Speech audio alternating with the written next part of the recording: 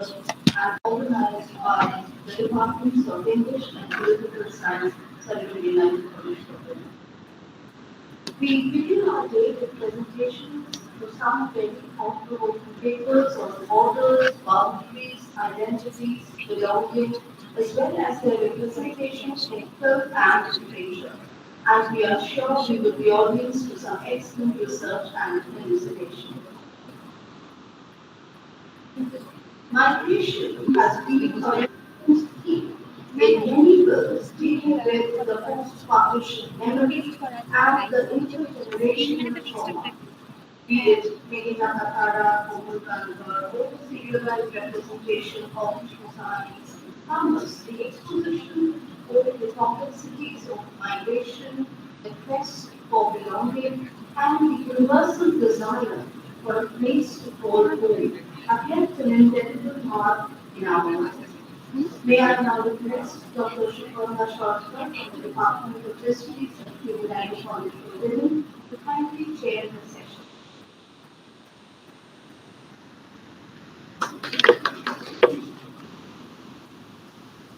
Dr. Shoffer is an associate professor in the Department of History in Sarojini United College of Women with over 2 decades of experience, not from her her research expertise includes completing an UGC minor research project on urbanization and environment in colonial Canada and presenting papers at both national and international conferences, including the University of Iceland and the University of Neuchâtel. She is a recipient of prestigious fellowships, including the 2020 Global South Travel Grant and the WSFCES Global Digital Fellowship, our very own Shikona. I would also like to announce that our participants for this session, please be, are they all in this room or I'll just call out the names. Dr. Atum Shah and Anisha Rohit, Bakri Mehfuz, Krishti Gai, Mariam Khatun, Kulmi Shimpuku, Jemima Rehman. We have all the participants.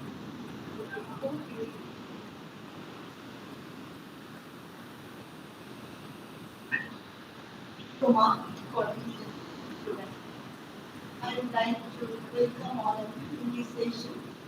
As a student of history, I'd like to say a few words from my point of view on migration. Uh, Historical references to migration are associated with the exodus and exile of the Jews from Palestine, as well as the slave trade and forced migration of West Africa to the New World in the 16th century. 20th century formations include the Palestinian and Armenian migration, while more recent migrations originate from the Caribbean, Latin America, South and East Asia, and Central Europe.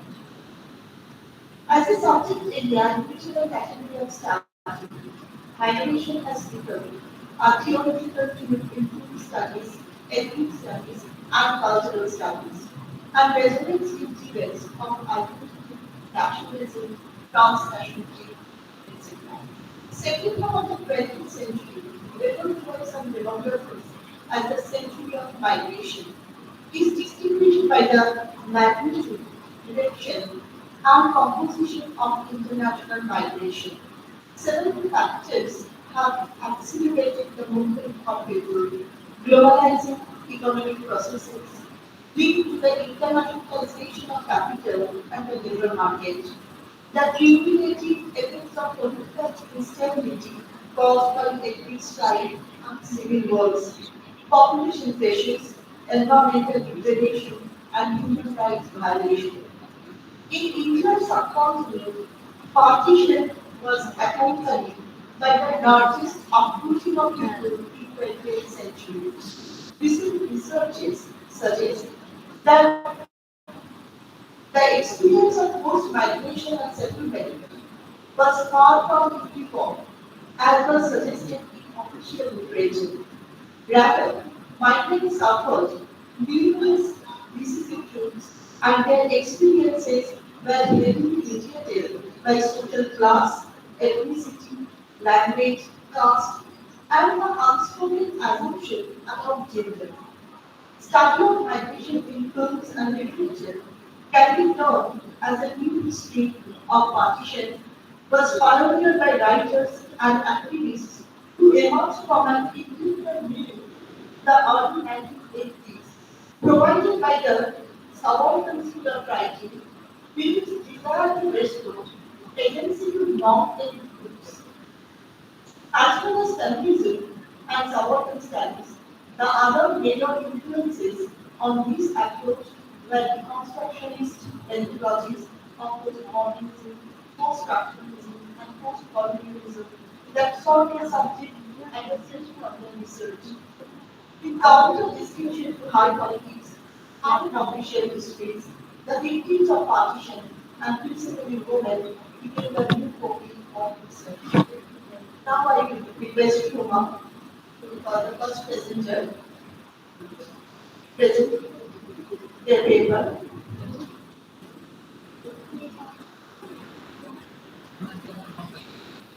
The first presenter for this session will be Dr. Atul Sharma and collaborated with scholarship activity. The paper concentrates on power dynamics in this topic depicted in films. He studied of Atul Sharma and and the speakers on stage. And as a format, we would be having the paper presentation and we will be taking the questions after all the presentations are over. So please keep your questions ready. Questions will be the Q&A session will come once we complete the paper reading.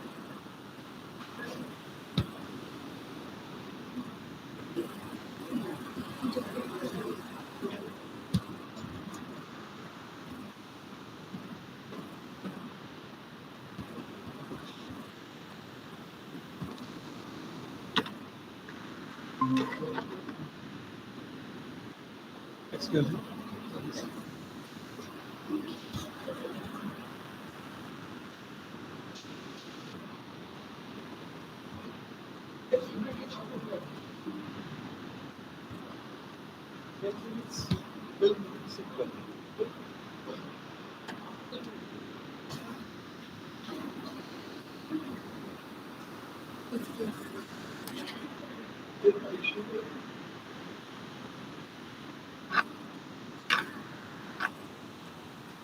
Good morning, all.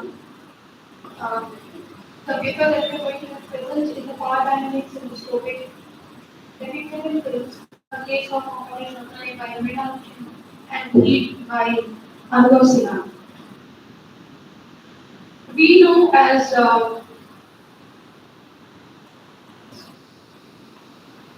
this is the outline on which we are going to work on. That is objective, the framework, films, pros, and conclusion. The first slides would be dealt by me, and the later half would be dealt by Dr. Adhusha. This is our research objectives. Then the notion of dystopic in case of an human-induced disaster in the realm of biopolitics introduced by Foucault and explicated in Other Men. And the next half, the concept of imaginative disaster by Sontag, Susan Sontag, and its critic like Levin and Taylor as a response to the disasters as rendered in the films. Now, dystopia, or rather a dystopic space, which is very close to Foucault's panopticism, that is the space where you are constantly getting an internal surveillance. That means you should fear not an external agency, but an internal agency that leads to a dystopic world, or rather a dystopic space. And that becomes your social space. These are the characteristics of a dystopian society which we get in our movies and also in Okale Shandhane by Vinal Sen. Both the films depict a perfect dystopian world which is in contrary to the utopian world.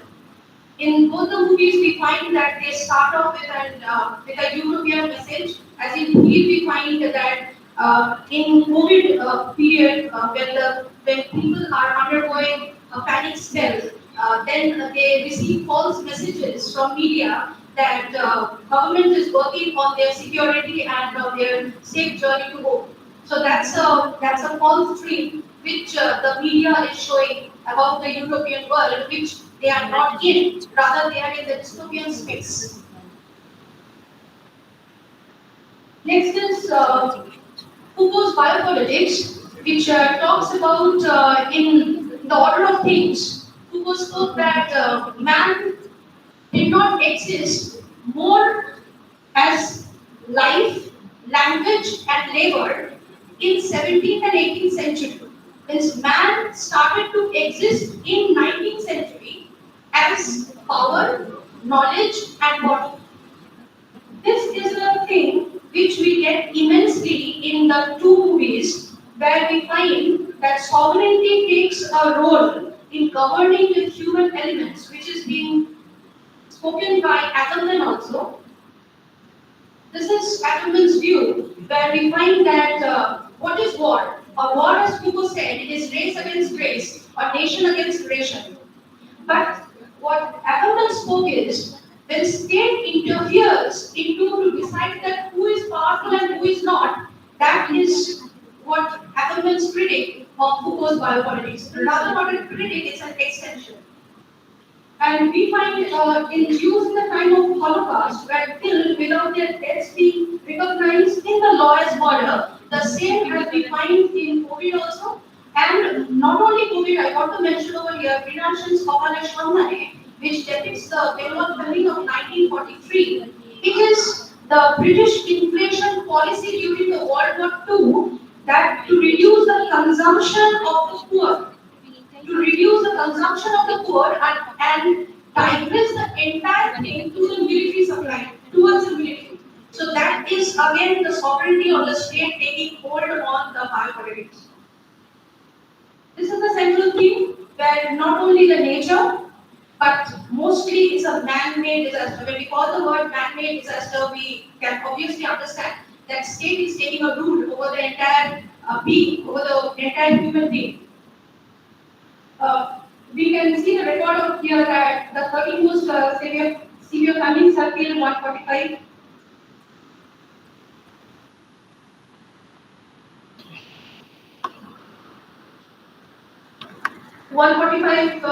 Million people, and let alone COVID has. So this is the central theme, which is approximately COVID itself has taken a toll of about 7 million lives. Sontag's imaginative disaster. Susan Sontag, I want to refer over here. Her thought says that visual culture or media, what does it do? It gives you a surprise and a shock. At the same time, the world of fantasy shifts you from the fear, which can be real or can be anticipated, to something which is furthermore to a dangerous situation. And at the same time, it also soothes you, it also soothes your psychological bearing so that you can adjust yourself, you can normalize yourself and neutralize the situation. These are Susan Sontag's thoughts.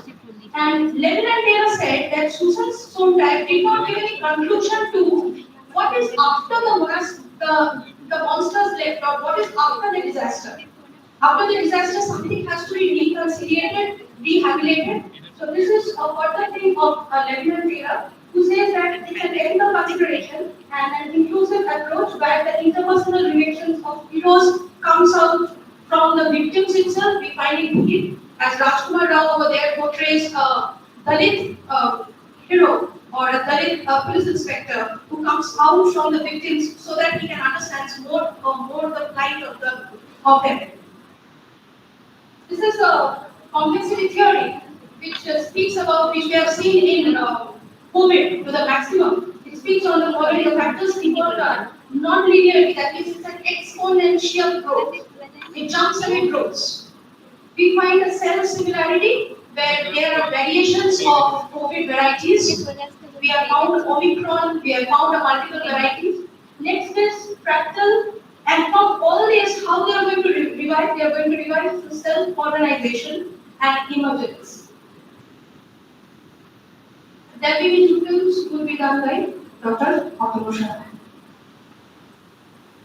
What are we looking in these films are the notions that are introduced by Ramesha. That we are looking at Foucault's biopolitics and its critique in government, and we are looking at imaginative disaster by Imran Sarkar and its critique in David Keller, and also we try to examine the complexity theories proposed by David. So Kaleshwara is a plot that is quite complex. The plot itself is complex because the film crew travels to a village in West Bengal and to shoot a movie about the Bengal famine of 1943, which is a catastrophic event. And the director, which is played by Dhiniman Chatterjee, and his team aim to authentically relate the horrors of famine and understand its impact on the rural population. And as the crew begins their work, they face various challenges, including resistance from the villagers who are skeptical and uneasy about the film's subject matter. So the villagers' reaction reveals the lingering scars and memories of many reflecting collective trauma that has not entirely forgotten. The film's true interactions with villagers become a crucial part of the narrative, blurring the lines between the past and the present. Heat, which is released very recently, available on the Netflix, 2023 by Olga Sinha. The film is set during the COVID-19 pandemic in India and focuses on the struggles and hardships faced by the migrant workers who were forced to return to their villages due to lockdown. The film follows the journey of a group of such workers who decided to undertake arduous journey back to their homes on foot. So the film basically delves into the socio-economic divide and systematic failures that exacerbate the plight of the marginalized. And the narrative also explores themes of humanity, empathy, solidarity, as the characters navigate through their ordeal. So now we try to analyze the framework into the films. So there are two different time scales in two different films. The top one is from Heed, which shows that how people are facing challenges to reach their home. A child is being put out into the bus so that he or she can accommodate himself to get into the home. The second one is Bengal Famine of 1943. This is a picture shown by Smita Patil, and they're introducing the audience that this is how famine looks like. So the two different time frames, one film goes into the past and tries to imagine how it happens. The other film shows future. So due to lockdown, what happened as a future significance to the life. Both films question religion. So religion has been a predominant issue in the films. Here, the first one, left hand side is of Akale Shantade, where a picture of Lord Buddha has been shown. And the dialogue is very interesting. It says that you see, the God is also not spared. In case of pain, the God cannot save himself or herself. So religion doesn't help in faith. The second one is the Muslim workers were trying to distribute food to Hindu workers. Pankaj Kapoor was playing the role of a Brahmin night guard, a Brahmin watchman, and he refused to take the food because the foods are distributed by Muslim people. This has been very clearly demarcated. Secondly, the question of class and caste. This is also very, very prevalent in the films, and as we know that Indian society plays a major role in differentiating people. So in here, it has been shown that a lower class person has been tied up in a hole because he tried to fetch water from a higher class, the tube well which belongs to the higher class, he tried to take the water and he has been punished like this. And in the second, this is the headmaster of the school who points out that the victims of famine and people who are trying to experience famine are two different classes. And these classes don't understand each other. No matter how I'm trying to portray, whichever way I'm trying to portray pictures of images of famine, I actually cannot go into that because I'm not an experiencer. So this is how the class differentiation has been marketed. Second is emergence, as we have found in the complexity theory, that due to the situation, how it emerges, the situation, the imagination of a disaster. So in Akarish Shamana, this is a reaction by Sri Ramalunda. Those who have seen the films would know that why this happened, because there was a shot before was a child was being thrown into the fire, and basically the husband wanted to kill the child because the famine has taken away everything. And Sri Ramalunda, who is playing the role of Durga, could relate itself. So she shouts. She was one of the audience, but she shouts. She reacts to that disaster, the Bengal famine of 1946. In the second one, Pankaj Kapoor asked that are we migrants, are we refugees in our own country? So you are mentioning borders. So they think the migrant laborers due to lockdown, they thought there are borders which have been created within their own country. So they are refugees in their own country. And this is exactly what has happened.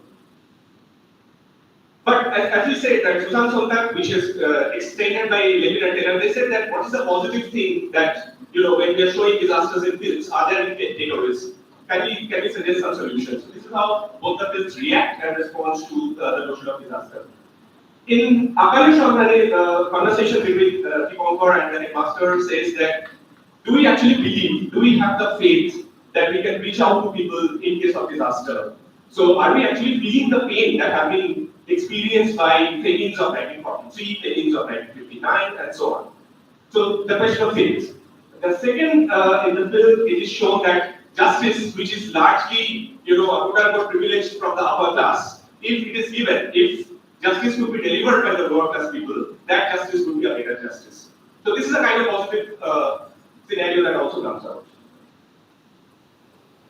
So I have to conclude. Sorry.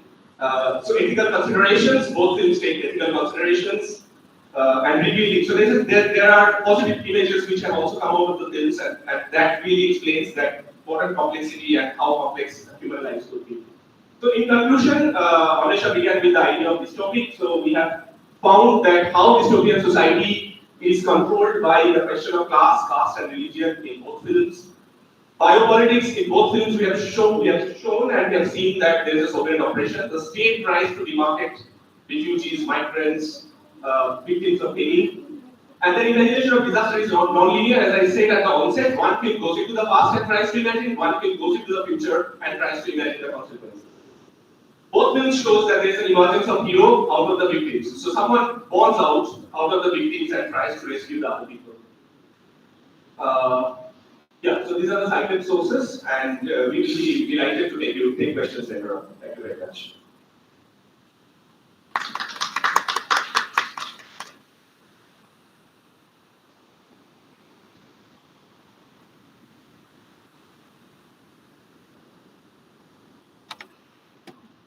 Our next speaker for this session is Ms. Bhakti Vintu.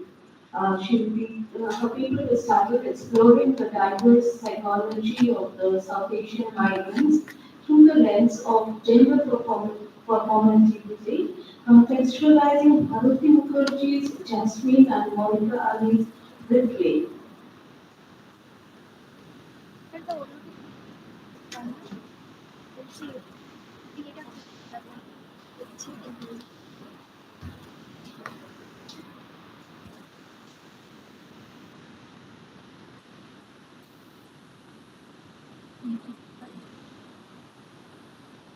South Asia is that region of the world which has a long history, rich cultural heritage, and varied ethnicity. That is why today we all are here together to celebrate that long history, rich cultural heritage, and varied ethnicity through redefining the sundry aspects of the South Asian migration. Good morning, respected dignitaries, respected professionals, respected organizers, and my lovely audiences. I am Kabhi Mitra. The title of my paper is Exploring the Diverse Psychology of the South Asian Migrants through the lens of gender performativity, contextualizing Bharati Mukherjee's Jasmine and Monica Ali's Big. The paper aims to explore with how the gender conformity differentiates the psychology of the South Asian female migrants from the male by affecting their choices and decisions in the context of migration and immigration.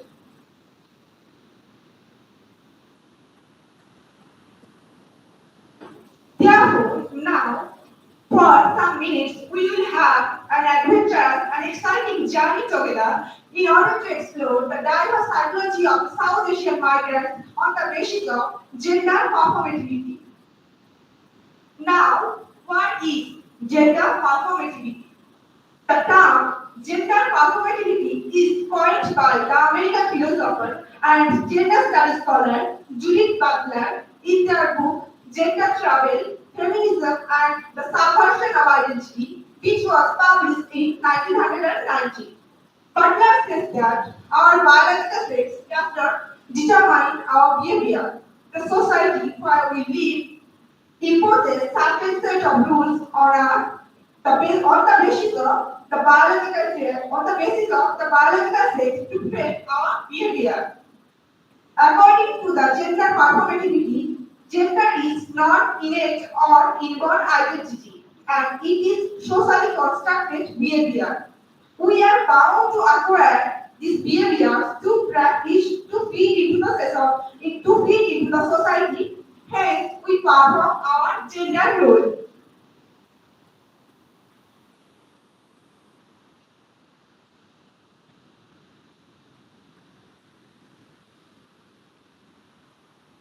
Now, it is the time to analyze how gender performativity functions in making the diverse psychology of the South Asian migrants. Gender performativity is one of the root causes behind the inequality between men and women in a patriarchal society. As the norm of the gender performativity being the center and the subject of everything, a man has to be rational, intelligent, courageous, brave, and strong. On the contrary, the gender performativity presents a female as emotional, included, docile, shy, and absolutely dependent on men. Hence, the experience of a man and a woman as a migrant is limited. Most of the South Asian countries like India, Bangladesh, Pakistan, and so on are patriarchal. And so, here women face many forms of subjugation and oppression in every aspect of life. The Europe and America has much more liberal and open society in comparison to South Asia. Therefore, women from the South Asian countries explore a new freedom there. That is why, despite of many challenges, they mostly prefer to stay abroad as an immigrant to cherish their newfound identity and freedom.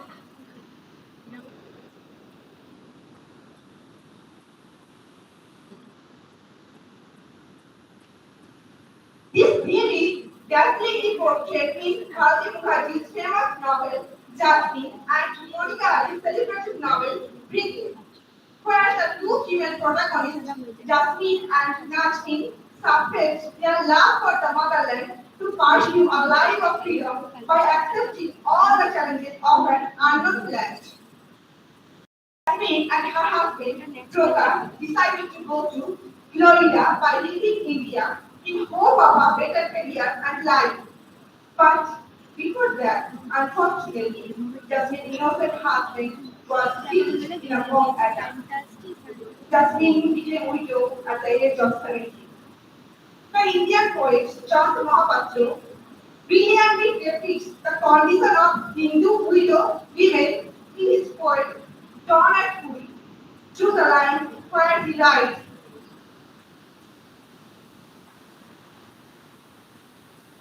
white clad women pass the seconds of their lives are waiting to enter the great difference. Their austere eyes, they are like those God in hanging by the long shining stretch of pale. The pale early light touches ruined lip crosses leaning against one another. A mass of crouched faces without name. Jasmine is well aware of this pain of widowhood because she has seen her mother who tried to burn herself in the fire of her husband. So, to escape the suffering of the widowhood and to fulfill the dream of her liberal-minded husband, Jasmine leaves her motherland India and goes to America alone. In America, Jasmine suffers a lot, including physical violence, racial discrimination, identity crisis, and so on. But yet, she chooses to live in America as an immigrant in search of freedom by repelling her gender performativity of a widow woman.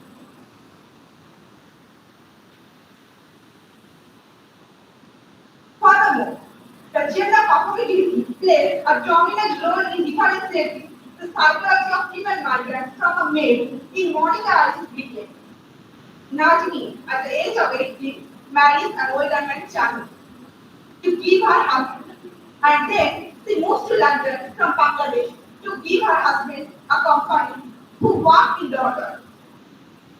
Soon Nazmi starts to feel the freedom in the open society of London, which she has not in Bangladesh. Consequently, this poet had cast for love, she engages herself in an affair with Bengal immigrant Karim out of the window. When the racial tension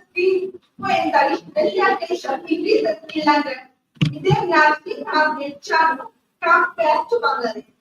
But unfortunately, Nazmi refuses to return with her husband and stays in London with her daughter.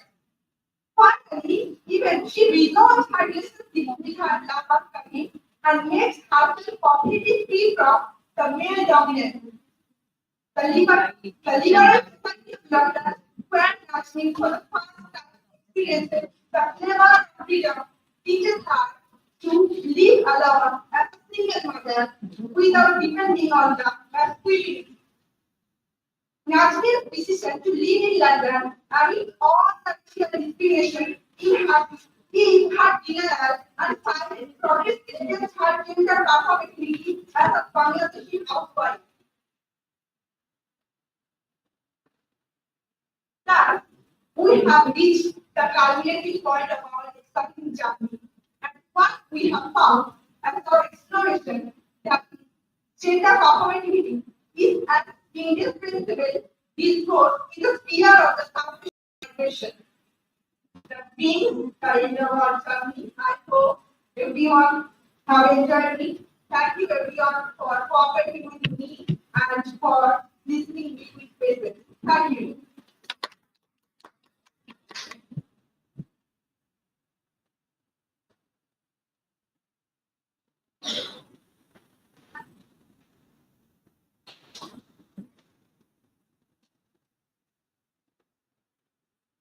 I would now like to invite Ms.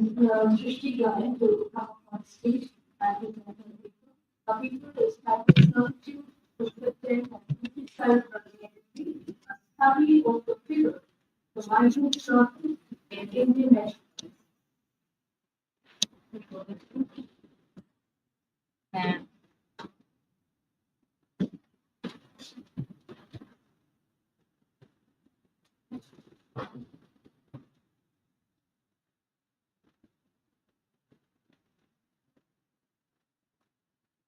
Hello everyone. And ICSSR, our senior sponsor in the seminar, and Department of Political Science, English, and Organizing. The title of the paper I am presenting is Substitute Discontent and Politicized Vulgarity, a study of migrant service in anthropology. This paper argues that the portrait of the migrant servant in The White Tiger, 2021, is antithetical to serve, and it challenges the melodramatic fantasy of Slumdog Millionaire, 2008, and most accessible source novel of the same name by Arvind Khanna. New meanings that situate within a million of films and series that began emerging around 1990. These films, these are films that meet a mockery of the values that celebrate reputation and genuinely reverse the stereotypes society to underclasses.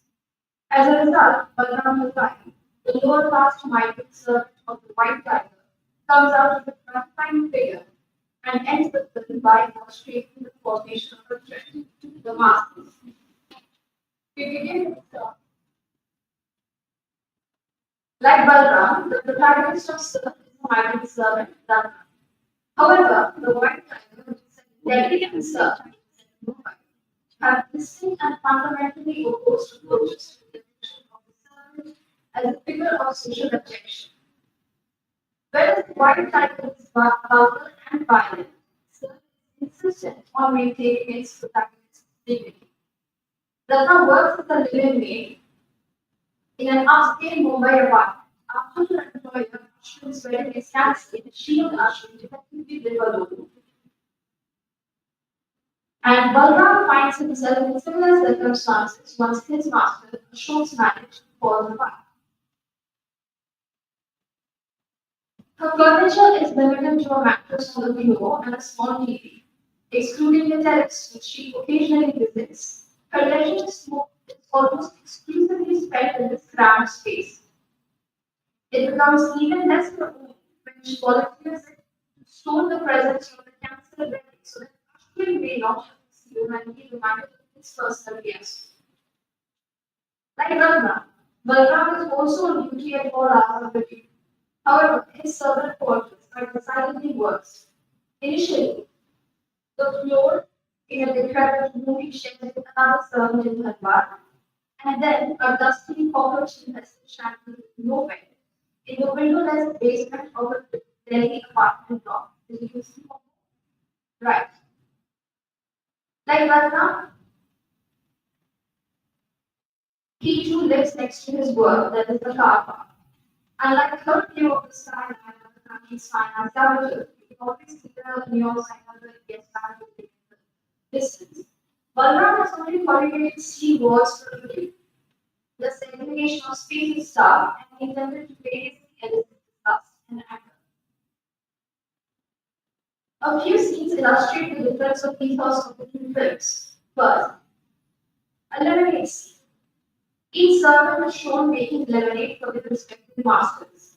When the methodical process is shown in a mediumly short single take where Ashwin shares the space with her, Balram's work is shown in quick close-up cuts of his hands. While Ashwin is drunk and unconscious of sleep, the last scene ends with an argument where both parties are equally involved, while Balram, on finding Ashok asleep, repeatedly slaps the man.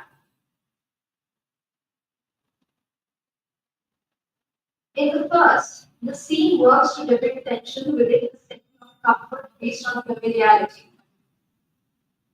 In the second, though Balram's work is just as precise, the pace of cutting implies a lack of care, followed by an expression of deep loathing and bodily violation, finally concluding with an incursion into Ashok's personal space. Second, when each master visits his servant's living quarters, it is intended to illustrate intensified loneliness when Ratna is absent, as well as the degree of friendship they have developed. He tenderly straightens what is already a neat space, picks up a playful photo of Ratna with her sister, and finally calls her with nothing to say. Ashwin therefore goes to the spaces of abjection and absorbs them in good faith. In contrast, when the white tiger shows Ashok visiting Balram and his servant quarters, it is intended as yet another slip in his journey to raw bottom, a self-cleaning exercise at which Balram is just a tool. It is something from which to recover instead of the development of a friendship as in the case of Ashwin and Ratna. In his turn, Balram remains full of flattery, resentment and feeling towards his drunk Ashok. He is once again drunk, and who has failed to discover that Balram is making money outside of his knowledge. Whereas Ratna and Ashwin are portrayed as two complementary parts in a single 1 minute take. During their phone call, in which she occupies the frame and he the sound, that is, Ratna is there for the image and Ashwin the sound. Ashok and Balram's 3 minute scene, averaging with a little over 6 seconds per shot, emphasizes Balram's opinion of his master through short reverse shot coverage that alternates between Ashok's display of his obtuseness and Balram's contempt and domain towards him.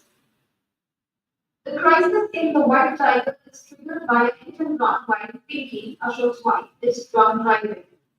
The family solves this crisis by pressuring Balram to confess to her crime. After Balram is taken, after Balram is talked into signing an affidavit, confessing to a crime he did not commit, the voiceover lyrics this line: I was trapped in the rooster coop, and don't believe for a second that there's a 1 million rupee game show you can win to get out of here. He is of course referring to the film Slumdog Millionaire, where the protagonist Jamal, a servant like Balram in Mumbai, enters a Portmanega club with the and wins 2 crore rupees. It buys freedom for him and his lover just loving her. Slumdog Millionaire is a beloved woman like the White Tiger, Features protagonists of the same disenfranchised middle class who are similarly animalized, for dogs compared to roosters and donkeys and caged like tigers. As such, it contains plenty of disgust, but the motive behind them is not political resistance. It is a melodrama created as a spectacle for the Western gaze and serves as the Orientalist tourist's guide to the real India, taking a circuitous route from Mumbai to Delhi and back to Mumbai again. The taste it caters to is one that seeks something beyond the rural, something that expects confirmation of the depravity of a formerly colonized people. Thus, when a young Jamal infamously dives into a cesspit with the love of a movie star, Samramilina uses the spectacle to illustrate the specific kind of melodramatic film fandom of his country. The disgust is it mobilizes this challenge to collective species and delivers the spectacle of fandom, containing the odors, force, and gesticulations, just as the white gaze imagined and Einstein mentions in his book, The Legend of the Earth. Contrasting this, the white tiger uses species to express the rage of the exploited, which Balram sits down and face to face with a man who lives in the slums behind the high rises of Delhi. Both ended up laughing together in a moment of hysteric solidarity, as in reckoning with the fundamental tragedy of their lives. Unlike Balram, Ratnam, or Salim and Ladrika, Jamal has no embodied master. As a call center worker, only the master's delegates are present, and they serve as a neoliberal portal to mobility and freedom in globalized India. While Salim amasses a fortune and real estate by bulldozing slums and transforming the underclasses into homeless, absolute social abjects, Latika lives a life of sexual slavery in a mansion, and Jamal has no home-like space. Instead, devoted to research for Latika, Jamal is only seen in transitory, non-home spaces as an adult. The call center, the police station, the TV studio floor, railway station, a building under construction, and so on. The call center is of particular interest, as Jamal is not one of the telemarketers but an assistant who serves tea and occasionally, covertly, fills in for one of the telemarketers. The cautious, displaced, and temporary life that he inherited is in effect at his workplace as well. In this way, he is more unsettled than either Balram or Ratna. Balram has been described as a monstrous hero, the protagonist of a novel that was continuing a long-standing literary and cinematic tradition of using violence and disgust as a vernacular of resistance. Beginning around 2019, this tradition began re-emerging and crystallizing in the popular psyche as a number of mainstream films and series reinvented what disgust could mean. It could mean eat the rich. The slogan has its roots in the French Revolution, purportedly having been said by Jean-Jacques Rousseau. Due to this association, a second association follows, that with the execution of the aristocracy. With the Eat the Rich media, which we will refer to as ETR from now on, this execution is sometimes literal within the narrative, but certainly always a symbolic one, degradation, violation, and ridicule. Besides the rise of income inequality, unemployment, and underemployment, the exploitation by internet platforms of its users is also proliferated. The knowledge class is a new kind of proletariat which overlaps with the demographic of highly educated and or underemployed, highly visible public in the Occupy, which was a protest movement against economic inequality, corporate greed, and big finance. ETR is the market response to the long building revolt of the knowledge class, leading back to the occupied movement, whose communicative production is expropriated by internet platforms to generate surplus profit through advertisers. The discourse of this content and activism on social media is quantitatively mined and analyzed as big data, and media products are produced accordingly. Jody Dean characterizes this particular method of recuperation through data analysis as a contribution. Each message is communicatively equal to any other. What matters is not what was said, but rather that something was said. This paper considers the following as belonging to this subgenre: Parasite, Knives Out, Radio No. The White Lotus, The Medical, Triangle of Sadness, Glass Onion, The Fall of the House of Usher, and Saltburn.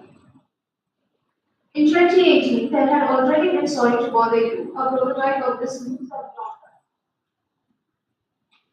Interestingly, it makes an allegory of transatlantic slave trade through workers who are treated as cargo and quite literally stacked in bunk beds by their mega conglomerate employer.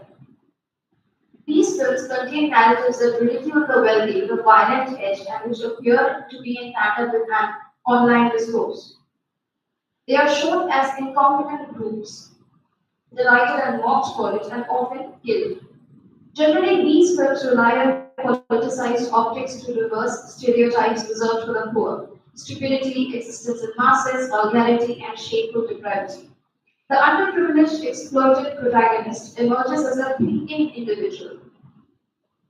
The protagonist's morality can be irrelevant, as it is in Triangle of Sadness or Parasite, or it can be their most important trait, like the heroines of Knives Out and Glass Onion. Balram's morality is irrelevant, his exploitation is the focus, and it is why the novel is ideal for this new subgenre.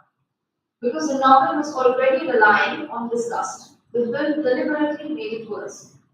In 2021, The White Tiger was released on Netflix and limited theaters in the US in the middle of a global pandemic, global economic crisis, and large-scale debt. And not only would it not miss the book's words, but add its own, equally, if not more, ugly contributions. The concept of the rooster poop, that the roosters never try to leave, though they know what awaits them, like the faithful servants of this country, is not mentioned until page 173, approximately the middle point of the book.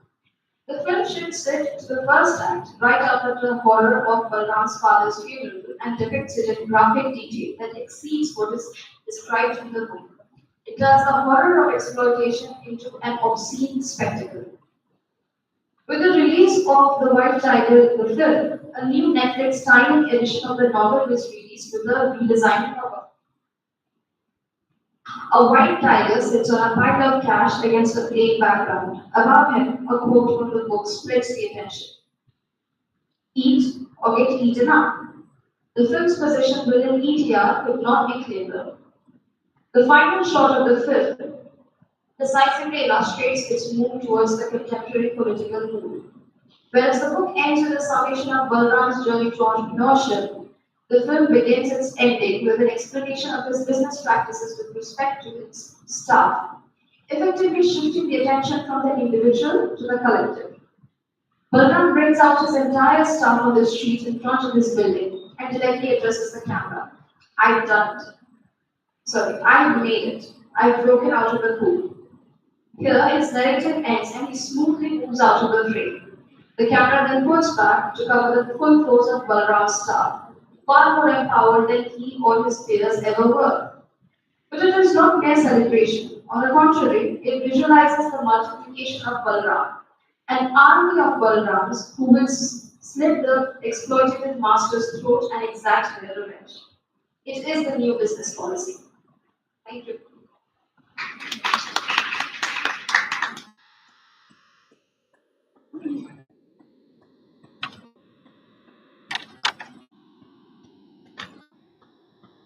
May I now welcome Ms. Mariam Khatun to deliver the next lecture. Her paper is titled Migration, Identity and Belongingness: Insights from Select Texts from Asian American Diasporic Literature.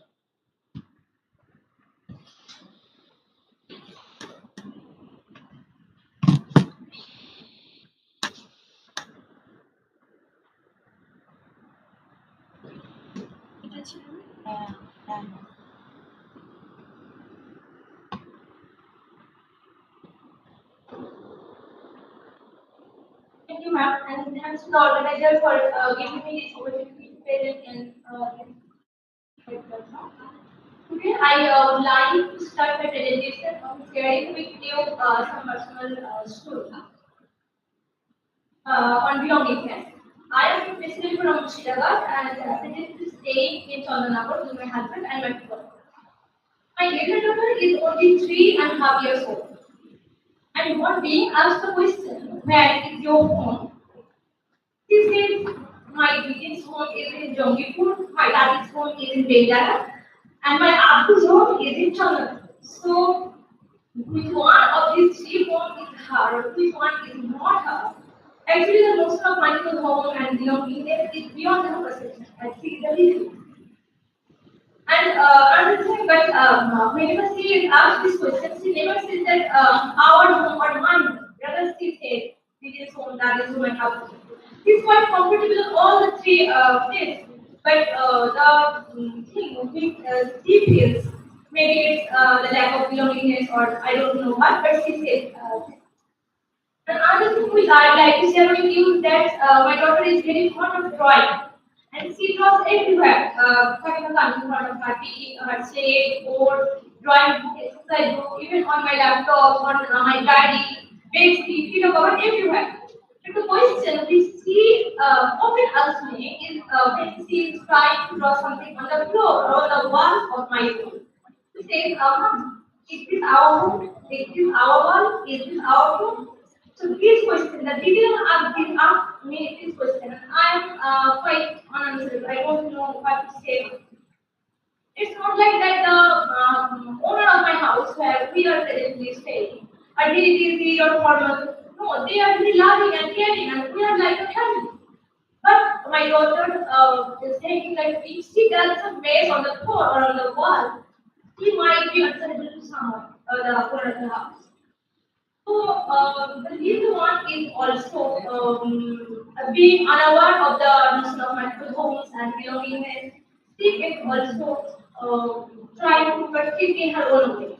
So the topic of my presentation is migration, identity, and belongingness, and we will be looking into the text from South Asian American diasporic literature.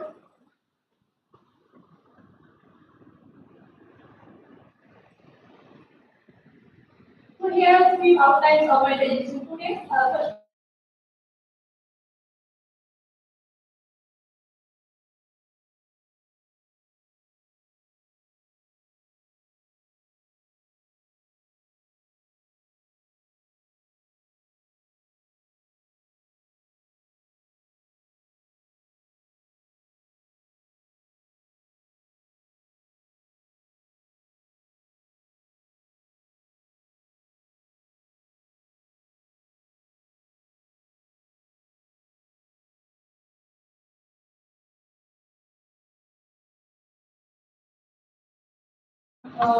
like concept immigrant exile diaspora. These are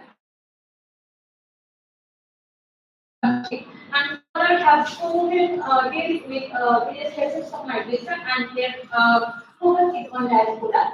And these attempts are mostly concentrated on the impact of displacement on the transnational people and the complex dynamics of the migrant experience.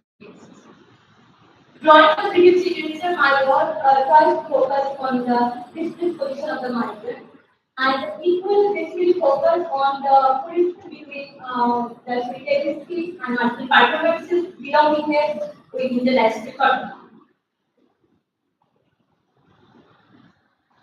So, if we focus on the previous literature, focus on the negotiation of the diasporic subject, we can see that their negotiation is sold as a means of survival, the only option to adapt to the new environment.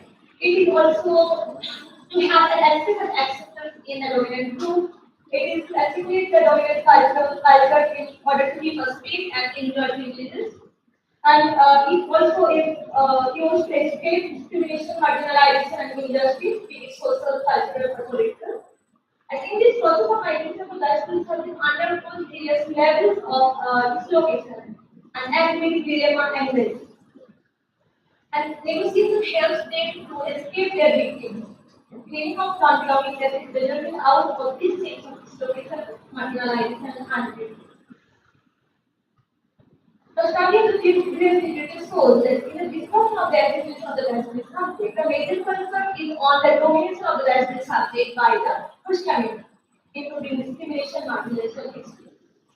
And the major part of the study discussion is based on the study of negotiation of diasporic identity as portrayed in Various was by that poet text writer. And in this area, the poetry of Salipirina, the poet whom I have taken for my discussion, has been this and my own studies comes related forever Salipirina. And happy to show how personal agency evolves through multiple negotiations and multiple performances, and how the individual sense of belongingness gets everything valuable. It will also look into the novel Justified by the Invited, tries to explore the character's perception of attribution and belongingness in terms of participation in multiple performance.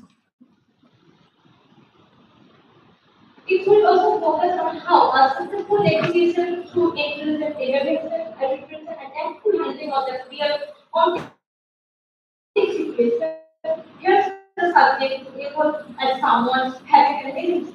And it will also see to the text and try to see how the character are gaining agency and overcoming marginalization, and how the sense of belongingness, even after gaining agency, how the sense of belongingness is missing. So here are the concepts of the term migration, lifestyle, identity, and inclusion.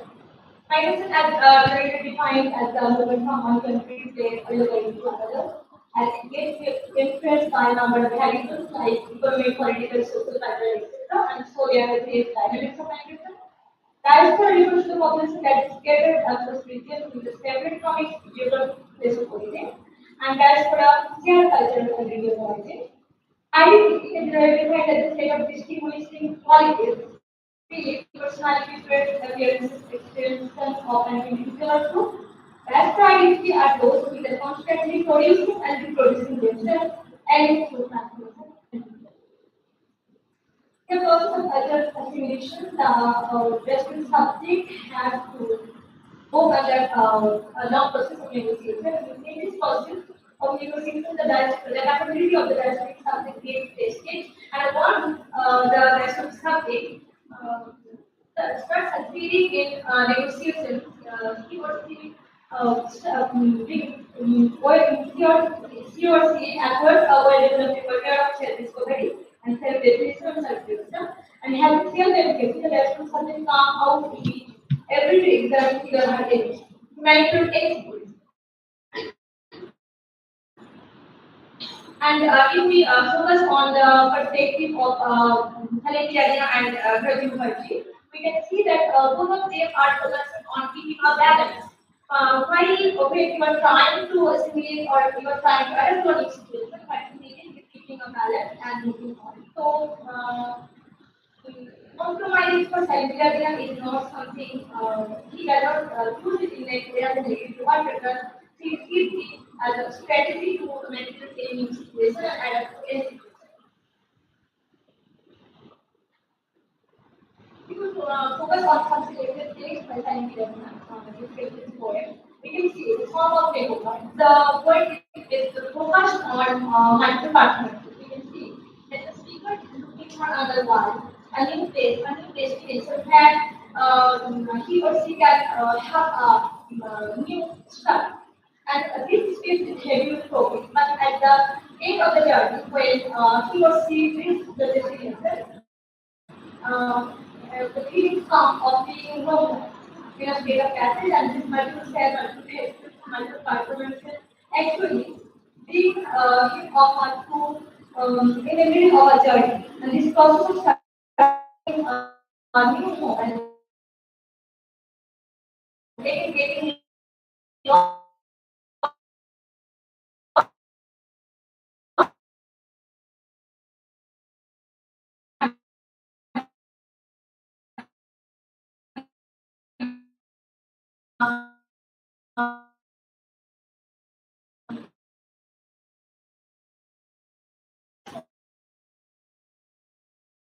quite feeling sense of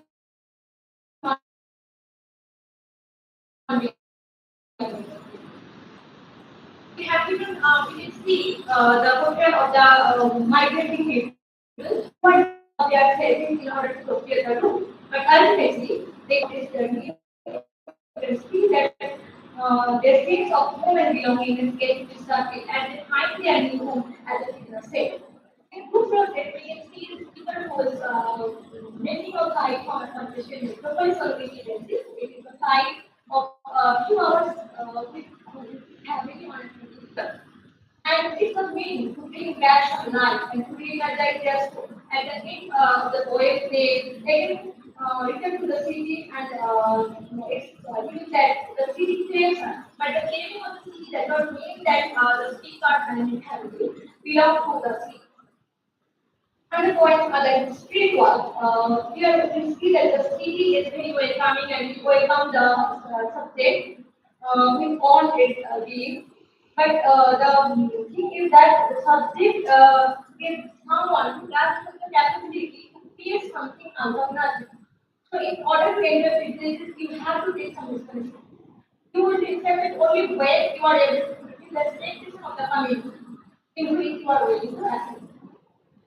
And continuously, if we see that the protagonist has to go through multiple layers of achievement, her identity, even her name gets changed again and again throughout the journey. Gradually, she learns how to balance, how to hold a space, how to hold a position, and build up an agency of her own. She, through multiple negotiations and performances, escape her initial victimhood and start new. She emerges as someone having an agency. But even after holding a space in those countries and handling the situation, he somehow fails to feel a sense of belonging. And here are the finding and conclusion. We can say that concept of agency, citizenship, the rights, duties, these are the concepts which describe the political positioning of the land, for example. In this respect, the concept of belongingness gets first. This qualities of belongingness that has nothing to do with the sense of belongingness in reality, which actually arises from one's emotional life. There is much disparity between the state-centric and academic account of belongingness and the real-life experience of the subject. Being privileged or having an agency has nothing to do to individual states of belonging. And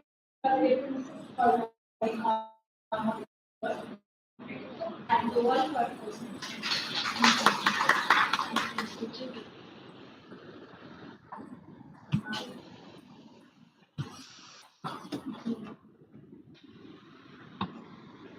Our next speaker is Ms. Purvi Sengupta. Her paper is titled Locating the Space of the Displaced, a study of the interconnectivity, Pinter and Beckett.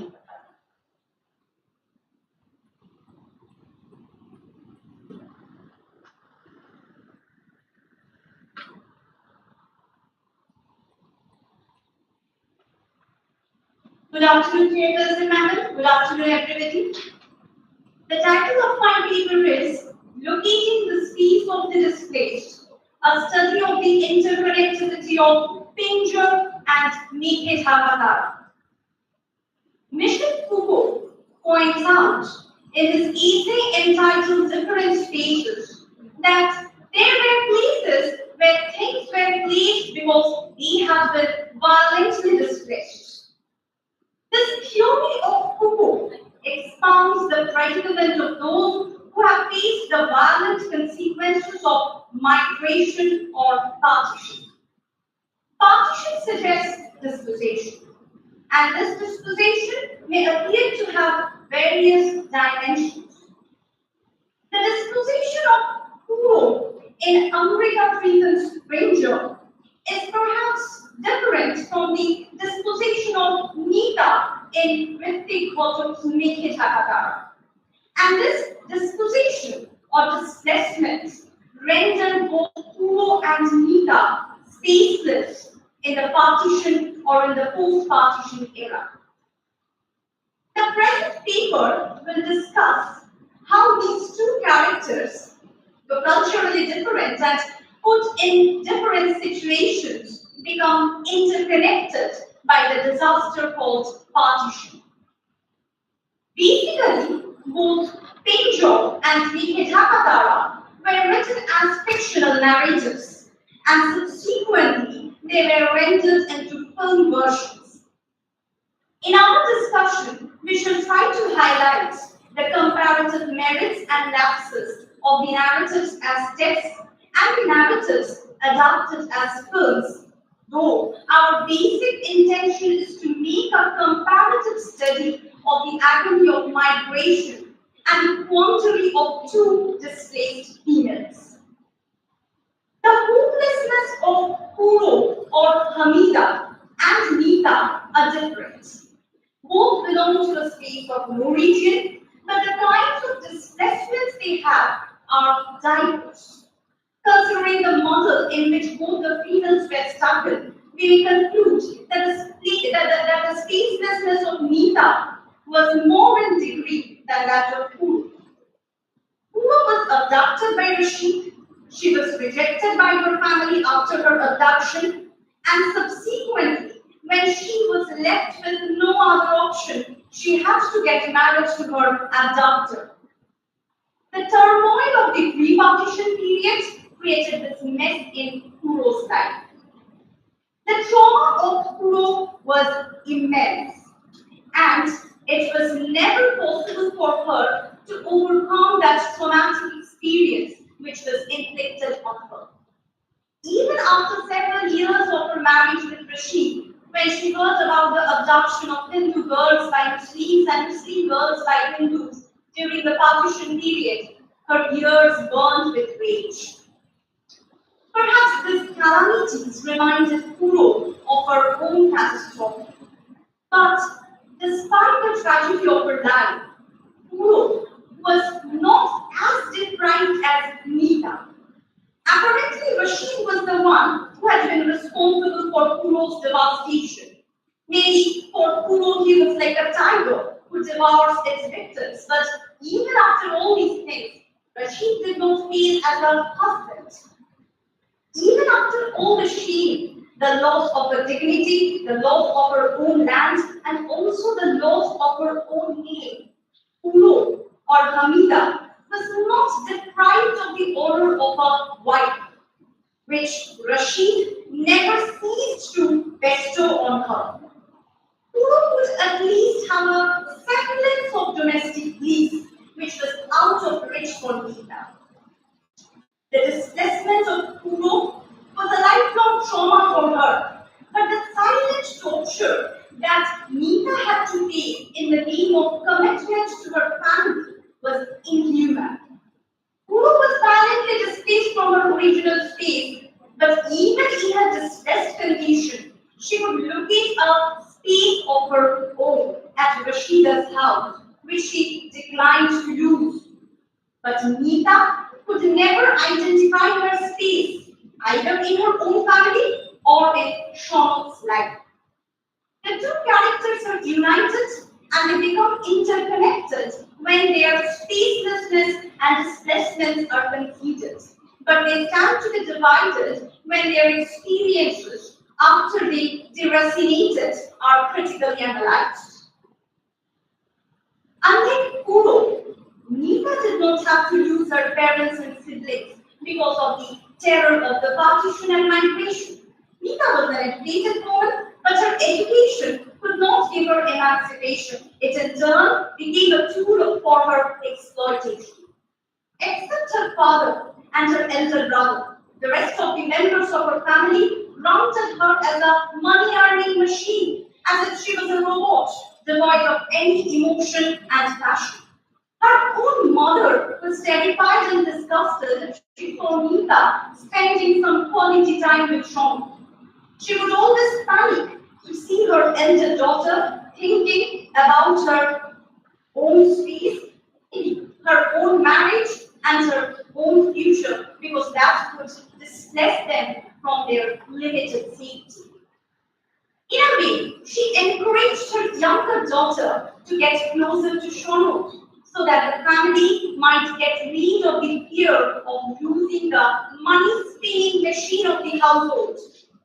Perhaps as a character, Kuro was more practical than Nita. The violent displacement in Kuro's life had taught her that space is something which is very important in one's life. By the end of the film or novel, when Kuro's brother asks her to come back to her own former space, to her own country and her own home, Kuro rejects his proposal. She that now Pakistan has become her own land and Rashid's house is her own space, her own home. The film version of the novel, directed by Chandra Prakash Trivedi, is more aesthetic in its ending by a subtle addition. In Amrita Pritam's novel, that subtle element is missing. When Kuro's brother attempts to force Kuro to come back with them, Ramchand, Kuro's former love interest, forbids him to do that. He says that if now they force Kuro to leave Pakistan and Rashid's house, she will be displaced for the second time. Once again, she will have to experience the agony of losing her home. Perhaps, like Ramchand, Kuro too knew it. She knew that she could not lose her space for the second time. Unlike Kuro, Nita did not recognize the importance of holding on to one's own space. Shonok was interested in getting married to Nita, but Nita asked him to wait because she believed that she had to look after her family in the first place.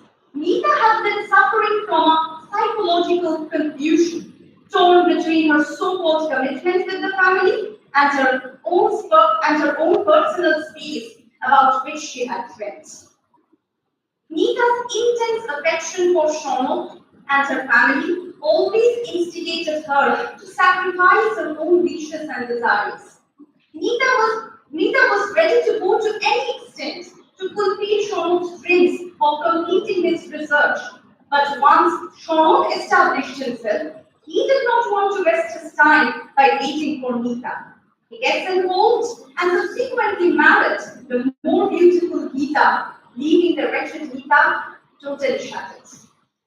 Like Geeta, Nita's younger sister, Nita could also have just thought of her own well-being. And had it been like that, she would not have to cry, Dada, ami baachte chai.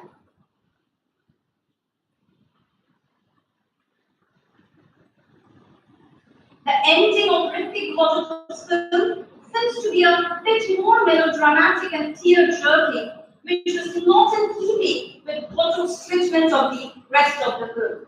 Ghotak has himself admitted later that willingly or unwillingly, he made a commercial film in Make Takatara, and interestingly, this film is the only box office hit in his entire career as a filmmaker.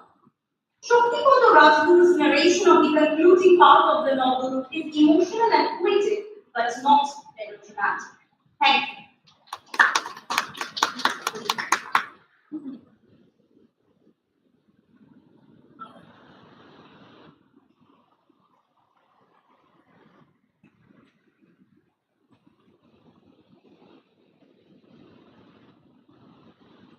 The next speaker for the session is Ms. Jamima Rehman.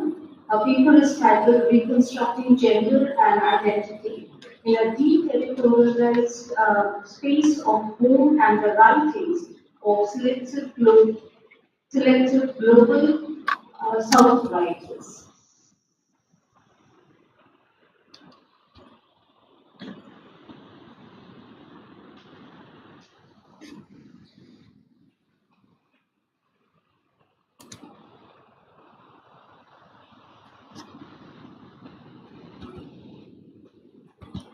Good afternoon, everyone.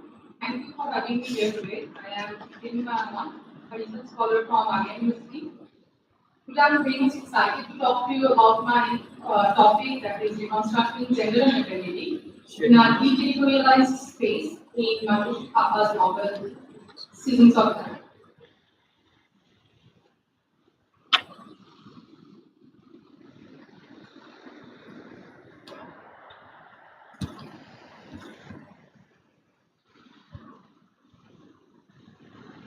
So I think before progressing further, we need to know a bit about the author. So our author is Matoshi Papa. She is a Nepalese-born Canadian writer, and some of her best-known writings are Theatre of History, Art, Seasons of Life. She wrote some of the short stories like Forget Kathmandu and Khaleesi for Democracy in 2005. So she was a finalist at the Lebanon Ulysses Award for Nonfiction and has won the Joseph A. Stopper Literature Prize from the Canada Council for the Arts, and also Payne Grant for literary translation from Finland. So most of her writings represent an evocative tale of loss, not only personal loss, but also a loss of identity and of ways in which connections forged with strangers that can help one grow roots, both in postland as well as in homeland.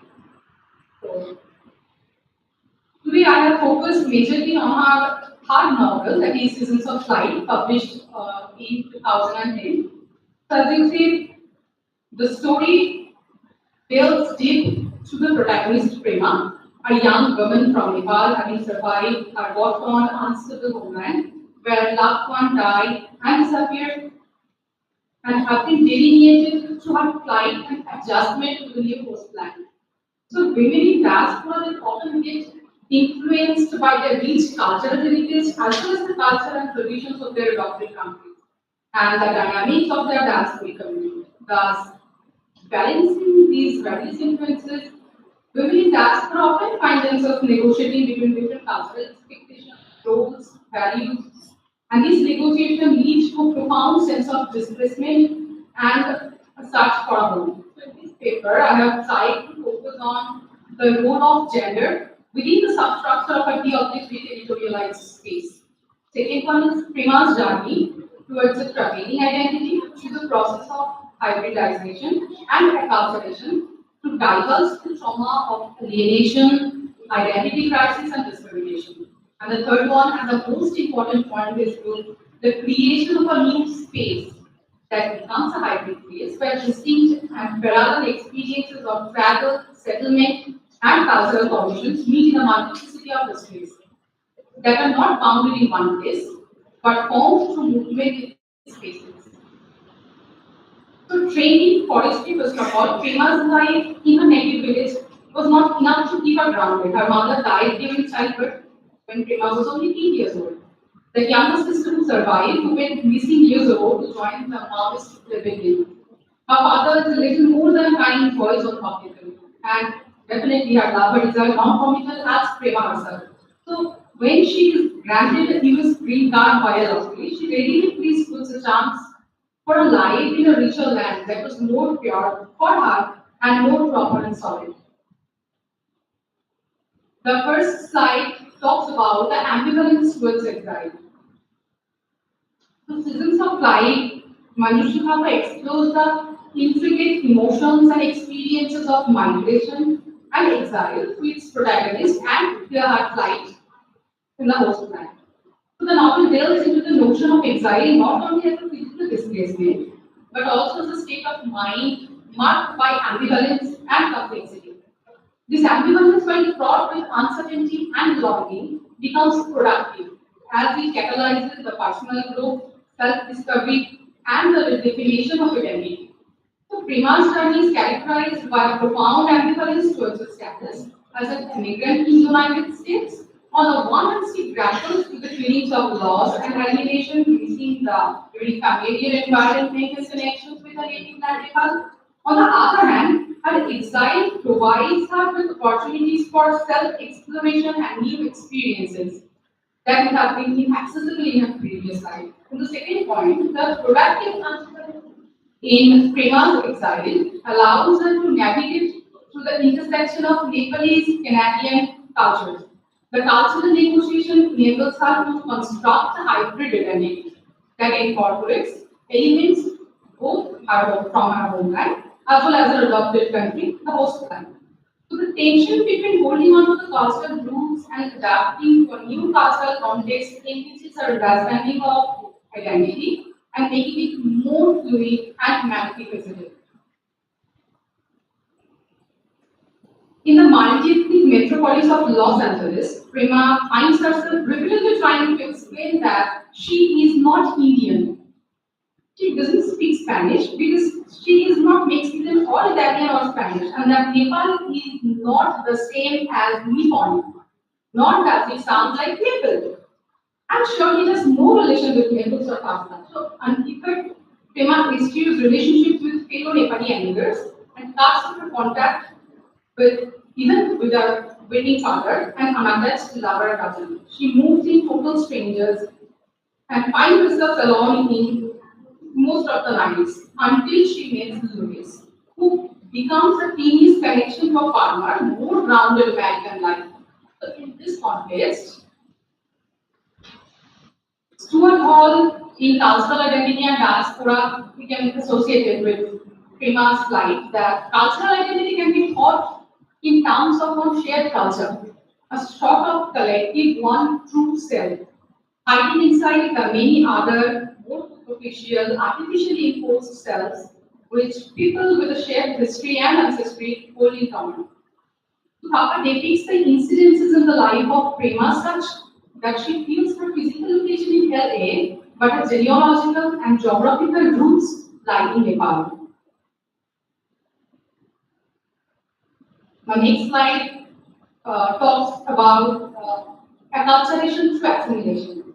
So, the ambivalence towards exile fosters a continuous process of resurrection reassessment for Prema. So, when a poor girl like Prema gets visa to lottery scheme, she gets confused whether to go or not.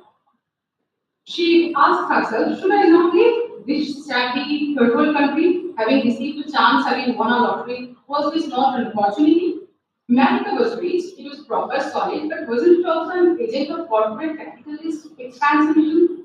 After her arrival in America, she tries to evaluate her past decisions, current experiences, future aspirations, and this reflective practice, spurred by her ambivalent feeling, leads towards a deeper understanding of her motivation of the past she wishes to follow.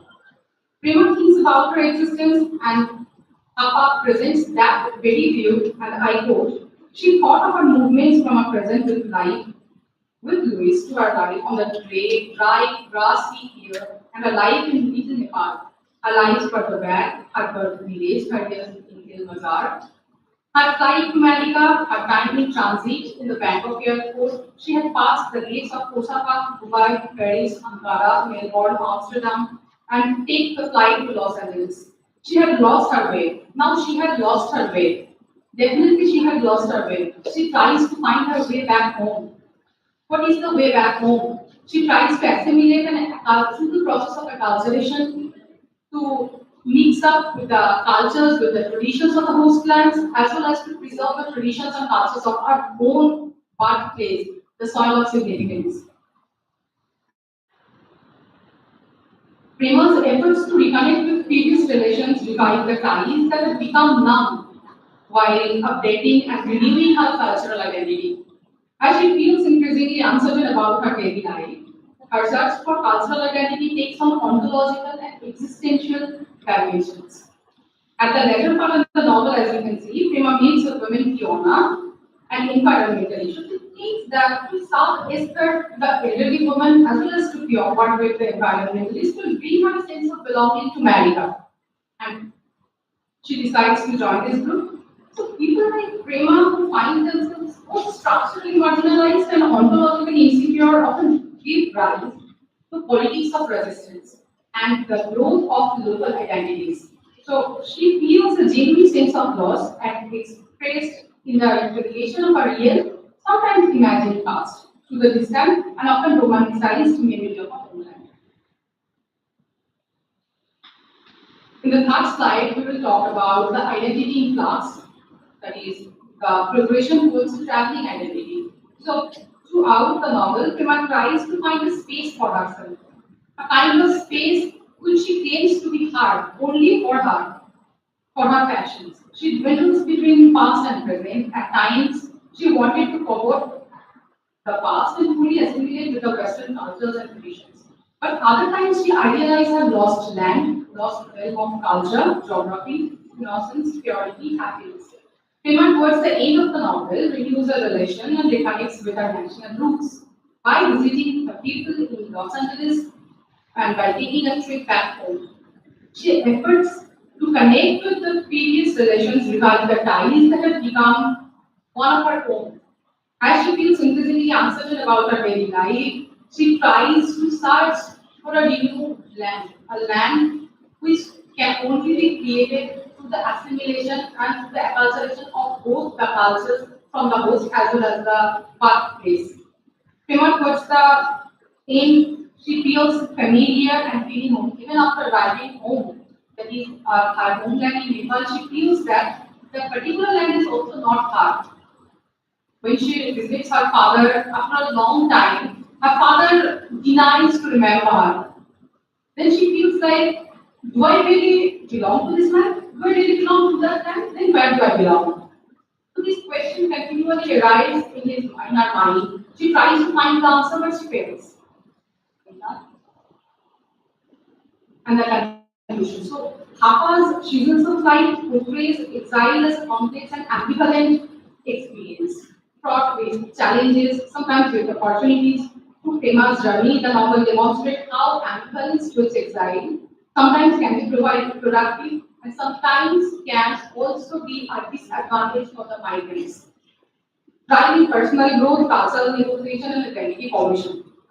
The tension between longing for the familiar and embracing the new becomes a powerful force that shapes Prema's evaluation, making her ambivalence a key element of a transformative experience. This nuanced portrayal underscores the multifaceted nature of exile and the potential for ambivalence to foster profound personal and cultural identity. Prema feels that the construction and reconstruction of an indigenous identity through historical symbols and sometimes some religion and religious materials supply her the alternative identity to everyday's insecurity, and it conveys a trace of security, though elusive, of a home safe from individuals. Spiritual loneliness, cultural in-betweenness, and psychological ambivalence resulting from cultural and educational identity made her say, "In my own country, I have exiled spirit." Thank you.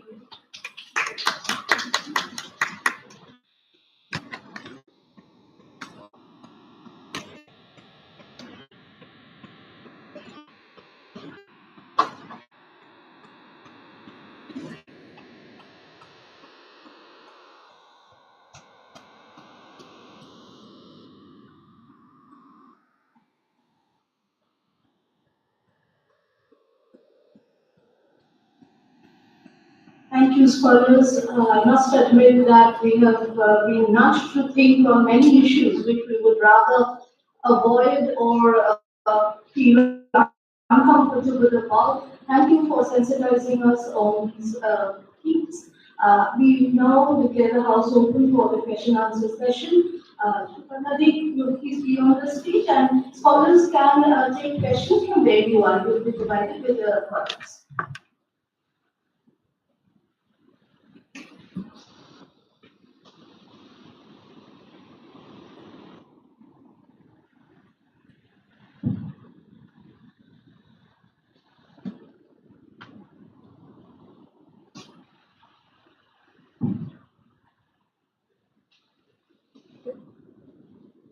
Any questions? Good afternoon, everyone.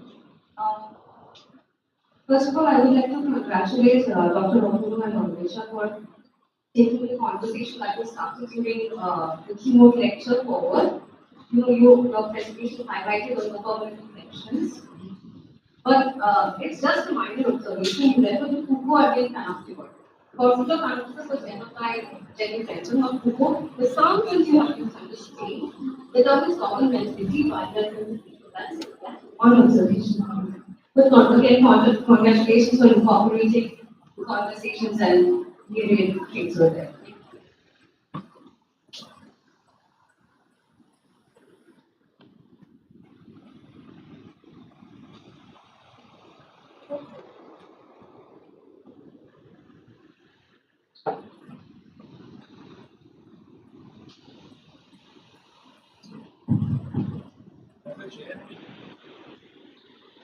Since there are no questions from the audience, I would like to request Shubhata to share her observations.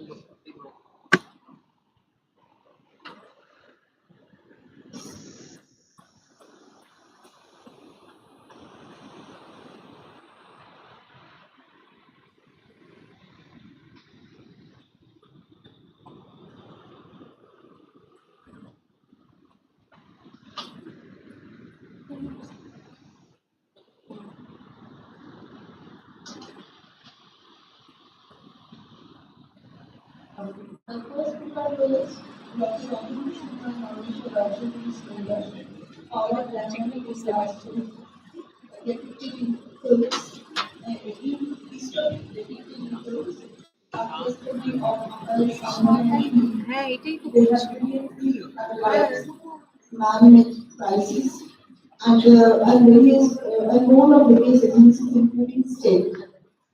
But one interesting observation is that how do we relate these two movies? One was made in pre-colonial period, based on pre-colonial period, filming Bengal in 1943, and another in post-colonial period, Conrad Speed. We like to answer this question. Yes, my family.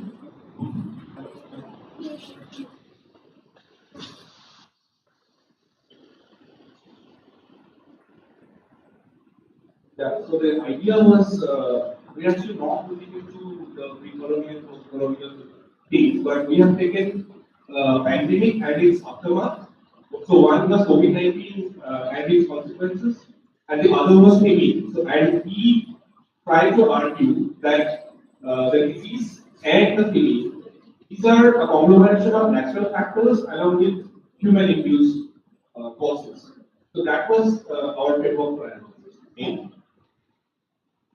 The next speaker was Papri Mitro, and her paper was exploring the diverse psychology of the South Asian migrants through the lens of gender performativity, contextualizing Bharati Mukherjee, Jasmine, and Monika's victim.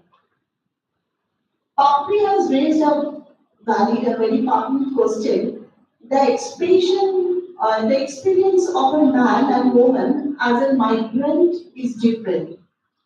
I would like to comment on this that an expanding literature on the subject of gender migration has demonstrated that most, if not all, aspects of migration affect men and women differently, thus establishing gender as a crucial factor in our understanding of the causes and consequences of migration. Research has shown that women tend to view out migration more as part of their personal development by breaking out of social convention and gaining more personal space and freedom, as well as higher economic social status than men.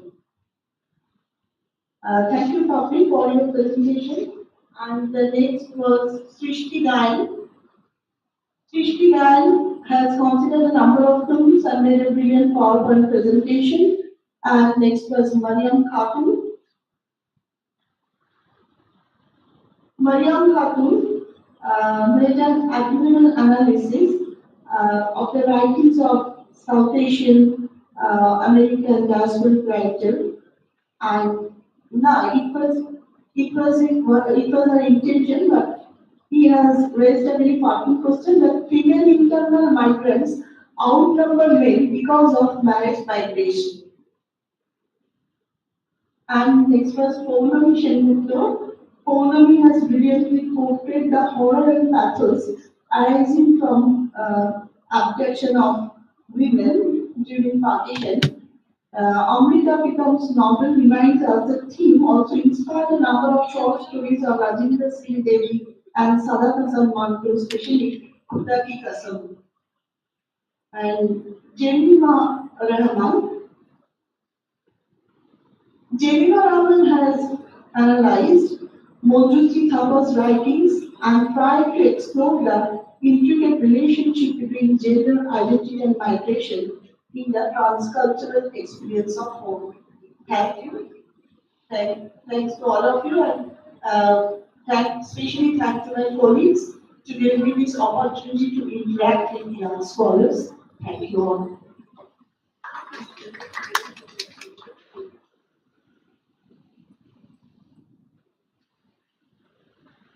Thank you, Shukarnaji. Thank you, participants.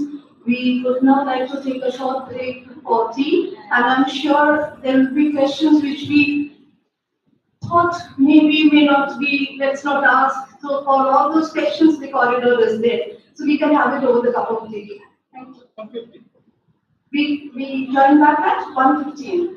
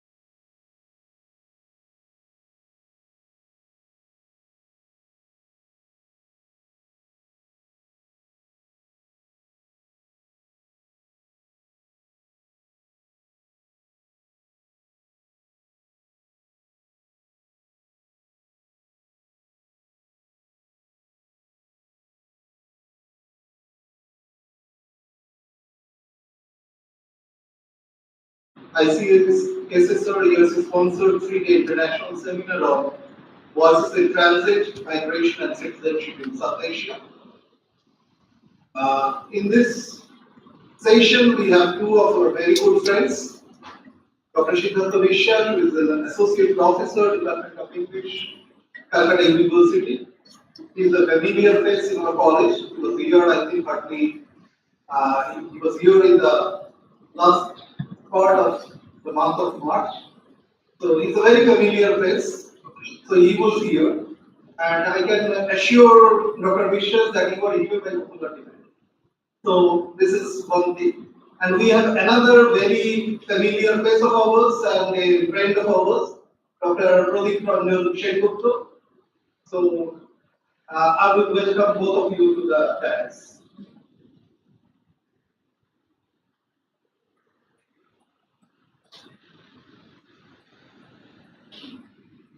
Dr. Siddhartha Vishwas will be delivering the plenary lecture, and I request Dr. Pradeep Ranjan Sengupta to kindly chair the session.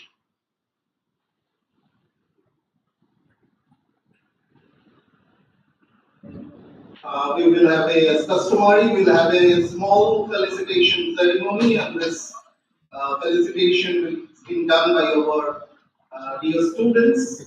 So please be so. And Shaka will be felicitating Professor Pradeep Ranjan Sengupta.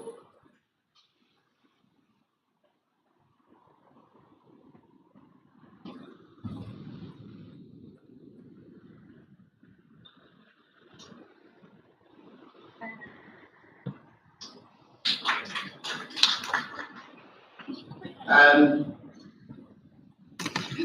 Amita is felicitating Dr. Siddhartha Vishwash.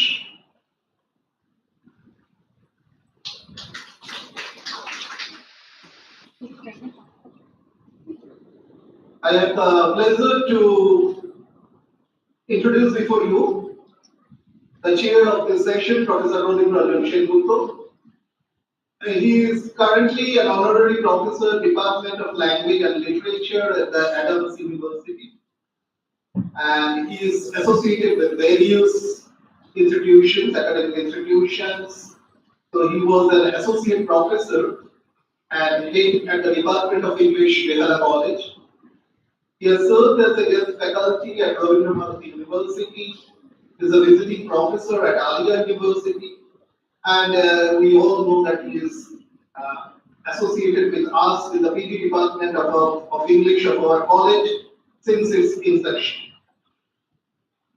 He was a Hawkins medalist at the Scottish Church College and took his MA degree from Calcutta University. He got his MPhil and PhD degrees from Jadavpur University. He is a prolific writer and has edited 15 books and penned innumerable articles and scholarly journals. And we know he is a filmmaker as well and a poet. And three of his latest publications are Whimsical Nonsense, a translation of Abul Tabul, Reassessing Bankim Chatterjee, the novelist, and The Vegetarian Tiger, the translation of 12 short stories by Paurishoda. Sir, the dais is yours.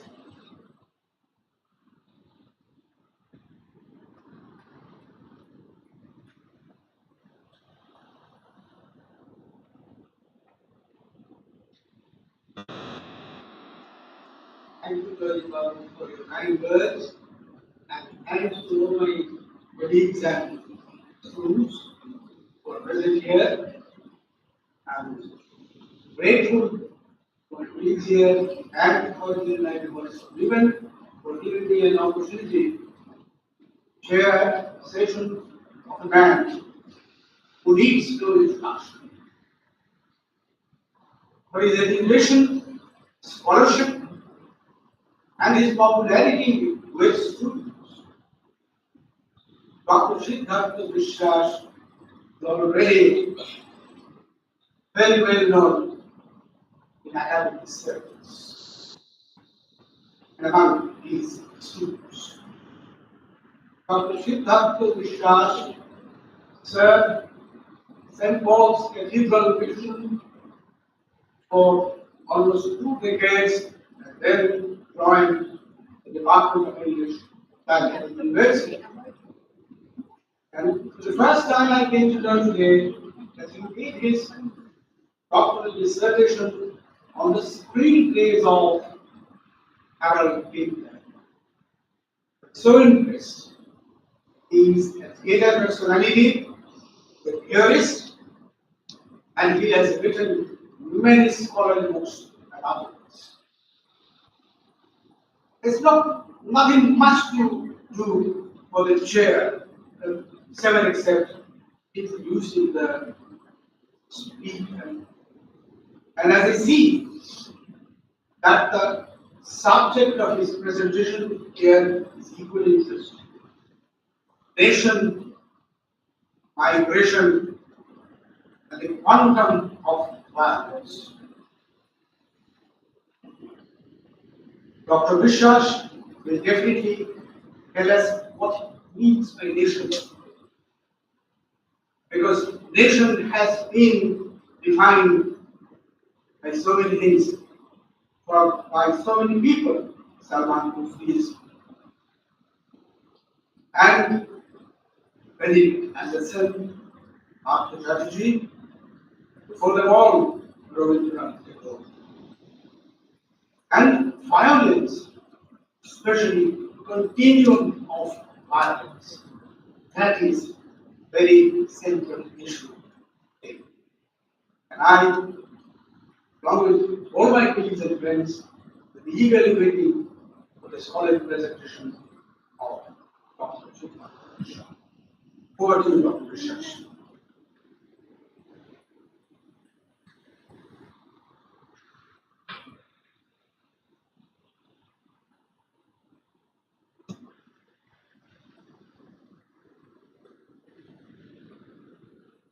so much. Uh, Let me begin by thanking the department for inviting me, thanking the college, the departments that are organizing this wonderful seminar. Thank you all for thinking of me. And yes, I am among friends. I see most of my friends, all my friends is here. So it is wonderful to be here. And it's very comfortable to be here too, without much. I did not really have a lot of anxiety about this until I found out that he will be chairing. So he is somebody we all look up to. He is somebody who has been there. We have all read his books. We have been influenced by him. So his presence is a bit of a anxiety for me. So, and when, as always, my friends approached me, it was a happy coincidence because I was reading some books which fell into place. So I was thinking about certain things, and I am by nature not a violent person, but you would think otherwise because last time I was here, I was also talking about violence. So in a different context. So anyway, and nation is something that we keep thinking about. We are, uh, it's a discourse which kind of talks about itself because why are we thinking about nation? If the nation has no issues, then we are supposed to be absolutely happily immersed in our nationalities. But somewhere or the other, we keep on coming back to this question: what is nation? What is migration? Why are people going from this place to that place? So somehow the whole global political scenario has never really settled down. So there is always these currents which are there, going from this place to that, going from this element to that element, and identities are also always fluid. So this is why we need to have these continuous dialogues, these continuous celebrations on ideas of nation and identity and violence. And I missed most of the papers in the morning because, well, for mine, I was late. So, and but I got a glimpse as the chair was explaining, and there were so many wonderful presentations, and those of you who have listened to them, it would be they were enriching. Uh, Let me start with a personal kind of anecdote. A lot of my friends are living in various countries in the world, and you get to hear a lot of experiences from them. One amongst them looks like an Arab. I mean, he's very Bengali, but somehow his features are Arabic. And he told me recently that he was going somewhere. He lives in the United States of America, and he was going to this shop, usual, ordinary, and all of a sudden this person comes in, the typical big, huge American red-faced, usual, as you would imagine, white, definitely. And this person comes to him and he says, why did you cause, why did you do 9/11?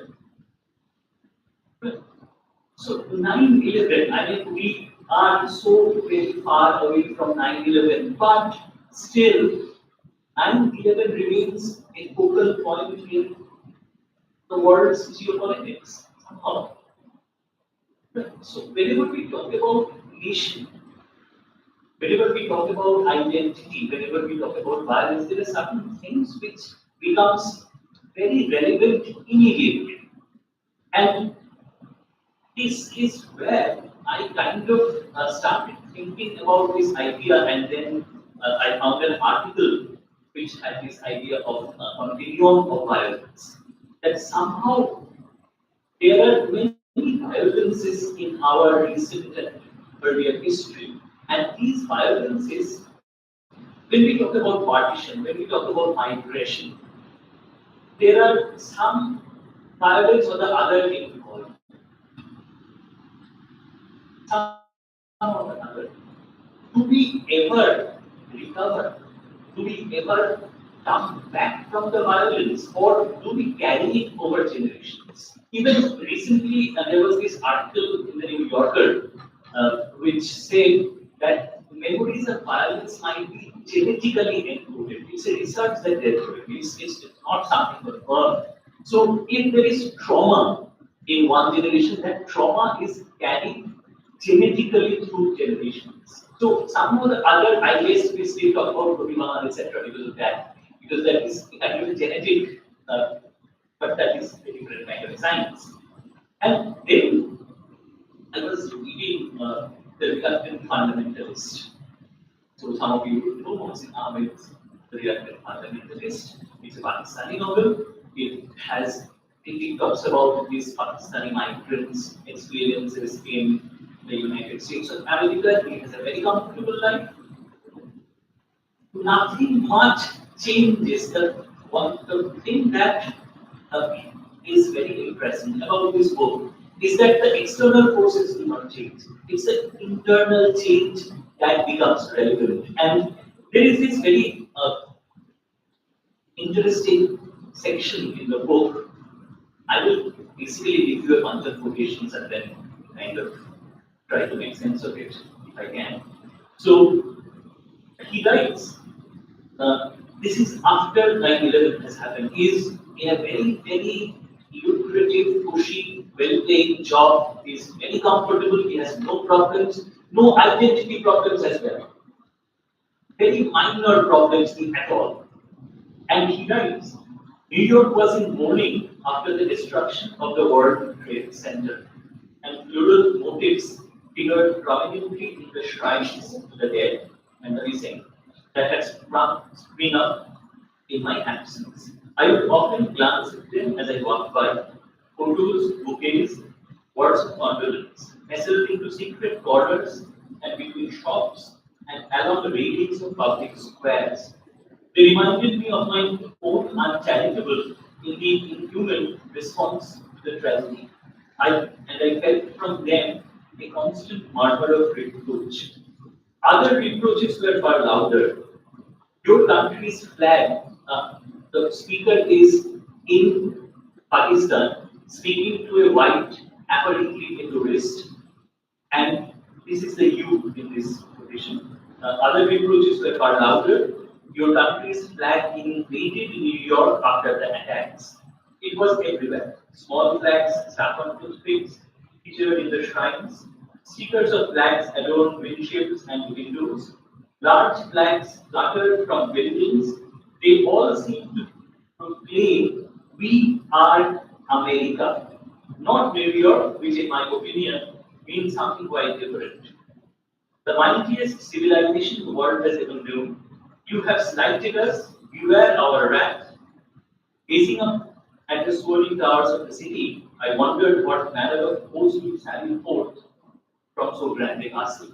And what I found amazing in this particular expression was that he writes, your flag invaded New York. The American flag is invading New York because prior to this, the flag was practically absent. At least not as remarkably present as earlier. So all of a sudden, because of this extremely violent act, I mean beyond imagination, there is no question about the violence and the trauma and the effect of the act. This reminded the Americans that they were Americans. So this whole idea of nation becomes relevant only when apparently the nation is under attack. Before that, they are very comfortable with their American identity. They do not feel to show it, to kind of advertise it, flaunt it. But after that, this becomes very, very significant. Now, this is one part. I will go to another book. This is also another Pakistani book. Uh, it's called Welcome to American. It's a book by Javed Akhtar. It shows it's a very different kind of an experience. This is the American trauma 9/11, and this is Javed Akhtar who is living in. I mean, not Javed Akhtar, the person. She is presenting. She is living in the United States of America, and she has also a good job in politics. And there is something that takes away her job because she does something, and because she is of Pakistani origin, she is imagined as a kind of a proto-terrorist. She is thought as a kind of possible threat to the national security, all that brand. It was basically a love affair gone wrong. She was trying to hurt her ex-boyfriend, as people want to. So, but that because she was Pakistani, is turned into something political. So she, but she is here, she keeps on telling us that whenever something happens, her father and mother would tell her that we had to suffer through partition. We had to kind of survive the Hindu sword, as she is writing, which is very interesting. And again and again, they keep justifying their migration using that partition. Although the narrator keeps on saying that he wasn't attacked, it was an accident, but her father has a wound in his back, and he says this was where I was attacked with a sword, etc. And they keep saying that why do we go back? We have been here for a long time, we have a life here, her father is trying to build a community identity, let me say, the Pakistani American society or something like that. So it's a funny kind of a thing. But the partition is still something that we are carrying. So two major things, 9/11 in America, the partition in Southeast Asia. So these two, but the effect is long lasting. The effect, it doesn't go away. It never goes away. And it never goes away because, see, there are two elements here. One is whenever there is a national level crisis, violence often becomes the answer. This is very true. If you just keep your eyes open, you will see whenever there is a problem, a war somewhere will begin and you will be distracted by the war. You can eat the war, as they say. And or if there is a war, then all of a sudden the whole nation would start basking in the glory of nationalism. The hyper-national identity will come into play. All of a sudden, everybody will become Indian. Whether you were always Indian, but all of a sudden you have to be very Indian. You have to be ultra Indian. You have to prove your Indianness everywhere, particularly in this age of social media. So, what inspires migration? Where what often creates a lot of push and pull factors, as you know. So, they, and the moment there is such a thing, they need a target. And one very interesting article reading Umberto Eco is always a pleasure. And he has a book called Inventing the Enemy. And in this book, in the first essay, he writes that he's taking a taxi ride in, once again, probably the United States of America, I don't remember. And the driver belongs to Southeast Asia or some Arabic countries. And they are chatting. Who are you? Where are you from? And all of a sudden, the driver asks, who is your enemy? So the identity of a nation is defined by who the enemy is. If you don't have any enemy, then how can you have an identity? Because you have to prove yourself through what? You have to prove yourself through violence. Otherwise, you cannot prove yourself. So, inventing the enemy, an enemy needs to be invented. Otherwise, these theories not work. And you know, these enemies, all of this are migration is one of the constant truths of human civilization. From the aliens to maybe 30 seconds earlier than this, people have been migrating. Right now, people are migrating. Right now, people are dying trying to migrate. Right? It's wonderful how there are two major wars going on this planet, and uh, we are where we are. So, this push and pull factor, you know what the push factor is and the pull factor is in migration. So, the pull factor is one thing. Even people who are migrating because of the pull factor, they are going there for a better life. The person that I had mentioned towards the beginning, my friend in USA, that's a pull factor case. I mean, nobody was persecuting him here, nobody was telling him, and we were not bullying him so that he had to leave, not something, nothing like that. He went because he thought he would have a better life. What he has, he knows, but that is a full factor, but the violence is something that even he cannot be free of. The last paper that I heard was talking about acculturation and assimilation. But this acculturation and assimilation is very difficult.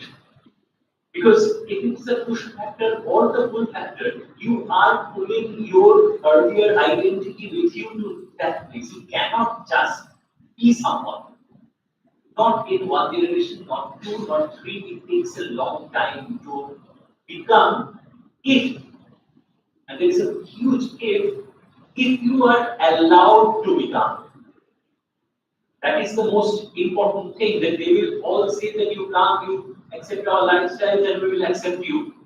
It's not that easy. It's never that easy. So that, and what happens is, I will just quote Omotoshen. I don't know whether there are hands on Omotoshen. Not everybody is happy with Omotoshen.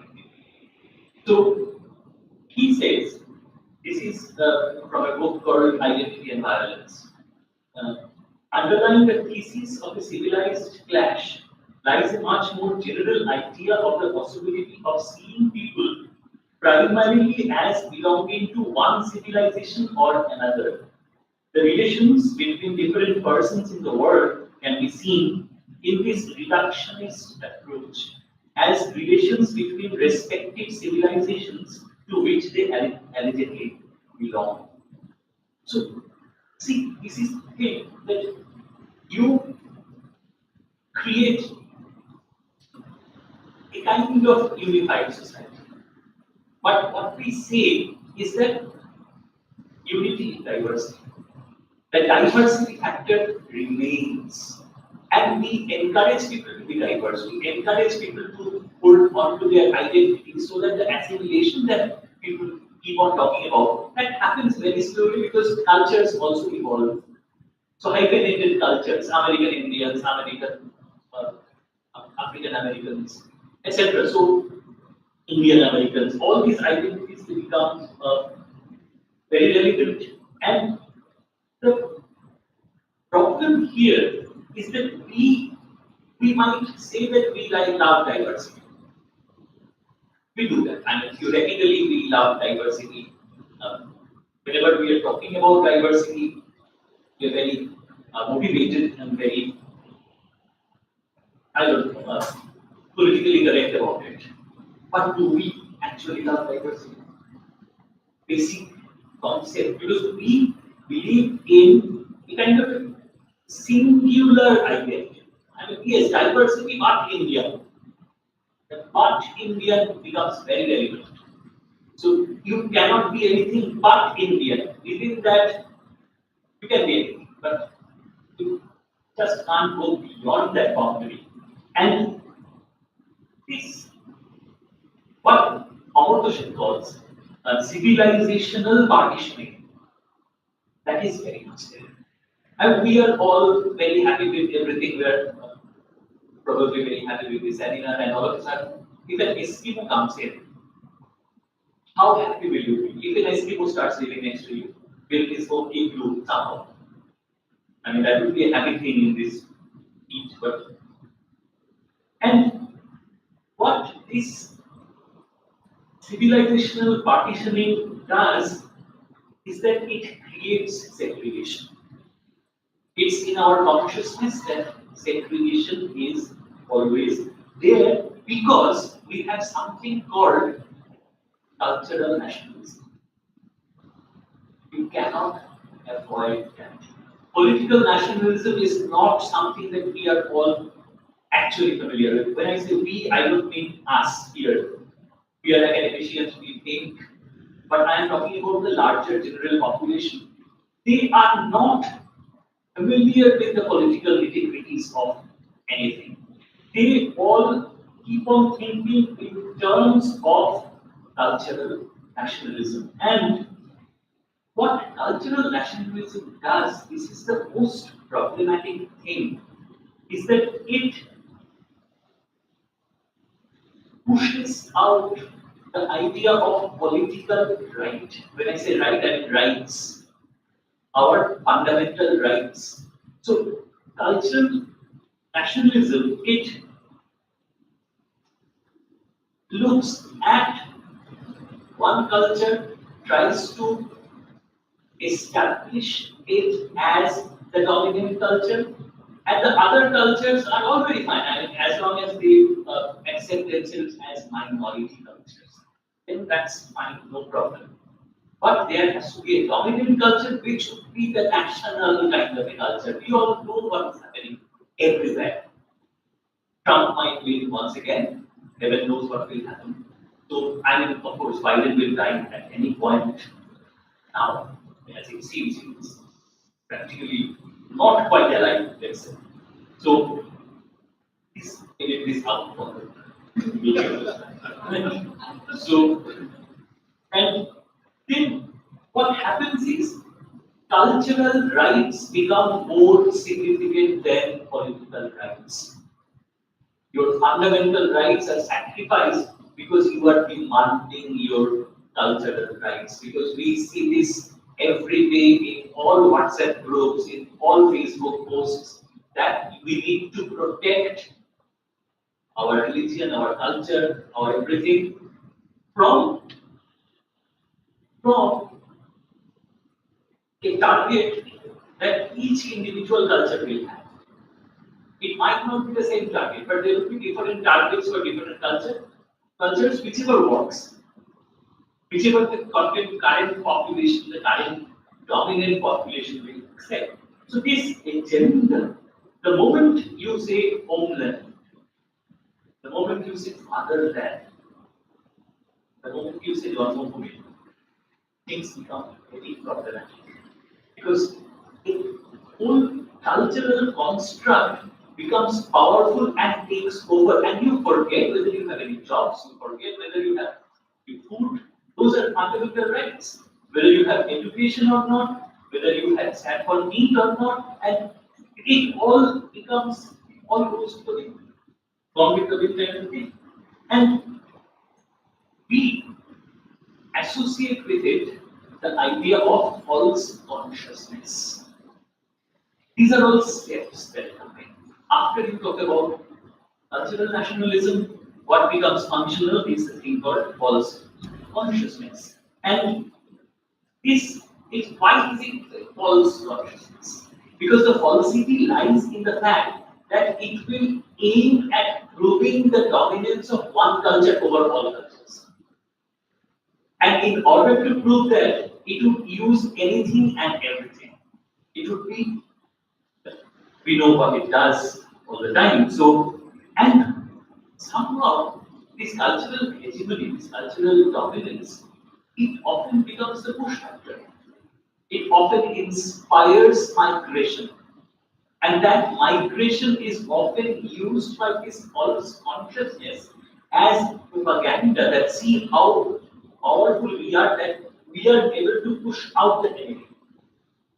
So we are able to push out the enemy, we are able to create ghettos, pockets in which the enemy is now living. History never teaches us anything. This is exactly what Hitler did at one point of time, but we actually learn from him how to do this, rather than learn not to do this. So this is the thing, and let me just quote typical Zizek here. Zizek keeps on writing, so a lot of things from him. He writes, today's liberal tolerance towards others, the respect of otherness and openness towards it, is counterpointed by an obsessive fear of harassment. In short, the other is just fine, but only insofar as his presence is not intrusive, insofar as this other is not really other. So we are very happy with the other, we are very happy with the so-called minorities as long as, first of all, they're minorities, the moment they become less than minorities, we are threatened.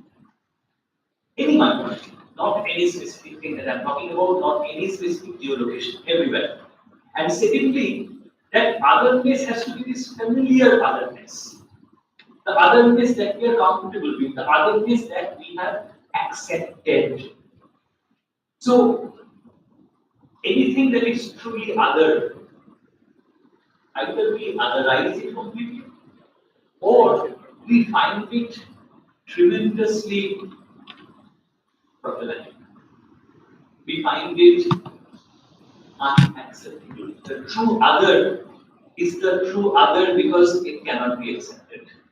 So that is very significant. And partition, when we're talking about partition or any such violence-induced migration, the loss is not only space, the loss is not only time, but the loss is identity.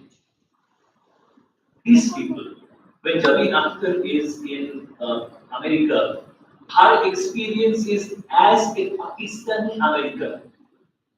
Her problems are manifold, but the comic problems, as she tells us, is that she is often thought of as Indian and nobody minds. But the moment they learn that she is Pakistani, this identity becomes hugely problematic. So, this violence somehow, if somebody says Indian, they still think we are not as violent, which is good. And this displacement, as I am trying to tell you, is not that just that one generation, but this displacement remains. There is no placement that is happening. I'll take about 5 more minutes of your time. So, and migrants inferiority. That's an equation given everywhere. The other inferior. And it's very easy for this inferiority to be translated into violence. It can be in many ways. It can be that the dominant persons are looking at the minorities and thinking of them as violent. That is one kind of labeling. Then there can be the inferiority which actually translates into violence. That is a possibility because they are bracketed, because they are leveled, they have to lash out at times. So that is also a possibility. See, criminals are criminals, whoever they are, wherever they are, however they are. So I am not bringing in criminality in this particular discussion. And the third thing is, they can be manipulated into doing violence because they have been otherized, they have been leveled, they have been turned into minority. So these are all there. And in fact, let me go back to Zizek once again. Zizek in fact refers to Freud here. Since a neighbor is, as Freud suspected long ago, primarily a thing, a traumatic intruder, someone whose different way of life, or rather way of jouissance, materialized in its social practice and rituals, disturbs us, throws the balance of our way of life off the rails. When it comes too close, this can also give rise to an aggressive reaction aimed at getting rid of this disturbing intruder. Now, let me refer to one section from Welcome to America's Sun, and I'll probably end with that. That one talk is very helpful. So, in Welcome to America's Sun, there is an episode in which this lady has lost her job. She cannot really get another job because there was a confusion with the names, and her name, people think that her name is on the FBI wanted list. So that's a problem. And comes back to her home. She is living with her parents, and she joins a gym because there is nothing much she can do at the moment. And in that gym, she meets a white man. They become pals, and they talk to each other. And then all of a sudden, this man finds out that she is from Pakistan. This older man. And as Javinanda writes, his expression, Pakistan, silence. Sam was in momentary shock. With trained patience, I waited for him to pass through the three stages typically experienced by someone coming face to face with a Pakistani. First, his belief that someone from the world's most notorious brown country, located way on the other side of the planet, somehow ended up in the same room as you. Next, fear and a little excitement that this Pakistani could have illicit ties to recent national and international news events. And lastly, the formulation and subsequent airing of a bone-headed comment.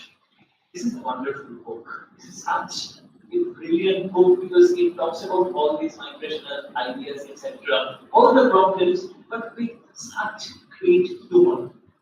But this is not the end of the position. And that bone-headed comment comes. You gave Bin Laden a house before our boys took his left eye out. Obvious, Pakistan was supposed to be Bin Laden, so that has to be. And she says, well, I didn't give him a house. I replied, personal. Wow, said Sam. I'm with newfound skepticism, my New Balance sneakers that were strapped to the bike pedals. What an interesting time to be from Pakistan. With all the terrorists from there and all.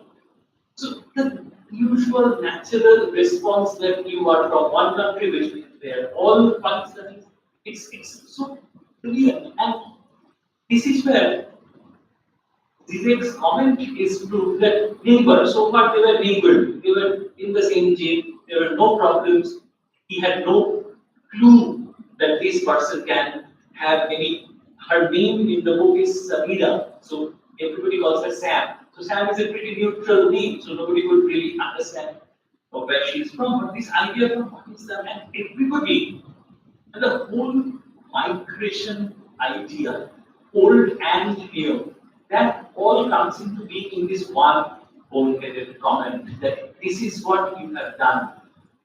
So whatever Pakistan does, you are to blame, individually. So this is the kind of thing that the national idea carries with it. And this stigma that is always there. Let me end this rather chaotic thing with an article that I have written a long time back about violence and migration, etc. There is a book called Life of Pi. Read it, seen the film, you have probably enjoyed it. When I read the book and then saw the film, particularly after seeing the film, it dawned on me, and my article was called Life of Pi, Martel's Manual of Migration. What happens in Life of Pi is that this boy, I forgot his name, but I remember the name of the tiger, Richard Porter was the name of the tiger. So this boy is migrating from one place to another, push migration. On that boat, there's a tiger and orangutan, and it's a wonderful parable. In the book, there is one paragraph in which the parable is actually explained that this is a real story. But if you look at the parable, Irfan Khan had played the older version of the God. And this man is a calm, peaceful man who is telling the story to this foreign journalist. And this man is without violence. So the man who had come via the sea had lost the tiger in one of the islands, meaning he has lost his violence.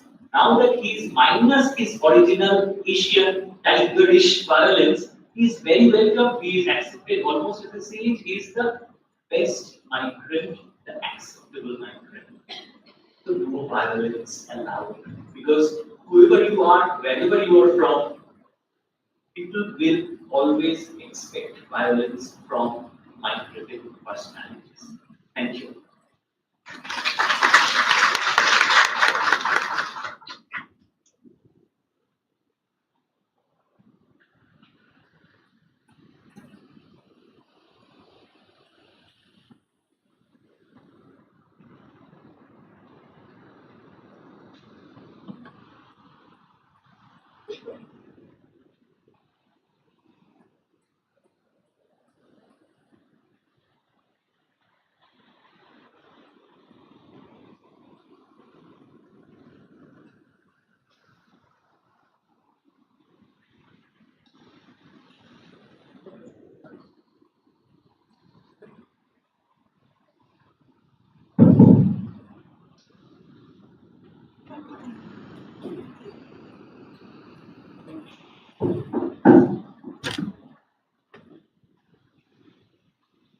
Thank you, Dr. Lisha, for your wonderful presentation. And I had procured a paper from someone, make some notes, but then I have to admit that the presentation is wonderfully lucid. So lucid that I could keep them in my mind. Well, your words got imprinted in my brain immediately. Well, a few things that you mentioned impressed me a lot. Talked of the reluctant fundamentalism,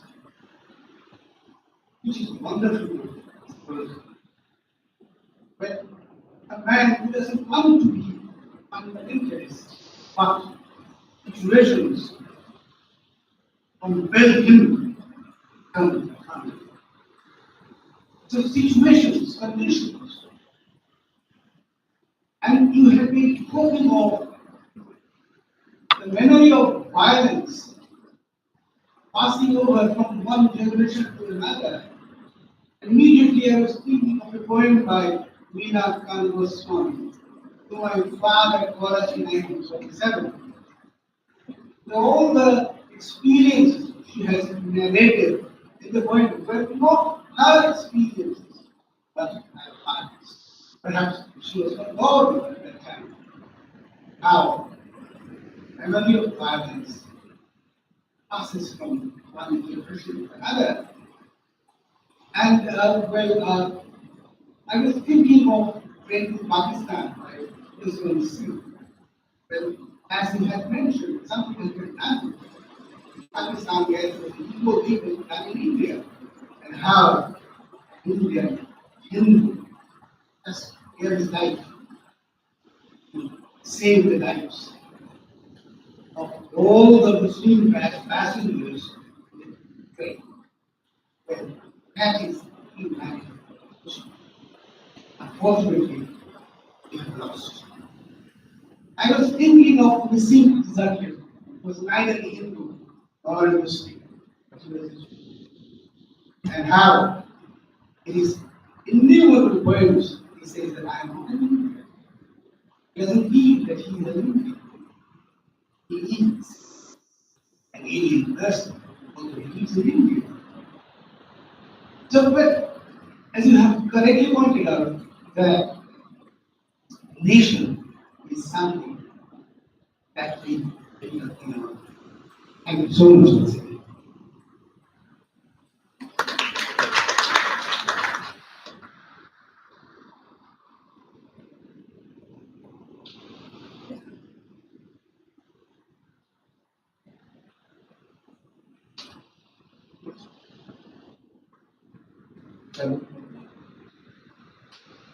I'm sure lots of questions are brewing. So if there is any question from the audience, we would like to take it.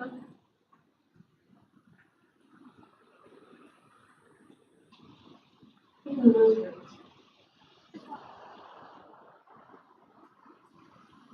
Good afternoon, teacher. Good afternoon, sir.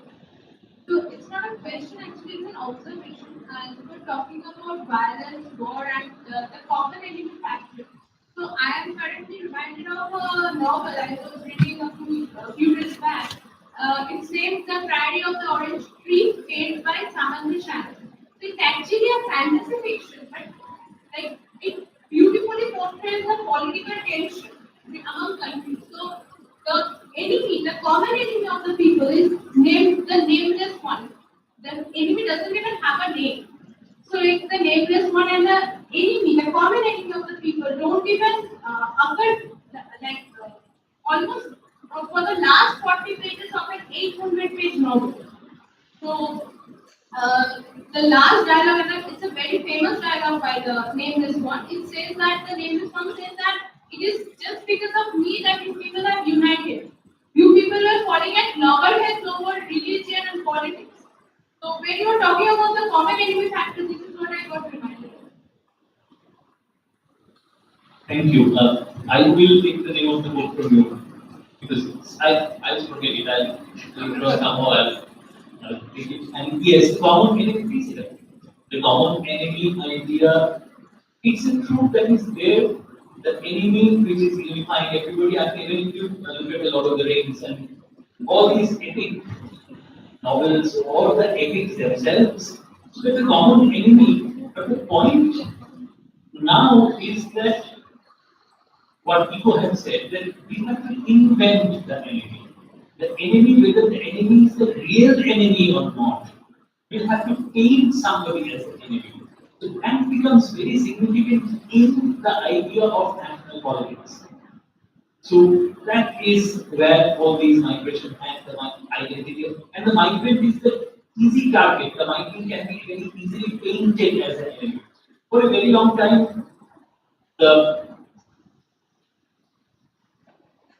in Europe, this is something that happens to me all the time now, I forget. The people who were traveling from here and there, the community from Romania, the gypsies. Whenever there were gypsies, people would say that all the crime is because of the gypsies. So migrant people who have either not settled or are trying to settle or will not be allowed to settle. So you can easily call them the enemies because they have no rights as such. They are not given those rights easily. Even now, you have to have a green card. Even now, you have to apply for citizenship, and so on and so forth. So, for a while, you will be what is called a second-class citizen or something like that. So, it's very easy to bracket them, these people, as enemies. And all economic problems are because of them, etc. You know the drill. So, that is the enemification that we have to be very aware of these days. Thank you for your observation. Thank you, sir.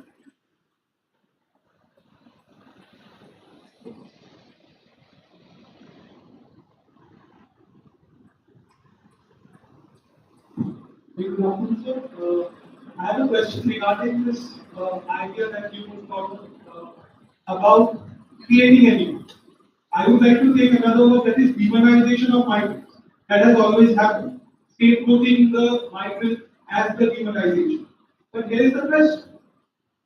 Is there a real demon or is it just a demonization process? Because if we see, as you gave the example of Europe, Romanis and Gypsies have been considered the enemies since early 1800s to the end of Second World War. But if we see the present world order, when there is a migrant crisis in Europe, which are specifically African or Asian, they are demonized. But when it comes from Eastern European countries, when it comes from Ukraine to other areas, it is welcome. So is there a specific color to that evil which is being created, or is there a holistic demonization process? That's my question. That is a very valuable point. Uh, as far as the demonization idea is concerned, there is often demonization. I mean, they are colored as demons, even if they are not. Along with that, in certain cases, that demonization actually turns these people into demons. That also happens. That violence, they inspire, they instigate that violence in them so that it becomes a vicious cycle.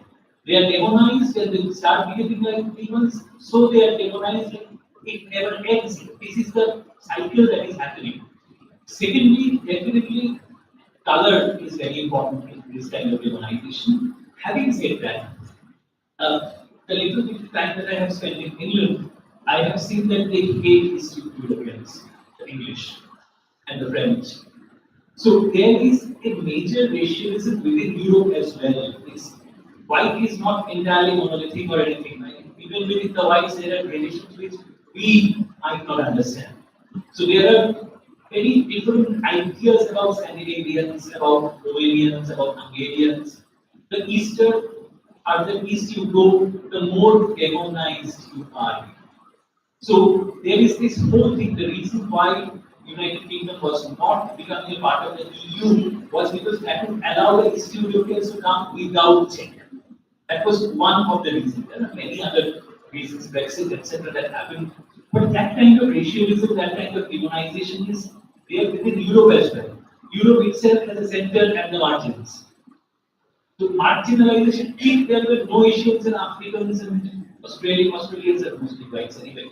So Egyptians or people like that, then the whites will find other whites to marginalize. So marginalization is a process which is always somehow or other. We find ways to marginalize our people as well. So it's the marginalization that is the problem. It's the demonization, as you say, that is the problem. So that would be my response.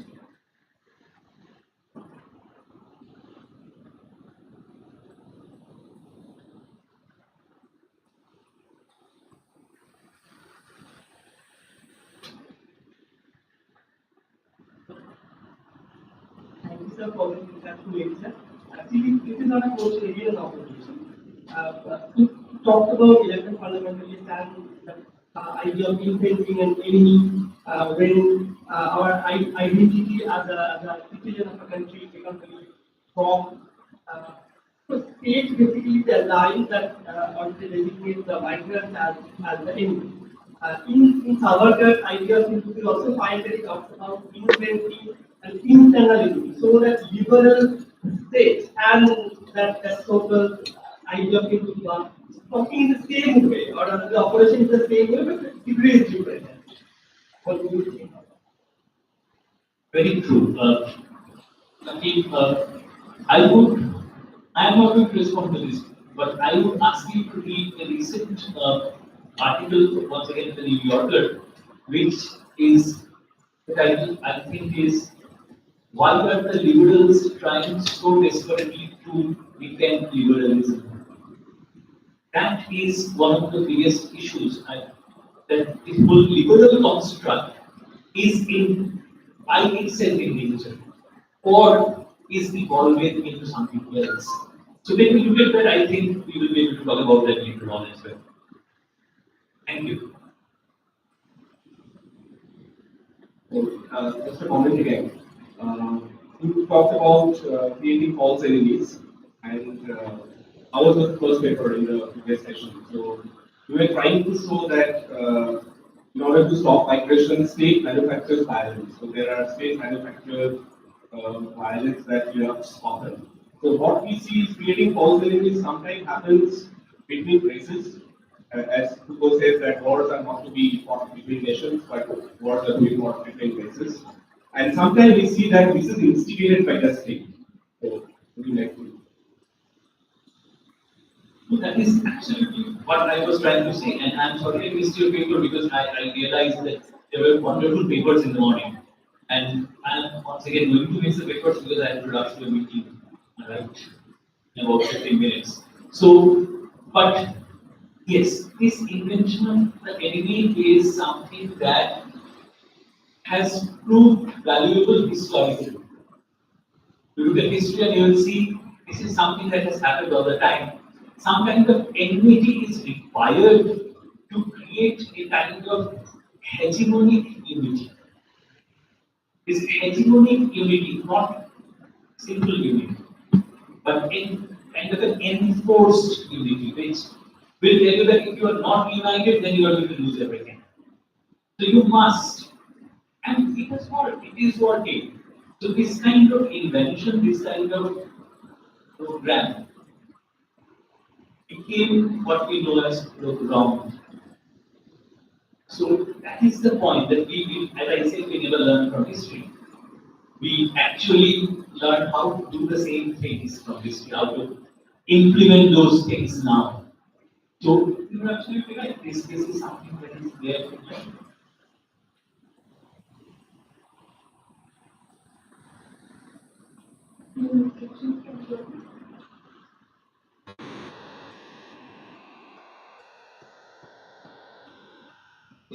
A question but an observation.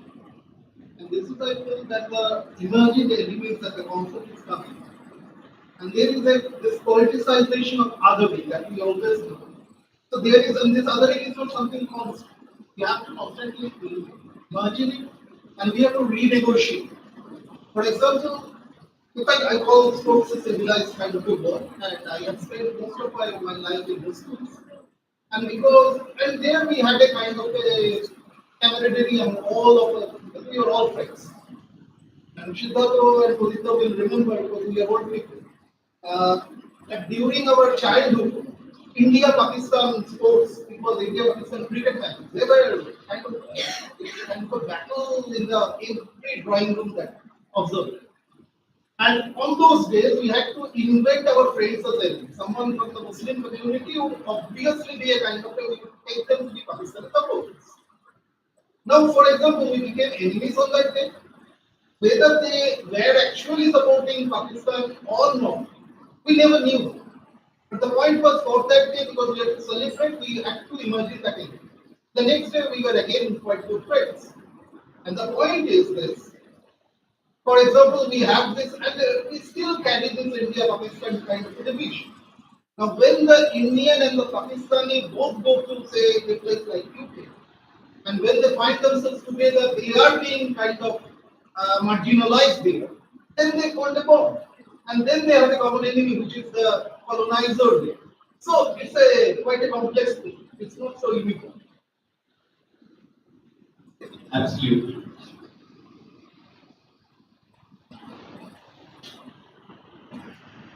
On that note, we end the pre-lunch session. And whether to thank or not to thank, I don't know, because we got his family and we got his friend of the family.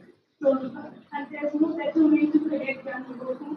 So let us take a break for lunch and we get back at 3:50.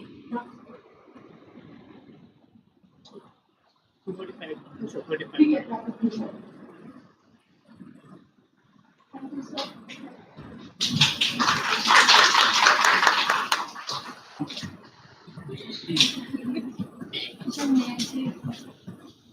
Lunch is at 10:29 over it. That's it. The lunch is arranged for you number 29. We do just a day of economic purpose. We request the volunteers to kindly direct our guests to upstairs.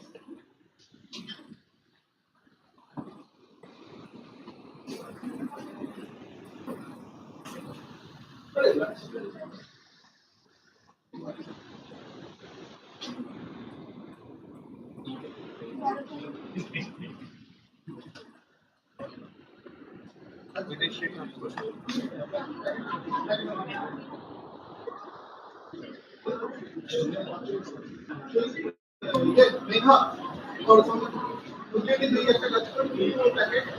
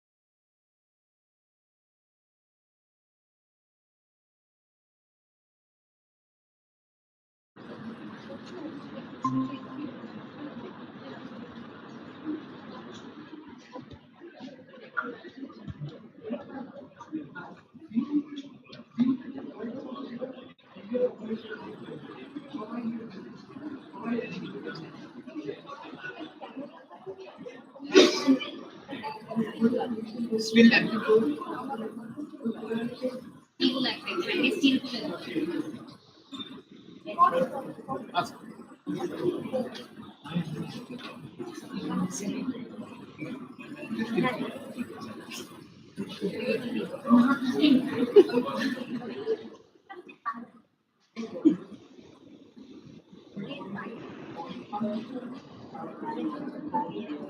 দেখতে পাই না পাই না মানে দেখতে পাই না মানে কি বেশি break নিলে দেখতে পাই না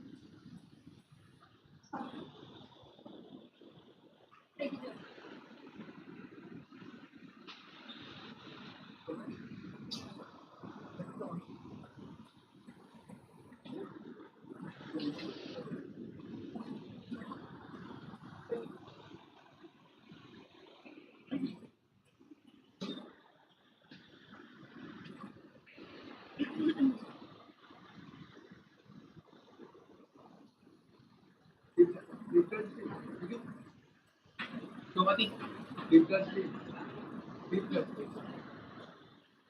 এখনো জয়েন করেননি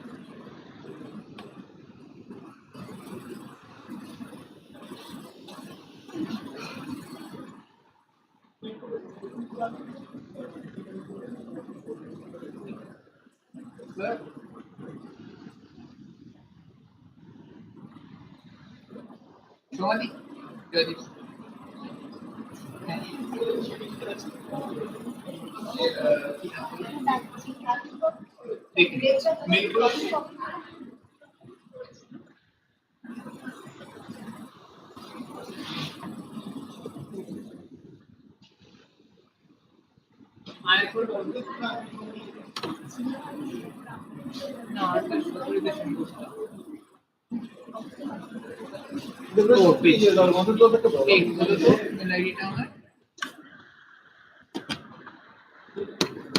ওই দুটো নিয়ে নাও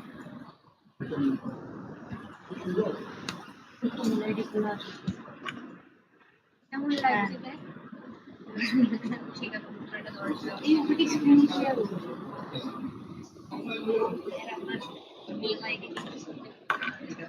এটা না প্রথম ঘুরে যাচ্ছে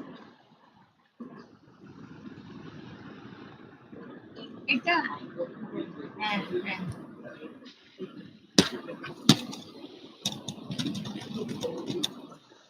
ওই হ্যাঁ এটাই ও এরিটা কোথায় অনিন্দ চক্রবর্তী গুজরাটে এটা এই যা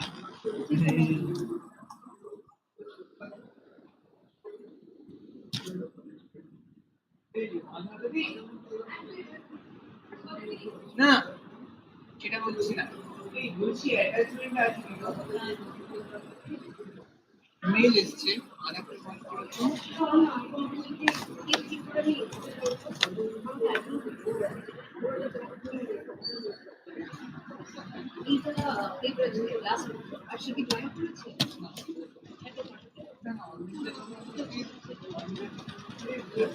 এটা এটা ডাউনলোড করে দিতে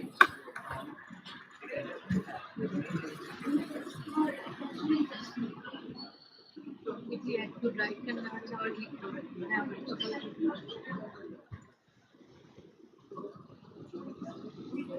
No, no, no. Just give us 2 minutes.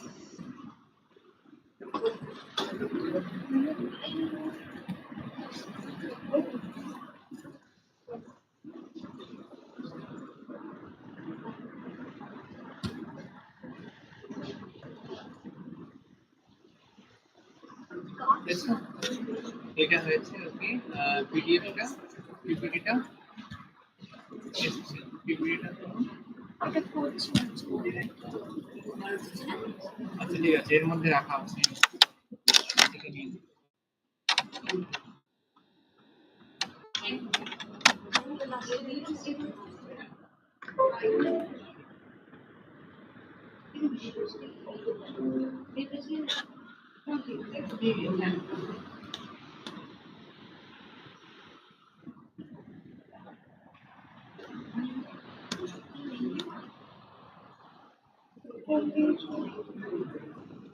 এটা থাকছে পার্টিকুলার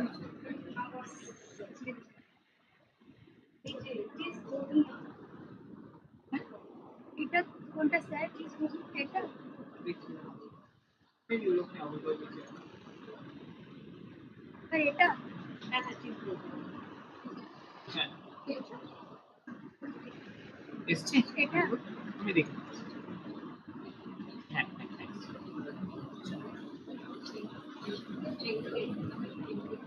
আমাকে বের করে দিলে স্ক্রিনশট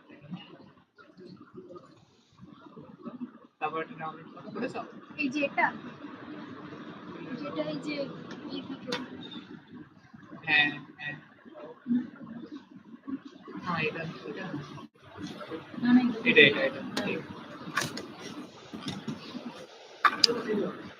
এটা খুলে দাও আর একটা ডাউনলোড করো তারপর দুটো ঢুকেছে পরপর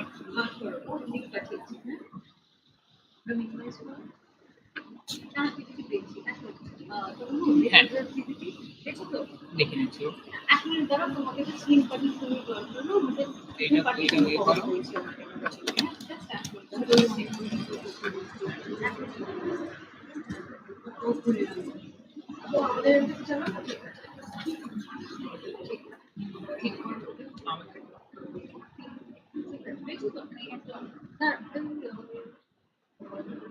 not yet তোমাকে যদি একটু হোয়াটসঅ্যাপ দেখে দিতে এটা কাজ করো না হোয়াটসঅ্যাপ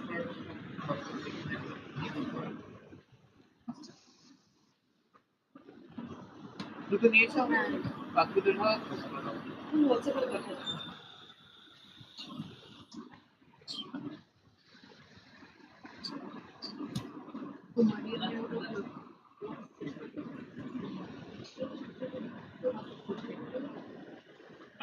আচ্ছা শুভটা রেডি রাইট অনিন্দ চক্রবর্তী রেডি একটা ভিডিও রয়েছে ready We get a download for that.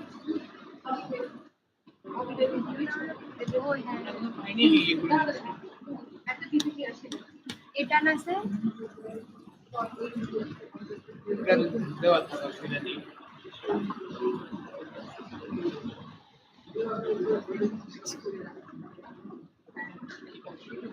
আচ্ছা এখানে ফিল্ডসে চেক করে নাও তো, ফিল্ডস মিডিয়া অনেক সময় ইয়েতে চলে না, তখন আপনাদের কি করতে হবে? চলবে না এতে।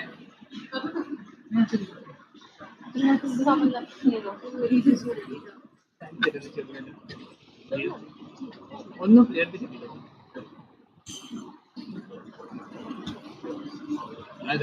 কোথায় এটা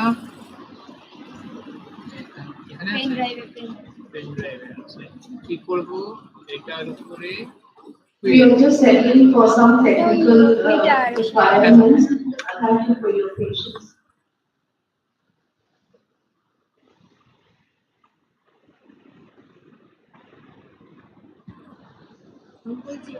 এই যে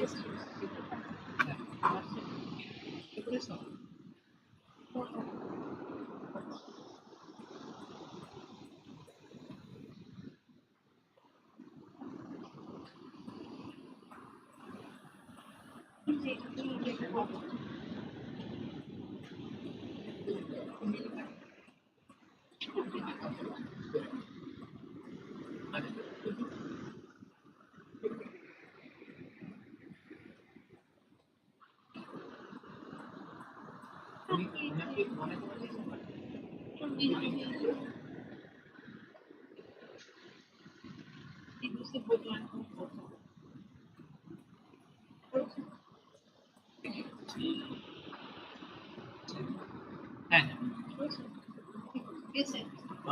প্রেজেন্টেশন আমি এখান থেকে চালাবো।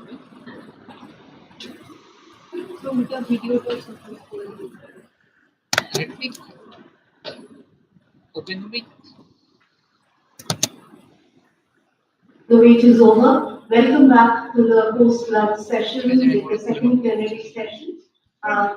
This is a roundtable on interrogating citizenship. In the recent context of events, interrogating citizenship is a very compelling area of research, critically examining the notions of belonging, identity, and rights within a nation state has become a matter of concern. This session seeks to explore the tension between the legal status and the lived experience, questions like who is deemed worthy of citizenship and who is marginalized, be it Prasvati Roy's The Ministry of Utmost Happiness or a film like The Carnivore. The arbitrary and often exclusionary nature of state-imposed boundaries have been interrogated, urging us to rethink the idea of national identity and embrace a more inclusive and humane understanding. I would like to request Dr. Sucharita Sengupta to moderate the session. And please, could you come up on the stage?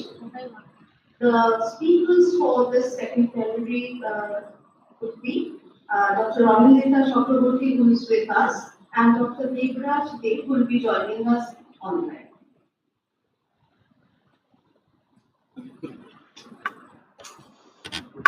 Dr. Chakraborty, would you please come?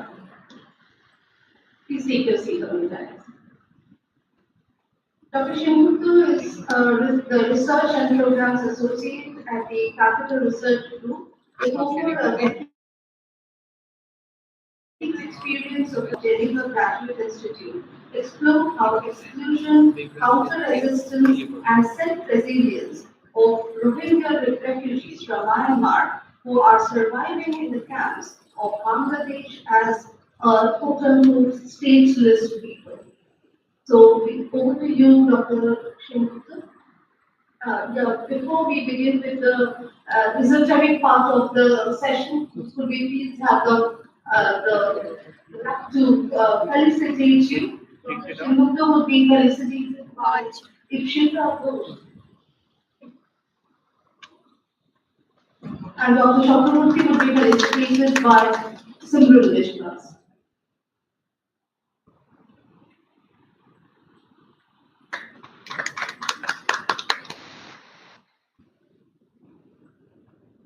Over to you, Dr. Thank you very much for your general presentation. I'd like to begin by thanking the organizers, of course, Extraordinary College, which was a critical and important image, and my non-funding colleague, some of them are in the group for inviting us and to give us this book to present here. So what we will do is, I will first lay out very briefly the panel that we have to talk about.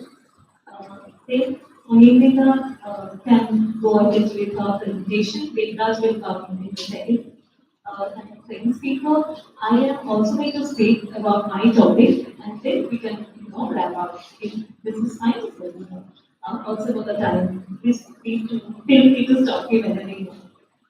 So, since yesterday I have the good fortune to listen to Professor Paula Banerjee in our keynote speech, and then today Professor Siddharth Basu, Viswas, sorry, and both have, in a way, made our work extremely easy to sort of introduce what we are going to talk about. And the last session in particular was extremely provoking, extremely, also very literally in the way it went. So I was just thinking about, probably many of you already know of Manito's famous short story of Kova Singh. And you probably will also relate to the line where he was not found, and then finally he was found in a land which had no name, in no land, which was neither India nor Pakistan. And he himself had expressed how he wanted to live in a tree because he wasn't sure how to live behind his friends.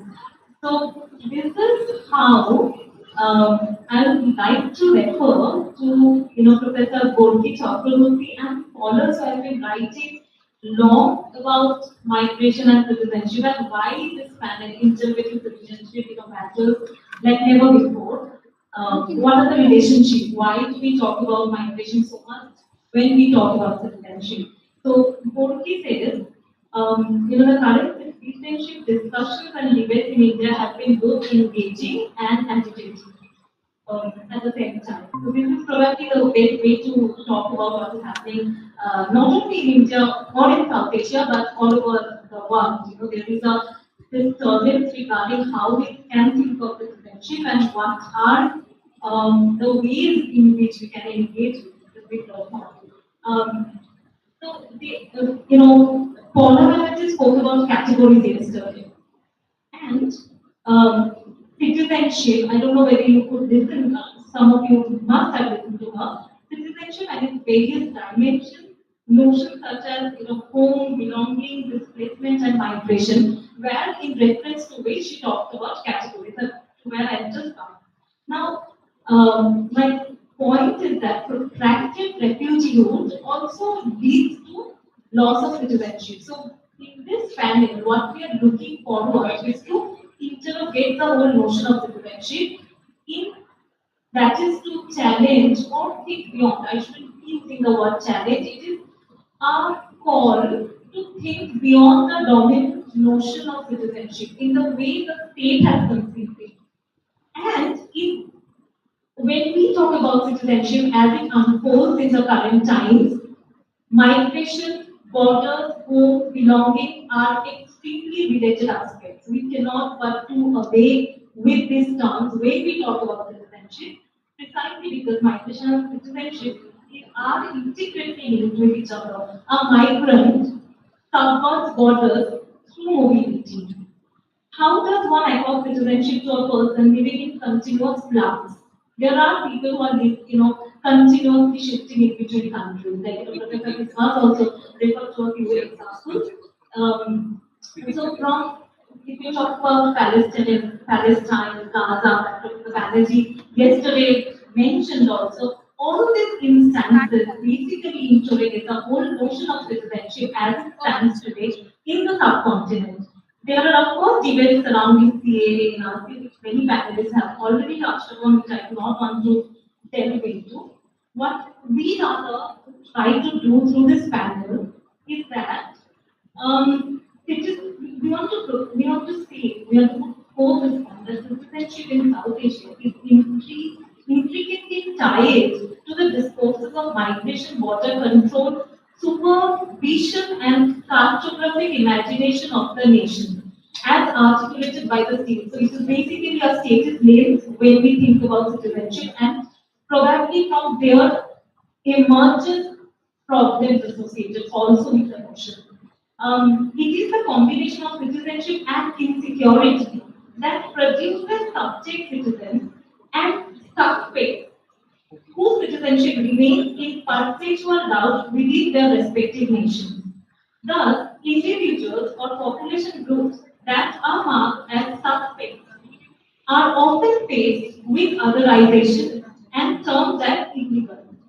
There are people who are termed as illegal who are prisoners, who are, if you go to a prison, which I did, there was a time when I visited prisons to sort of interact with people who are incarcerated there as illegal citizens under the Foreigners Act. But many people there who have crossed the Bengal-Bangladesh border, it is very difficult to actually arrest them just because they have crossed the borders without documents. So my first point in this regard is that generally when we think of citizenship, how do we know whether a person is citizenship? It is because to the documents that a person possesses, right? Like Aadhaar card, voter identity card, and all kinds of cards. So it is the state that sort of ascribes citizenship to a person through this document, solely the state.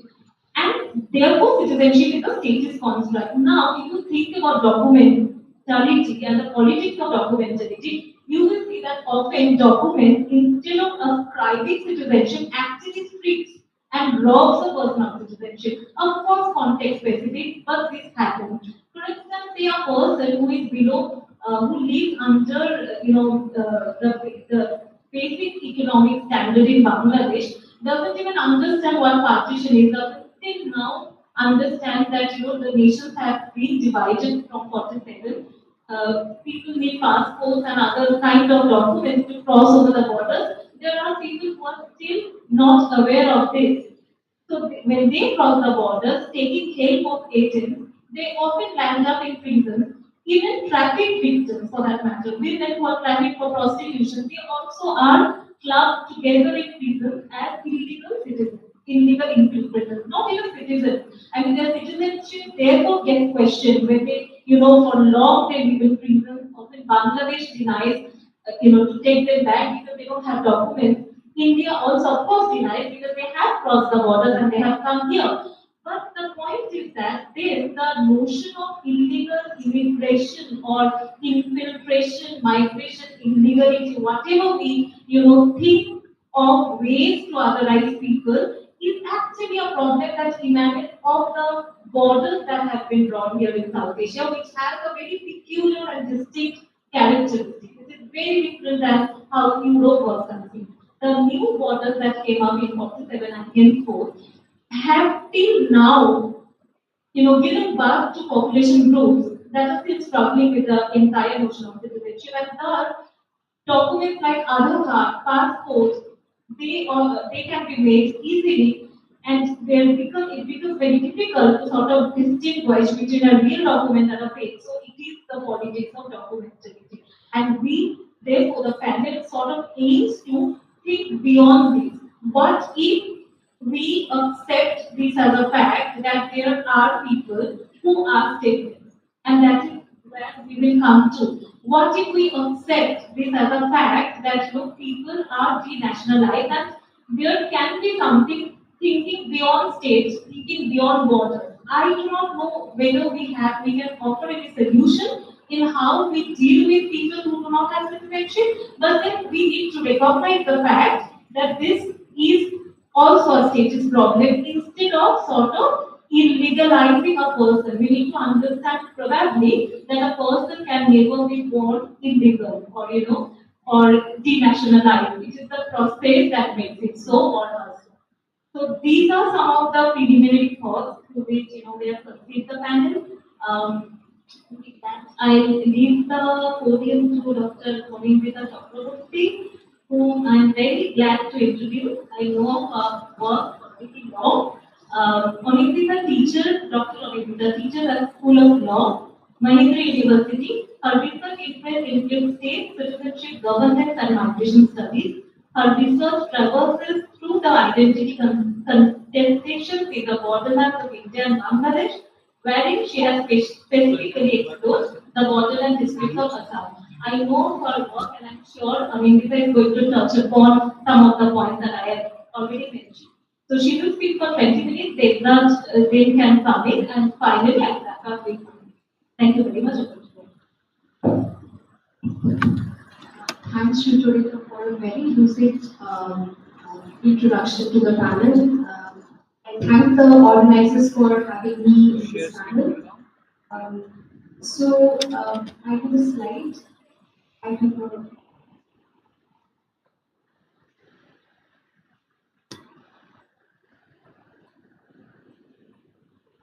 It's okay if I present from here?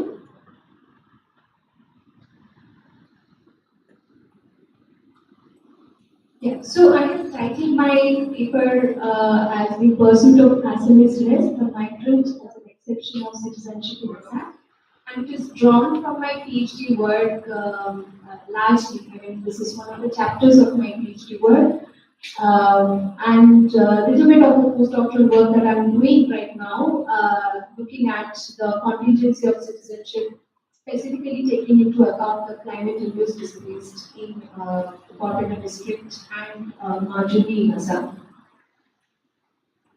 So I do not have to elaborate on this slide because we know how East Pakistan and present Bangladesh and West Pakistan have been carved out of British India, and how Bangladesh came into existence post the 1971 Liberation War.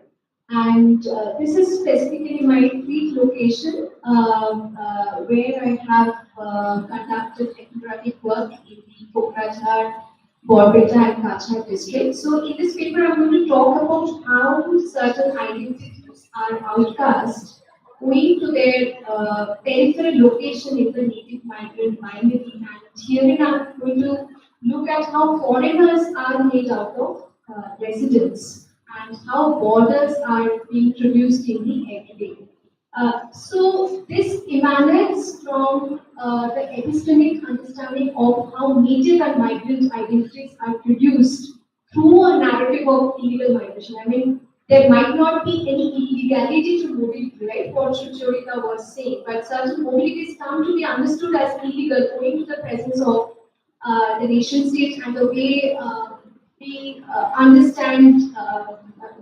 We have understood, we have experienced partitions, we have witnessed border policing processes, and following that, I'm going to talk about how this very understanding of a dominant indigenous identity as a caste Assamese identity makes the other of the caste Assamese identity the exceptions of a citizenship paradigm.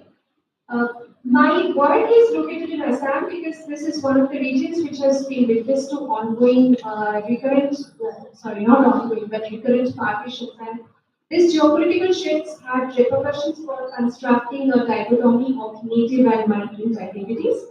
And this has morphed into the citizen and non-citizen identity in the post-colonial nation state. The reason why this construction of a native and migrant identity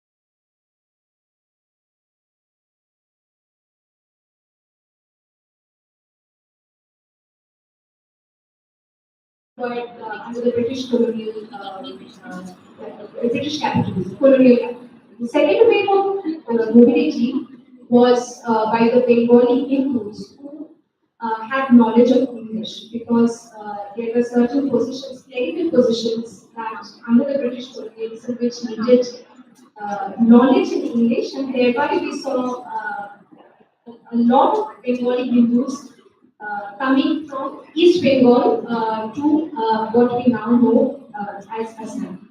The third and fourth wave of migration was mainly by the Bengali speaking Muslims, and they started coming in 1914, and their mobility continued for the next 30 years.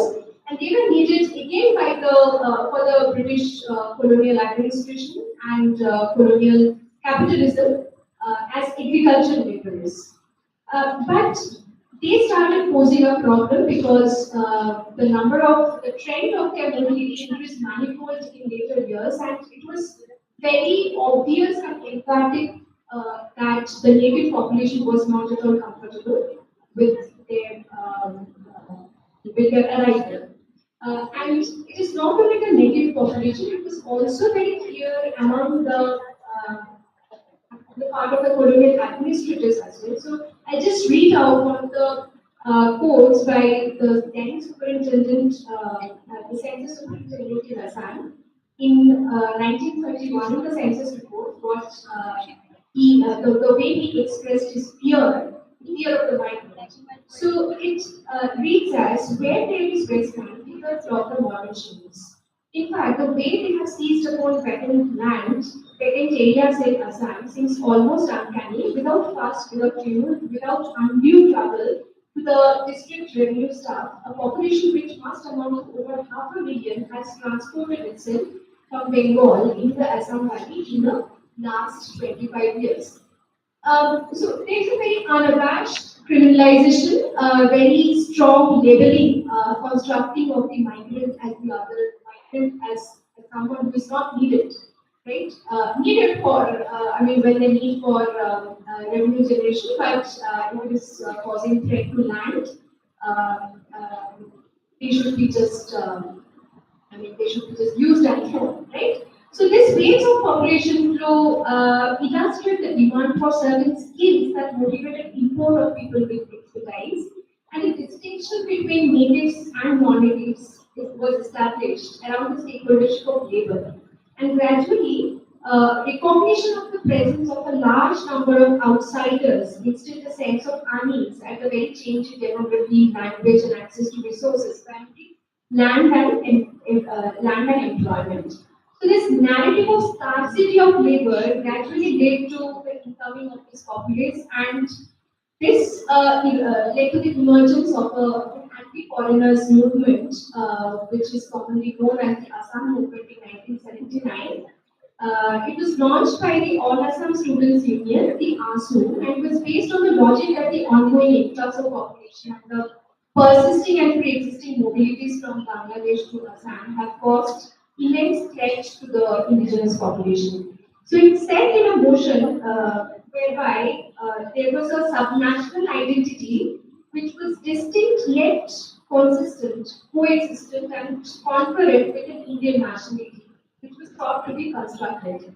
And this is what we know as nativism, where we identify the threat in the migrant is very emphatic in present legality discourses in Assam, and as we have seen, I'm going to talk about that in the next slide. As we have seen that there are multiple legalities starting from the NRC. Prior to that, there was line system even before the partition took place. We had the recurrent amendments of the Citizenship Act. And in continuation with that, to understand this continuity, I will just highlight one of the narratives shared by one of my participants in Borbetta district, where she shares that I was a running voter. Suddenly on a day, the devoter notice came that said that I have to appear in the tribunal and prove that I am not a foreigner. Then I contacted the lawyer. I'm fighting my case now. I spent around rupees 32,000 till now. I've spent a lot of money. There are those who sell their land to fight these cases for no fault of their own. Non-nationalist surnames are mostly chosen for sending the devoted process.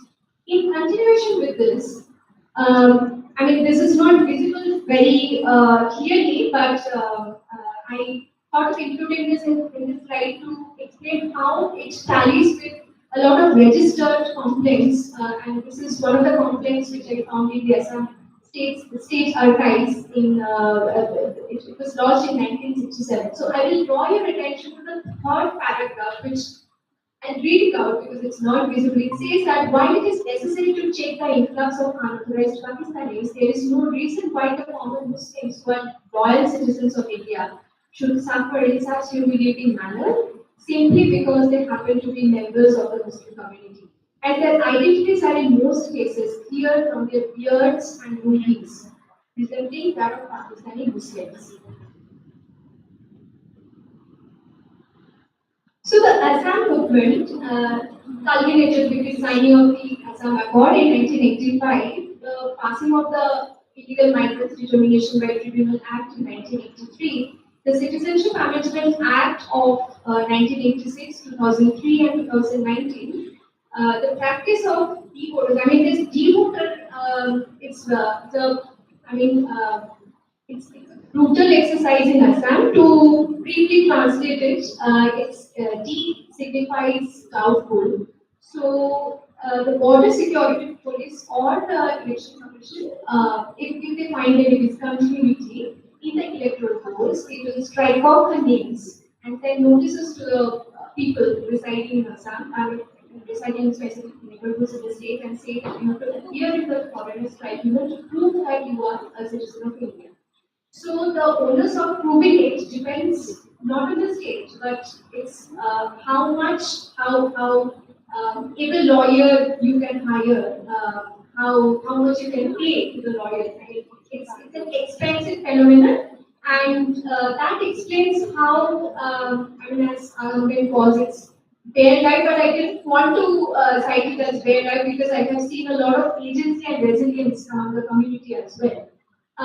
So I was talking about this decoder and the NRC, the published NRC, which the National Register of Citizens, which needed two sets of documents. One was the lineage document where you have to prove that your forefather have been residing in Assam since 24th March 1971, and these three documents are the identity documents. So these are legality discourses and judicial progressions, which in turn also come to determine everyday perceptions and practices and civil society's orientation around the migration question. The visibility of certain populations also make the civil society discern their doubtful belonging, and this exclusionary spaces come to be easily identified at the other side of the river. So, I mean, I can briefly talk about my position here. Being a Bengali speaking Hindu Brahmin, for me accessing Bengali Hindu populations was extremely easy. But when I told that I want to talk to the Mia populations, and Mia meaning Bengali speaking Muslims in Assam, so it would be participants who would assume that he will protect me, my brother, my uncle. I mean, almost it's kind of selective kinship, right? Yeah. Saying that you're my daughter, you like my daughter. Please don't go to the other side of the river. Please don't go to the other side of the level crossing. It's very dangerous. So I would ask, why is it dangerous? No, there are near populations with you. You are like us, right? You are not like them. So this other side of the river, other side of whatever boundary they might construct, whether it's a level crossing, it gets constructed as the danger zone, right? So, and this is also reflected in the statist initiatives when they identify certain neighborhoods for sending devoter notices. Or say, for example, after the publication of the NRC, there were certain neighborhoods like the Chor areas, which was proposed, where it was proposed that the NRC would be revised because the government, the state did not expect so many populations residing in such territorialized, stigmatized neighborhoods to be included in the university. So how come they get included? We have to exclude them, right? So there are revision exercises, proposed in those areas which are inhabited by the Mia population. And this is kind of reflecting an everyday policy on the part of the state and an everyday policing on the part of the civil society, and thereby we see a very strong state society nexus in this regard. So at the crux of these struggles, like the question of immigration and the narrative around illegal migration from Bangladesh and the perception as a migration, migrants and the threats. So I'll just briefly read out another narrative from the field where a participant, a Muslim participant from Borbina, shares, in today's state there is a terror being created in people's minds about when the police might come and take them away. And I mean, it was such sudden. So they would say that we never knew. I mean, we were just having dinner and suddenly the police came and said that I have to go to the police station because I'm a tea holder. So I would ask, did you get the notice? They would say, no, I did not. I mean, I did not get any notice. So apparently the police said that the notice was sent, but nobody was at home. So there is a, I don't know whether it is, I mean, what is the element of truth in this? I mean, we are not in a pursuit of truth here, but trying to look at how there are multiple truths being constructed on the part of the state and on the part of the people who are making some sense out of this reality today. So, so it was that sudden. So there is no assurance, no prediction about when the police might come and take them away. And we are citizens today, we might be non-citizens tomorrow, right? So many people are, as he says, many people are in the prison now, in the detention camp, and this care is being passed as legacy. These struggles have not been resolved. Yeah, a second.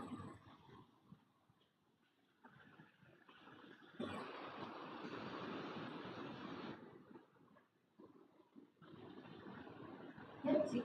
Okay. So often convictions become registered as legal cases and the convicts are unable to encounter the state that makes foreigners out of residents. And further to this, in this country, one of the participants shares, in this country if you wear iron clothes and you speak the language well, then you are an Indian. If you cannot speak the language very well, you are a Bangladeshi. He continues saying that the judges who are appointed for these cases of deporters give their judgments depending on the prison. They see their chehara. I hope you know what chehara means. It roughly translates to body or appearance or body language. It is like ascertaining how is the body of a chicken, how much flesh it will have.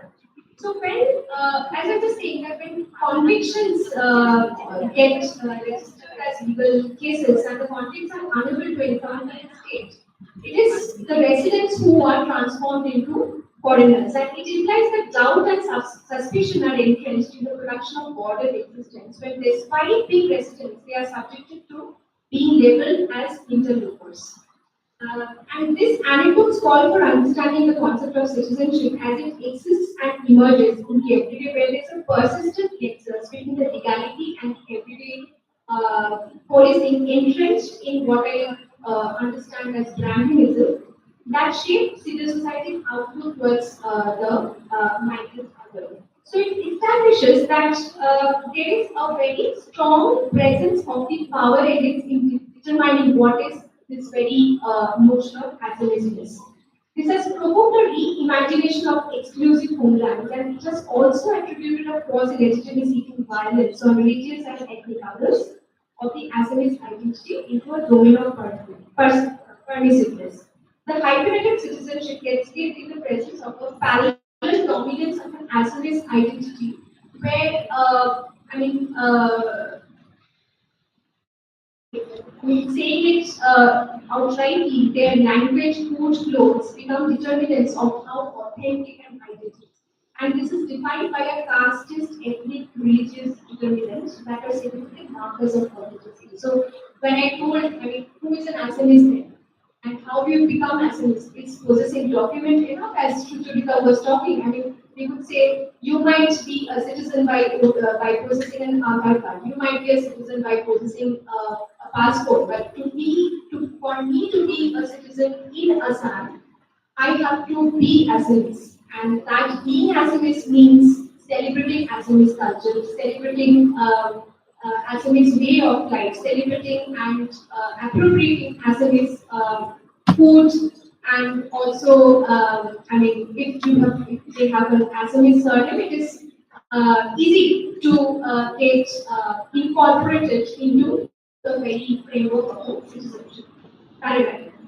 In conclusion, I would like to, talk a little bit about problematizing this native and outsider binary. And I'm talking about this because when I went to Assam after doing some fieldwork in West Bengal as part of my fieldwork, I started with the question while interacting with them about tell me about your migration experiences. So they would say, why are you calling us migrants?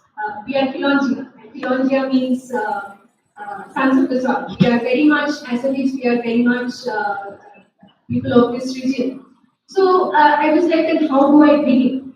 So it drew my attention to a binary that is in the literature, literature and migration studies, which either talk about the migrants as victims or migrants as perpetrators, right? So the migrants as victims is part of the partition literature that we are well aware of. And there is a large strand of nativist literature which are talking about migrants causing the problem. And there are quite mainstream work around this nativist understanding of the migrants. And these strands of literature have also been in alignment with statist understanding to look at mobility, and these have shaped statist vocabularies of who a refugee is, who a migrant is, or who a legal refugee, or who a foreign infiltrator is, and determined by the cutoff legs, of course, right? And thirdly, what was very strong among the participants with whom I have talked was the yearning for a status identity and the willingness to become a citizen. Because the identity of a non-citizen entailed stigma. So they would say that I would rather die rather than living as a non-citizen in Assam. So if my name is not included in the NRC, what's the point of living? I would, and you know about the number of suicides which was reported because residents did not find their names in the NRC. So it was a need to get attached to the state and an effort for a dignified life that was very emphatic among the manifests in the during the fieldwork. And therefore, I could see a very strong effort to reclaim the constitution by reclaiming citizenship through their vocabularies. I look forward to discussing more in the discussion session. Thank you so much. Thank you, Amrita. I reflected on few very important points which I just want to flag before handing this over to Deborah. One of the most important points I think that she concluded with was a migrant is often stuck between a binary, which is either a victim or a perpetrator. But we can think beyond that also. There is of course a huge literature on agency that she also referred to, which is sort of thinking away from Agamben simply because of their life existence or the way Ren had once talked about stateless refugees or citizenship probably are not sweet enough to describe livelihood experiences of refugees into this world because they live, and that's the important reality that we need to keep in mind. Where we can move beyond their life existence, and also subjectivity, I think, which is also extremely important because they need to understand that how location is also important in how a person gets landed as a citizen or a migrant or a refugee, and when we talk about Bengal Bangladesh borders, it's very difficult to even understand that the border passes through in patches. The northeast is a place where if you go there, at times one cannot even see the border. So the border actually gets overlooked. So thank you, Amrita. We can of course come back to the conclusion later on. Um, I'll briefly introduce Dr. Devraj Dev. Is it online? Um, has he joined? Yes. So, Yes, I believe I'm online. okay. Devras. So Dr. Devras is a senior copy editor with IndianExpress.com, and he has covered extensively Tripura in his work and occasionally other states of Northeast India as well. His doctoral thesis explored the realities of young IGP's internally displaced person in India's Northeast. Devras has been working in the field for I think over 7 to 8 years, more than that. So let's hear from Devras what he has to take on the table. Thank you for joining. Over to you. Uh, Thank you. It's nice to be here. Whoever is in charge of the slide, could you please move to slide 36?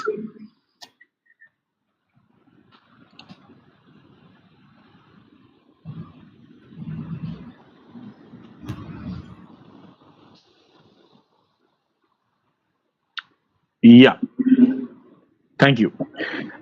I would love to thank you all for considering me for this, August gathering, speaking in this August gathering.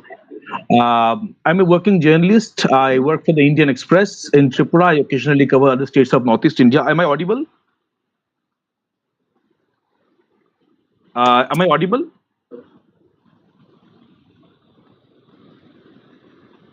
If you are audible, thank you.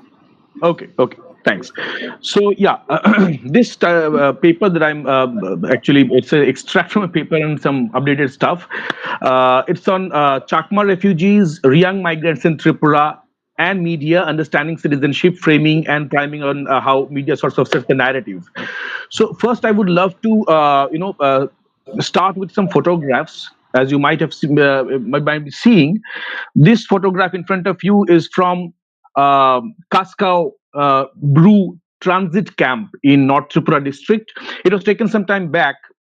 Like I mentioned, this discussion that I'm doing today is partly taken from my MPhil work, which was done some 10 years back or so, and with some updated stuff, of course.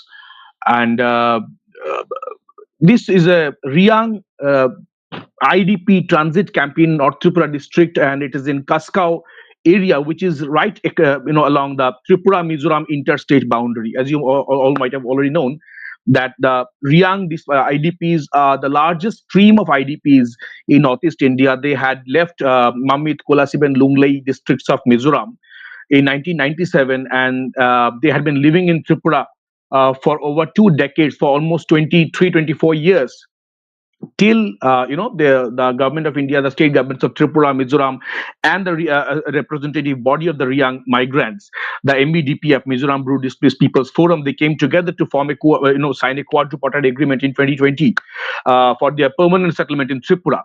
But before that, this is a picture of the Kaskau camp. As you can see, these are the makeshift camps where they used to stay. And the next slide, please. Yeah. So this is these a couple of photos are there following this as well. This was into 2019. Emergency supplies to them was over now, but the people were still there in those camps. The whole resettlement colonies were still being prepared. And this was when these people came down in the streets. They had blockaded the area in Gochirampara in North Tripura district for almost like 8 days, and they were on a indefinite hunger strike. And in that time, when there was crisis of food, there was the monsoon had set in. There was a trouble of connectivity, and the government has temporarily stalled. There was some miscommunication between the central and the state governments, and they came down the streets. Couple of people had died as well. So this is this. There are a couple of photos like that. If you could kindly move to the next slide. This is a photo of one of these Asapada camp. Next slide, please. Yeah, this is the photograph from one of the makeshift tents or makeshift huts that they lived in. One of the family, one of the children in this family had died at that time. Though the government had what actually confused, the reason for the death were not very clear. while the migrants claimed it was due to shortage of food and diseases, due to shortage of medicines. The government was not very sure. There were some issues of malnutrition or so, which are endemic to these regions. These are hilly regions of North Tripura. Next slide, please. This is one of those transit camps which you can see was empty at the time when I clicked the photographs. When I visited, I have been visiting these camps for the last 16, 17 years since when I started reporting. Next slide, please.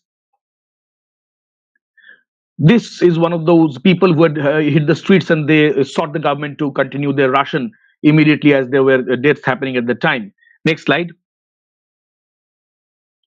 This shot of a family trying to carry its dead, to the local church for burial, and connectivity, as you can see, is not very great. They have to carry those people on bamboo-made makeshift poles, this hammock kind of thing to carry. Even the patients have to be connected. I mean, carried off to the local primary health centers in the same way. Next slide, please. Fast forward to 2020, 2021, 22. This is the time when they started making those new settlement colonies. There are a couple of photographs here you can see. Next slide. As you can see, the whole process of settling these migrants in Tripura was not very peaceful. There was this Unnayan Moncho and then local Bengali-dominated communities who had some issues with territorial assertion with the Bru migrants, and there was some violence. Some vehicles were set on fire. A couple of police personnel were injured at the hands of unknown individuals. The Bengali dominated the communities. I don't want to take communities' names here, but anyway, the local community bodies like Unna and Moncho, they blame the Bru migrants, and the Bru migrants did vice versa. Next slide, please. As you can see, this is a police van which was set on fire at the time. Next slide.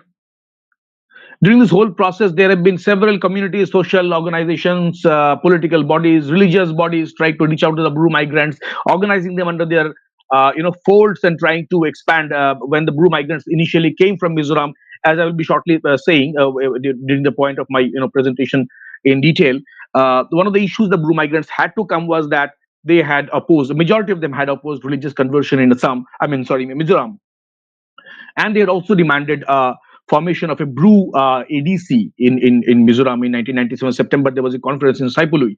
But anyway, as you can see, a couple of religious and social organizations have been reaching out to them to try to increase their ranks. Next slide. And this is from this morning, from today, from this very morning, when these camps are more or less ready. As you can see, there are semi-concrete, concrete, or partly thatched hut, partly concrete buildings in this colony. This is one of the colonies, of all these different 11, 12 locations where they are being settled in Tripura. They are being settled in Naisingpada, Asapada, Bhandarima, Kaskaupada, Hamsapada, Kahamtaipada, Bruhapada, Uttachora, lot many places.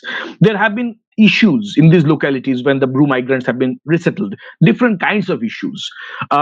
First of all, these people have been staying in Tripura for last 2.5 decades, almost 25, 26, 27 years. They have been coming and going. There were 4, 5.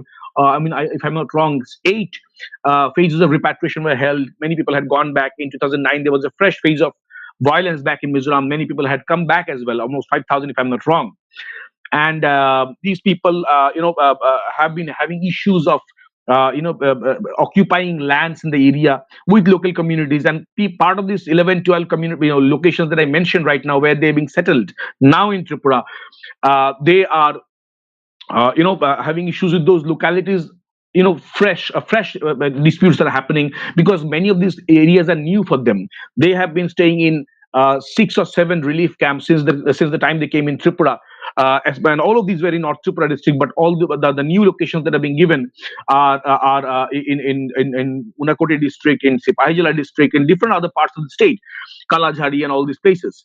And not all of them were very well known to those people. Brus, as we know, or Rians, as we know, are one of the particularly vulnerable tribal communities of India, and they are still very much in practice of this, zoom cultivation, shifting cultivation. They need hilly areas for that. Many of these areas where they're going are now plain lands. So newer, fresher conflicts are now coming up. But anyway, next slide, please. Yeah, so this is one of those pictures of the colonies. Next slide. This is one more.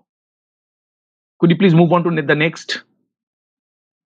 This is one of the pictures I had taken when the colonies were being set up at Kahamtaipada. I had mentioned one of the areas was where the resettlement colonies were being made in Kahamtaipada. There, one of the women was waiting with her child, and her husband was missing for a couple of months at the time. And still she was waiting for her home. It was still being built at the time, as you can see. Next slide. And it is as of last night. Despite all these colonies being made, we must be expecting that the things are now better, right? But this is a picture, as you can see. I actually have a video of that, but I can't play it right now because I don't have the permission of the person concerned. But anyway, I've tried to give a a screenshot from that video. It is where the local people trying to carry or a couple of the local brew migrants and local communities jointly lending a hand together to carry a brew migrant who is ill to a local hospital. And this is the way they're carrying it. The connectivity, as you can imagine, is deplorable, and it's monsoon now, and the hilly areas in Tripura and in northeast in monsoon, and anyone who has traveled here can well imagine. Next slide, please. This is what lies ahead of that slope they were coming down. This is what lies ahead, and they had to carry that person over this sludgy water. Next slide, please. Yeah. So this is them waiting in front of that raging hilly stream rivulet, and they would have to cover this whole journey barefoot in the torrential rains and all this stuff. The whole land has become very sludgy, and there is pretty much water on the hilly stream. As you can see, it's not very affluent in the dry seasons, but right now it's pretty dangerous. And this is just one picture of what lies for them in Tripura. Whoever is in charge of the slides, can I please request you to move to the first slide?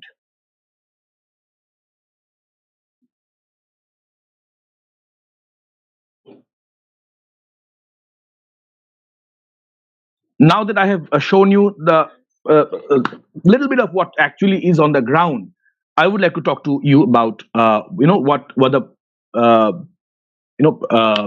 legal, perception based, local, and other kinds of perspectives are there of understanding what these people mean, where they come from, where they are staying, and what it means for the local demography, for the local politics, and how. Since I'm a media person, I've been trying to understand this whole thing from a mediatization perspective. How the Chakma my refugees. I'm sorry, I don't have Chakma refugees photographs now. The last time Chakma refugees tried to come to Tripura was in 2014. I had those photographs at the time. I had actually reported it very pretty extensively. My study had those things. Study inputs are still here, but those photographs I could not find out. I'm sorry. But those Chakma refugees and Riyang migrants that I have mentioned, how media sort of questions their existence here. What is the way that we understand their legitimacy in this piece of land? What is their identity as far as citizenship is concerned, and how their legitimacy as a citizen, how their legitimacy as having as having right to stay, move, or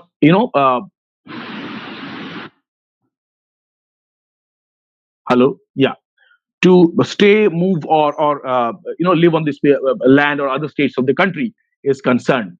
So, in a society like ours, the procedures of exclusion are very well known, and I would like to take a cue from Foucault here. As we all know, Foucault's order of prohibition is there, and where he said there are three types of prohibition: the taboo of the object of speech, rituals or circumstances of speech, exclusive right of the speaking subject on the part of the person who is speaking.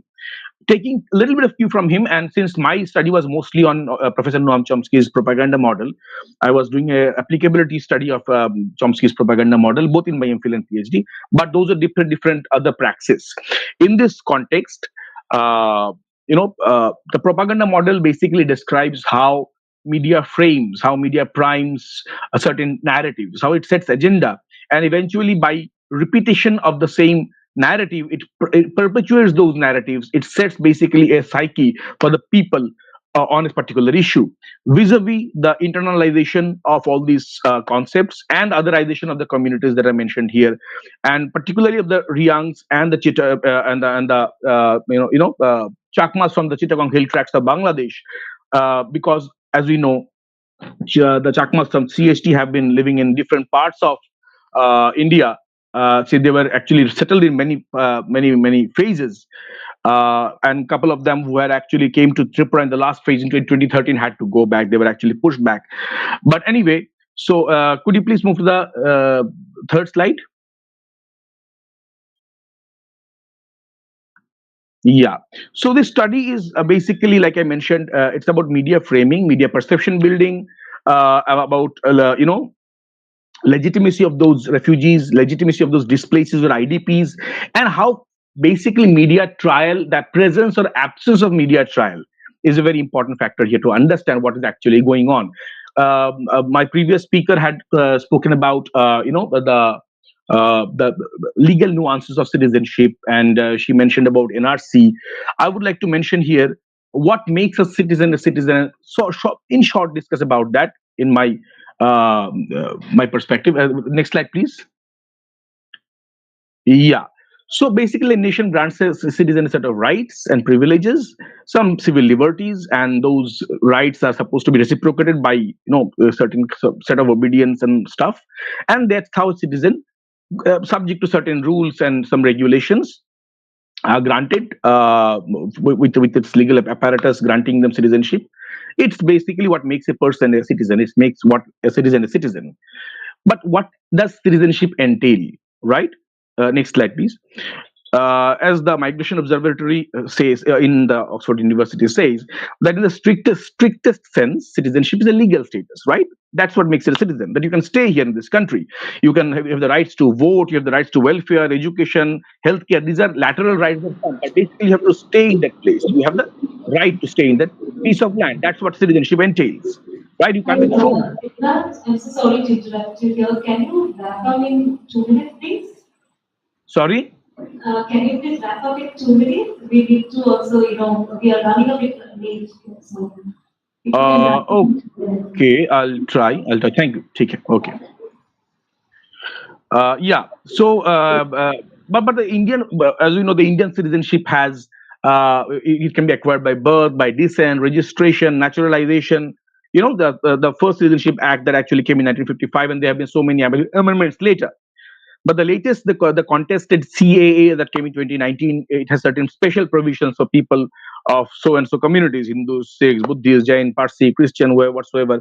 One community is not there. Anyway, so from certain countries like Pakistan, Afghanistan, Bangladesh, they can be given citizenship. But basically, people, once they become citizens, first of all, without becoming citizens, you have certain rights. They are called human rights, right? You have any person who is a human being has a human right. Now, as far as refugees are concerned, as far as the Chakma refugees are concerned, India cannot be really forced to uphold its end of the bargain as far as taking humanitarian really provide rolling out humanitarian relief can be can be taken into context. But India did sign a couple of other uh, international covenants that would actually be still in context of this thing, the onus of responsibility of the state to shelter them, right? And those includes the torture convention, the UN torture convention, and the International Convention of the Elimination of All Forms of Racial Discrimination in 1969, the 1989 Convention of Rights of the Child, 81 Convention of All Forms of Discrimination Against Women. So India is directly not a signatory of the 1951 Refugee Convention or the 67 Protocol, but it still is a signatory of all these different conventions, which mandate the country, or which at least expect the country to uphold its end of the bargain when some person is being persecuted, they're at the risk of their lives and security, and they're coming to save themselves. But when the Chakma refugees finally came in 2013, I don't want to go into this because I've been given a time limit here. We all know about how the Chakma refugees came, and how the Chakma refugees, after the partition of India in 1947, Chakmas, the CHT people wanted to be a part of India. There was the Indian flag was still there up in the CHT for a couple of some time. But anyway, different parts of these different phases of Chakmas refugees influx in India continued, and eventually in 2013, when they finally came, they had to move out. A couple of them were earlier, settled in Mizoram, in Tripura, in Arunachal, etc. as well. But these fundamental rights that the Indian citizens have, of freedom of speech, freedom of choice, and places where they stay, places where they live, all these rights that they have, is it enforceable? Well, actually, technically, the definition of a state in Article 12 is an inclusive one, and courts have ruled that where there is a pervasive, predominant governmental control, see, these different communities, organizations, they fall within the definition of the state. So yes, the fundamental rights are enforceable. So why is it that media, which is the proverbial fourth pillar, which though doesn't have any legal validity though, why does it happen? Can you move to slide 2020, please? Why does it happen so that I'm so sorry to cut you short like this, but we are really running out of time. Can you please conclude? Oh, okay, yeah, I'm wrapping up right Yes. in a couple of seconds. Yeah. So, can you move to slide 25? Sorry? Could the person who is handling the slide move to slide 25, please?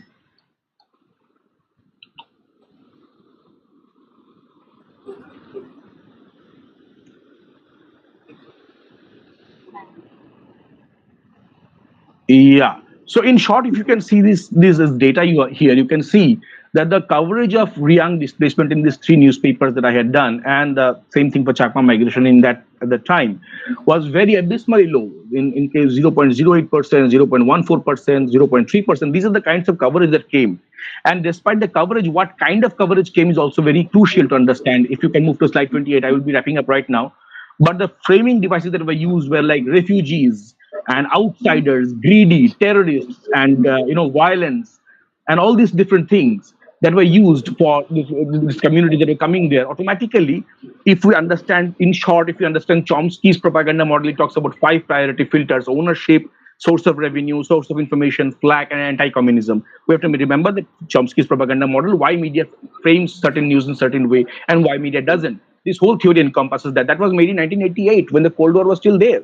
His whole study was in the Cold War period. So naturally, anti-communism was a Western world media philosophy at that time, which is not very relevant right now, though its nuanced aspects are there. But still, as far as the media ownership is concerned, like I mentioned in the earlier slides, I couldn't show them for shortage of time, but there it has been seen that all these newspapers, the owners were Bengali communities, the owners were the newspapers were DVP affiliated newspapers, they were grade A newspapers in the state government's category.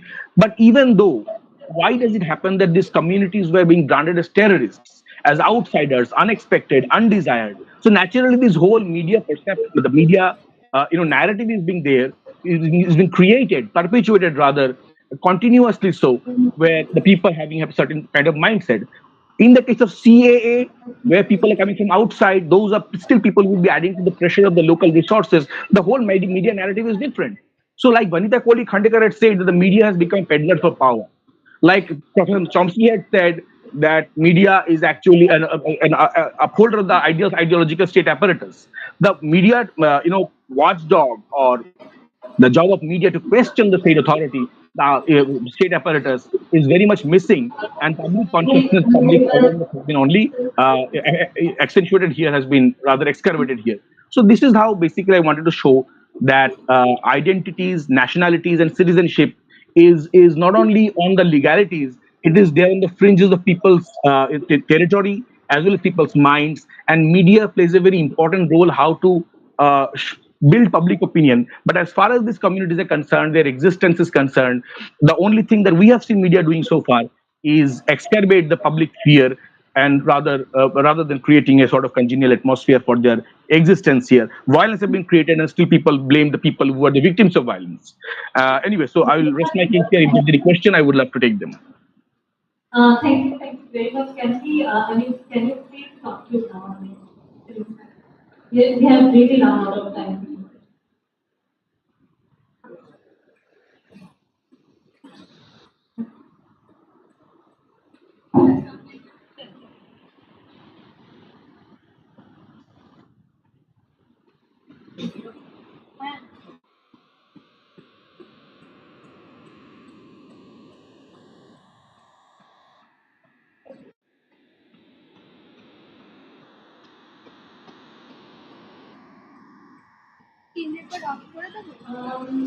So, okay. Thank you very much, Vedant, and I really apologize for cutting you short like this. The panel has started a bit late, and so we all had to hold our time. But No, no, it's my perfectly all right. I understand there is a shortage of time. I'm sorry for taking up so much time. Thank you so much. So I have a presentation for 20 minutes, but I've been given now 5 minutes. I'm not really sure what to say. Let me just finish on PPT, please.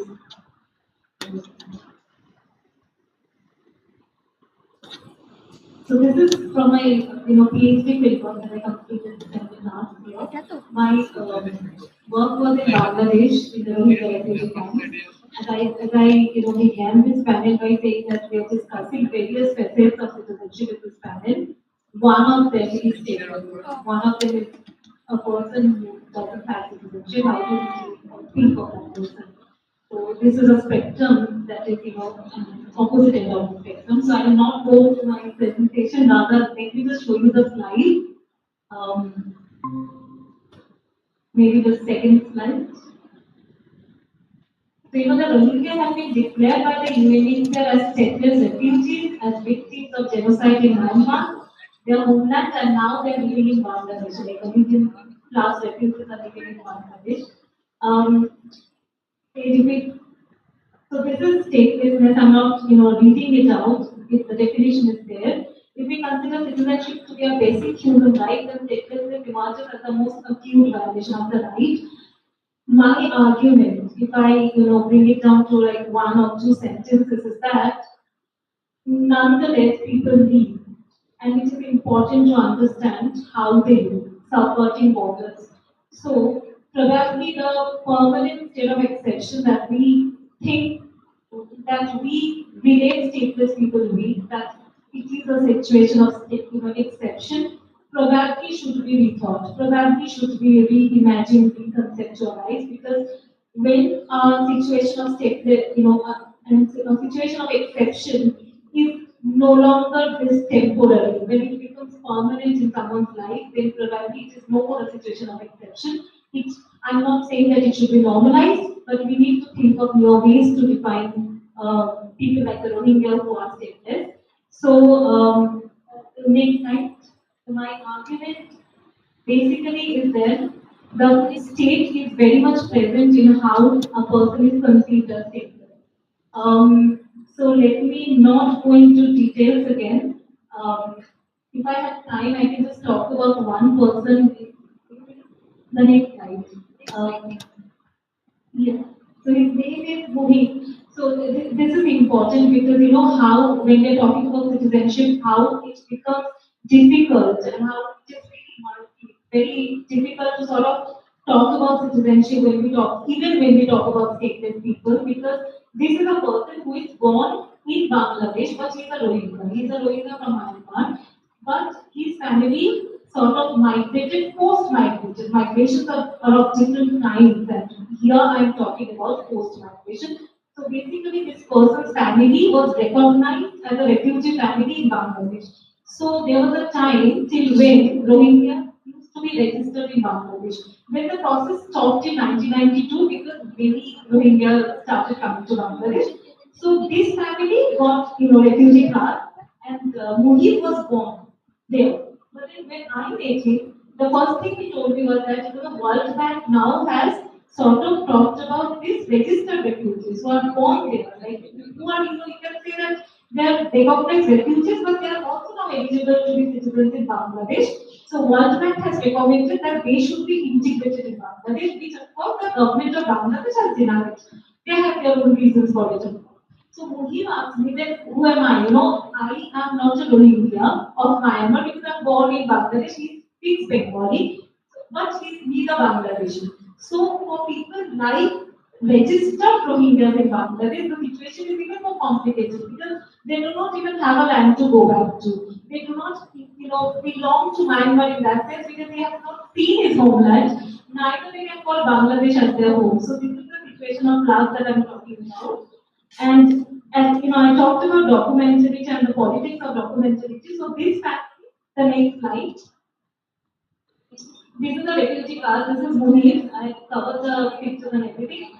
So they have a recognized refugee card, which means they're eligible to refugee rights, though they are stateless, though they are denationalized and everything. But despite that, they are not given refugee rights in Bangladesh. Why? Because Bangladesh and India, like many other South Asian countries, are non-signatories to the Refugee Conventions of 1951, 57.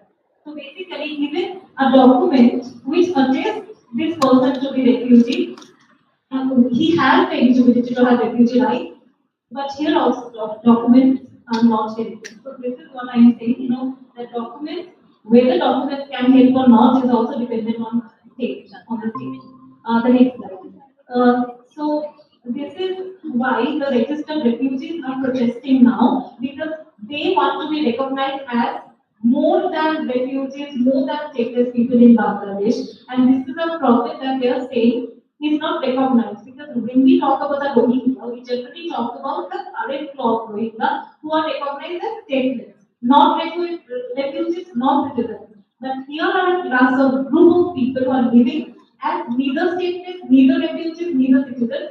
But interestingly, most of these people have even citizenship cards, citizenship documents in Bangladesh. So where do we basically fit in them? And the next slide. So this is about where I talk about the statistic numbers of people living in Bangladesh. If I go to the next slide, this is yeah.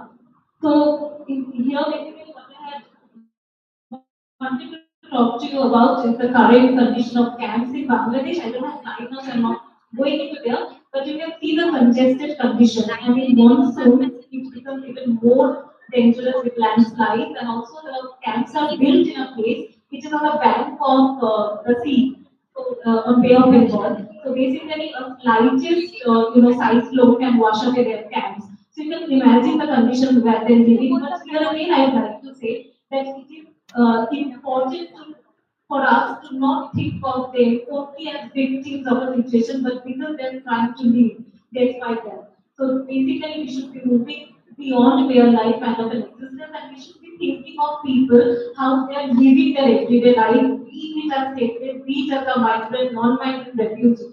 Categories probably are no more important. We should not think of binaries, or we should not think of categories. And the next slide. So this is basically a permission document. It's not important. We can move on to the next slide. If you're rushing. Okay. So this is a person I'm really I feel bad to talking about him because he's no more. But then he's a Rohingya activist. I met him in Bangladesh, and he was basically trying to negotiate with the government on behalf of the government of Bangladesh in collaboration with UNHCR. What he was trying to do was negotiate with the government of Myanmar to repatriate the Rohingya as many of them possible as citizens of Myanmar, which did not happen, and he was murdered by people of his own community because some of them were again going back to Myanmar until and unless a secure position, safety is assured. So here again you see how the politics of citizenship is essentially state-centric, essentially government-centric, and this person who was given full protection by UNHCR, by the government of Bangladesh, still couldn't survive. So here we can think about how protection mechanisms work. The next slide, yeah, same person, this is office. And if we go to the next slide, this is basically fantasy of documents. Refugees, their Rohingyas have many documents. They have refugee cards, they have ration cards, this card, that card, which finally on ground doesn't really help.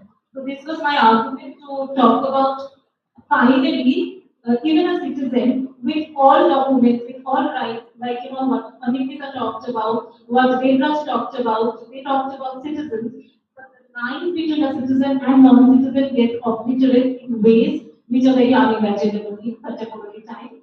And then finally, this is my final slide. This is basically, you can, the middle picture is, how the camps are built. This is a kitchen of one of my interlocutors. I just take them to, to show you how the camps are from inside. And this is again the road. It's a huge area on which some 34 camps have been built. So I couldn't read out my presentation, which could have related this picture better for you. But I have a short video, I think, for like not even 1 minute. This is of Rohingya children. This is from a primary school in the camps. There is no education system for children there, but this is just a self-help kind of a center of the UNESCO. And what I really liked was what I have been arguing, that we should not be imagining stateless people only as victims of a situation, which of course they are, but then there is more to it. People still smile, people still, live, and this is one of those things. So if you can take a video with that, we can end here, and the floor can open to questions if you have any questions. Thank you.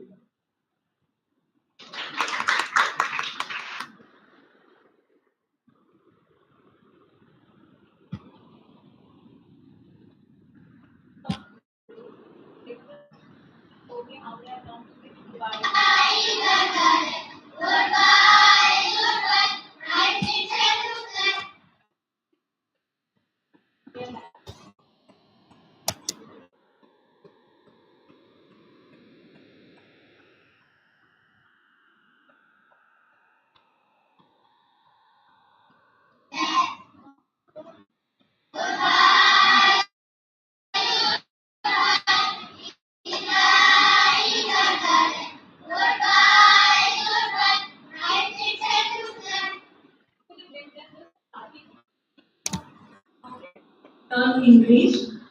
Language is another important factor you have tried to have a scope to throw light on, but then how language also helps in belonging and non-belonging at the same time. So here they are trying to learn both English, and then there is a politics of whether they should be taught Bengali or not, because they are essentially Rohingya, their language and dialect are very different than Bengali. Bengali are just spoken in Bangladesh. So the government of Bangladesh has decided that they should not be taught Bengali, because what if they learn Bengali and they start settling down in Bangladesh? So that's their perspective, but there are kind teachers who still help the children, and the camp is a space which is between, which is not exactly a liminal place. So I've been thinking of camps for long as liminal places where life is. It's actually not that. Camps in contemporary times are more like semi, urban villages. So if we think about this situation, then we will probably think also beyond exception, because it is no more an exception. It is long as wars will continue, borders will break down and borders will come up, and this is probably the reality of capital neoliberal state, and we probably need to understand and accept it. So thank you very much. Thank you.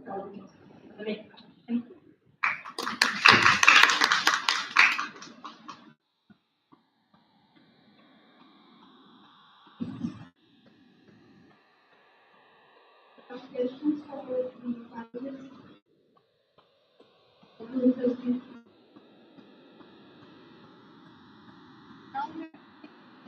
Very thought-provoking talks, and thanks to all three panelists as well as chair.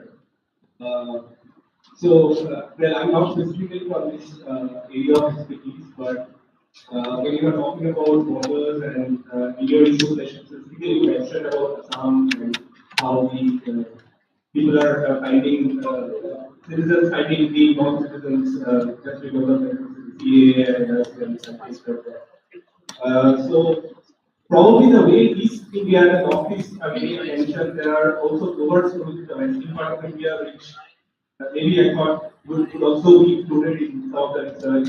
For example, it reminds me of the movie Sarfarosh, where the Citizen Star says, I am a Muhammad, so I am a refugee in my own country. That was a question that was asked in that movie, and I happened to work in a community in Haryana. I was working for language census by mother tongue division of the census.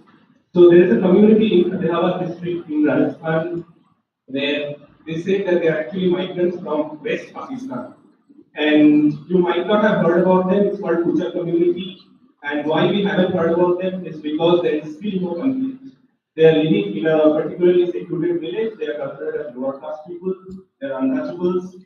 So the Tahsildar took me there, but he didn't actually go. He said the jeep can reach until the village, this side of the village. You have to go by foot and reach the villages and come. So what I realized in my field was this was about their language, the language that they don't understand. Although they can speak Haryanvi and Punjabi, which are the two most dominant languages over there, but they have their own language, which the government is trying to understand that what language it is. And this question of citizenship was still there because when you were presenting your cases, I was just thinking that someday maybe in that Patiala district of Haryana, people will just start saying that these are refugees from Pakistan because their forefathers have migrated from Pakistan and therefore they should be pronounced. And so that's one thought that I have. The second one is the question of this Rohingya refugees and the Bangladeshis. I was teaching in Malaysia last year in one of the universities where I came across the Bangladeshi refugees as well as the Rohingyas. And you wouldn't believe, I mean, this is certainly expected that their Rohingyaness and the Bangladeshi are these be preserved in a foreign country like Malaysia, where there are Bangladeshi immigrants who are illegal because their work permit is over, but they have the passports. And the Rohingyas, they have these UN refugee cards. So they are not supposed to get works. They can only take refuge over there. And it is still maintained across Malaysia, and the government also doesn't recognize their rights and so on. So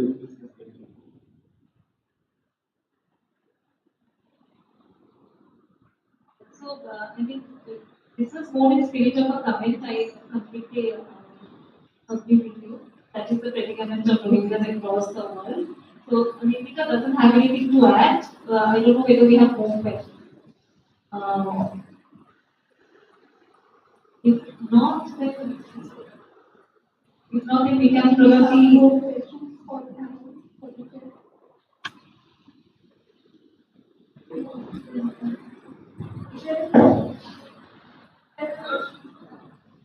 I just think what you said is something I have not explored, but is to quickly see that the eastern part of the body is still very porous because we, I don't think that we have fencing yet in many parts, but on the western side it's not that fluid. But yes, I mean that's not very explored, specifically scholars from the east, right? Farhana Ibrahim recently had established all of the work done in Rajasthan.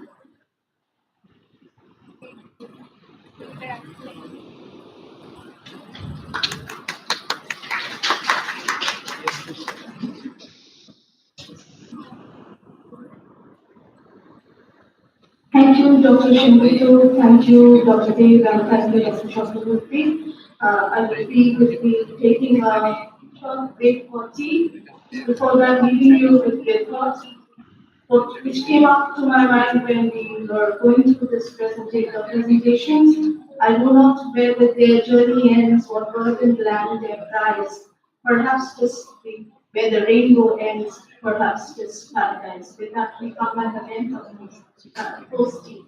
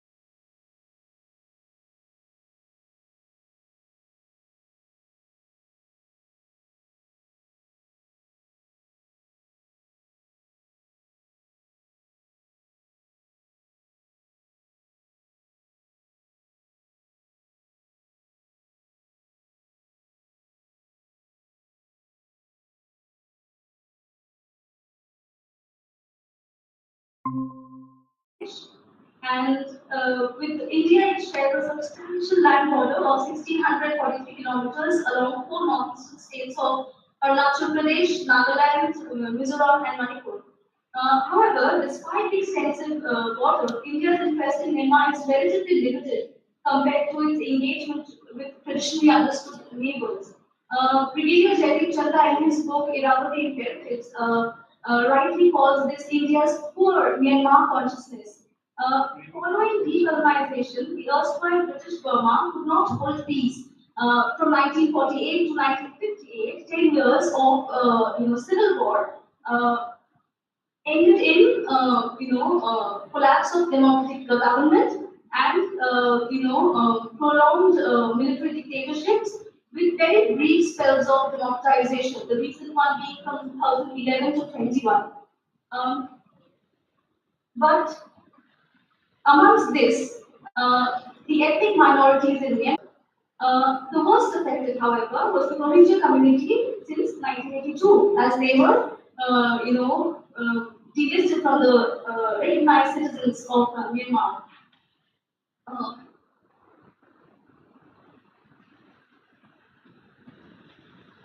I'm so sorry, I'm just trying to cut it short. Um, but despite the apparent, differences in terrain with South Asia, also, differences in ethnic and racial makeup, dominant religion, culture, language, and pre-colonial history, a closer examination of, the composition of Myanmar reveals similarities with both India's northeastern borderlands and the Chittagong Hill Tract in Bangladesh, indicating a shared connection with Myanmar of South, with South Asia. So, in the next portion of my paper, I try to see how, what are the push factors for the ethnic minorities to be displaced both internally as well as becoming refugees to neighboring South Asian countries. I think some of the papers since yesterday and today also highlighted how the Rohingyas were pushed to Bangladesh and other neighboring countries. But I try to see this through the post-colonial nation building in Myanmar, constitutional developments since the period of 1948, and the failure of democracy with successive military regimes, the failure to implement policies that contain for ethnic minorities, and displacement of ethnic minorities both inside the country and then becoming refugees. And there were some certain systematic policies of communalizing the national identity, where ethnic Buddhists in Myanmar have, drawn policies to encourage more, encourage, discourage incorporation of ethnic minorities in Myanmar. At present, we have an ongoing coup in Myanmar with 1.8 million internally displaced persons. This is an estimation from the United Nations, and these data cannot be verifiable empirically as a lot of the groundwork needs to be done. However, identifying refugees from Myanmar, while we are identifying them, we see Chin refugees who are in Mizoram and in Manipur. Some of them are also in Bangladesh. And we have the Rohingyas in Bangladesh as well as in some cities in India. So while we see what kind of policies were, meted out to these refugees in Bangladesh, we've already seen some papers with presentations of kind of, situation that they are experiencing in refugee camps. India deals with these refugees from Myanmar in three different ways that I have been able to identify in my paper. The first is, restricting the free movement regime in the northeastern Indian states.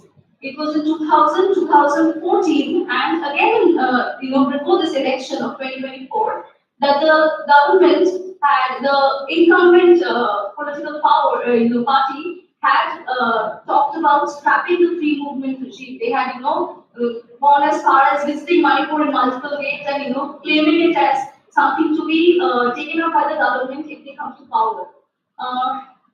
So this is a 1,643-kilometer long border, and scraping it affects the ethnic, the kinship ties between the borderland, communities. The second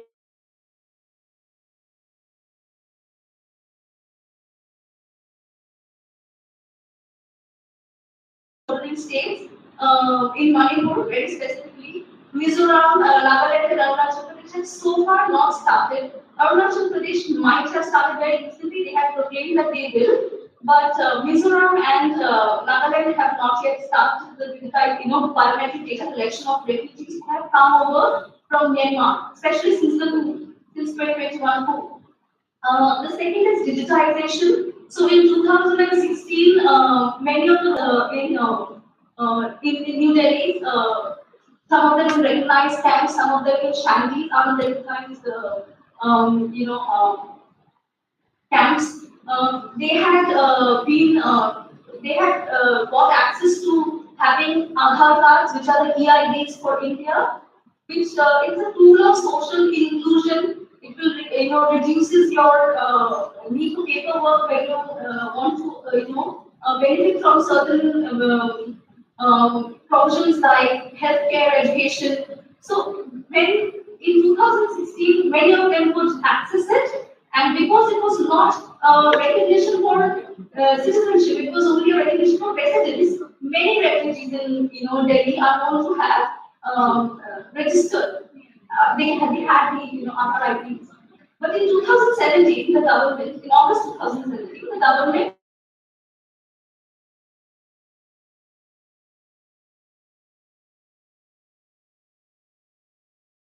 has 776 Myanmar detention camps in India. They have been police claim that these Aadhaar cards have been obtained illegally, and many of these other cards were frozen or cancelled, which not only gave them you know uh, denied them the right to social protections and access to aid, but also when because a lot of their biometric data was collected in these for these documents, they were now vulnerable to be repatriated, and because the government of India and the government of Myanmar share data on both sides of the on both sides, so now these refugees once repatriated, they would be more vulnerable than they previously.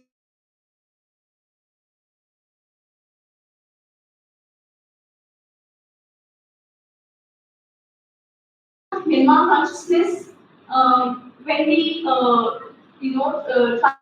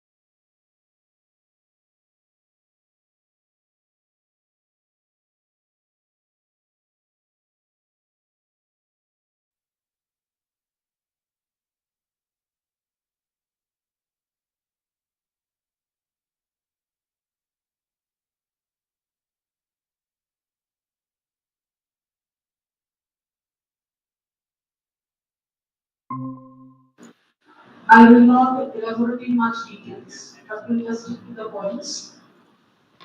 Can the PPT be played?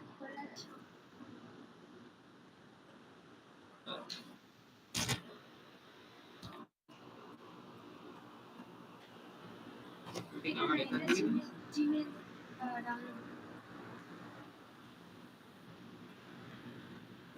don't know how to do it.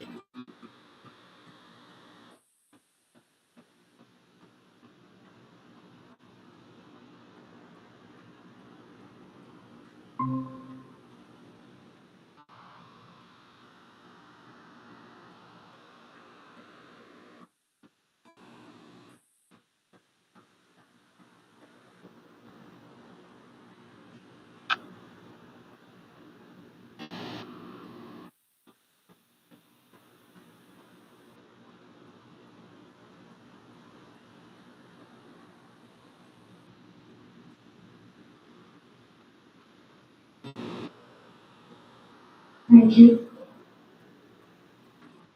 Today, I will be speaking on the plight of Zari artisans during COVID-19 and insight into the world of uncertainty. That's very common for all the professions. During the COVID-19, all of us were uncertain to some extent, but my main highlights will be on this industry, and it is a part of my PhD research work. So, although it is not completed, I'm just on the way, and I've done, and I'll show whatever I've done regarding the research.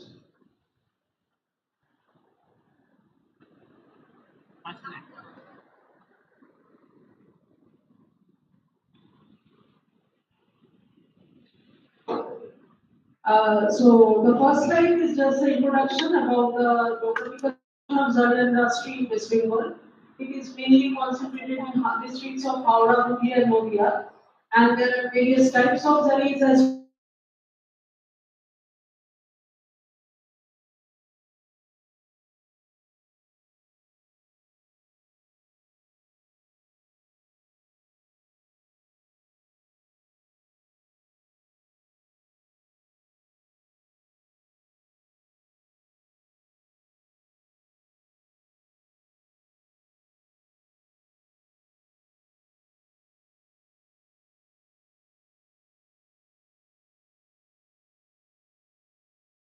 well, which have been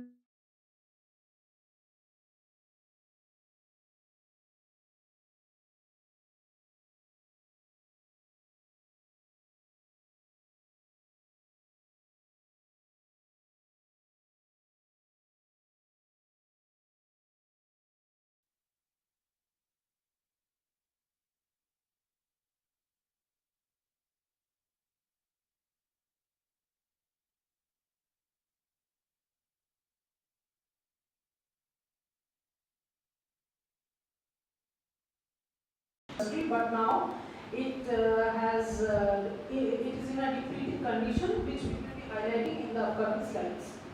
So, the objective of this research is to find out the problems of zari workers and to suggest some practical solutions regarding it. And my methodology is based on three steps. One is pre-field. I'm restricting on questionnaire preparation through visiting several secondary sources, and field survey is field on-field analysis is more important in this research due to area inspection, determination of sample size, and primary data will be collected through questionnaire and interview. And I have done some in the post-COVID era. And post-field, this is writing and data compilation is also a part, like all other research. And the key aspects of the industry in West Bengal, firstly, historical background I have mentioned, it is prevalent since Akbar's time during Mughal era, and major centers are Kolkata, Murshidabad, South Chobbish Pargana. Why Kolkata? Kolkata is the largest market area. Boro Bazar and Park Street have different finished goods that comes from Howrah district and Hooghly as far as the zari manufacturing industries are concerned. Types of zari work, we know that there are three types. Real zari, which is the most expensive, made up of golden and silver threads, and imitation zari, which is a kind of more affordable alternative to it, and plastic or synthetic material. This time is one of the cheapest substitute of all the three.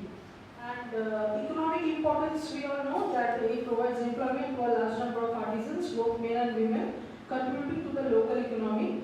And thread making, dyeing, textile manufacturing, these industries thrive on this zari industry as an ancillary industry. Reason for migration in zari industry. Now I am getting into the main crux of the research.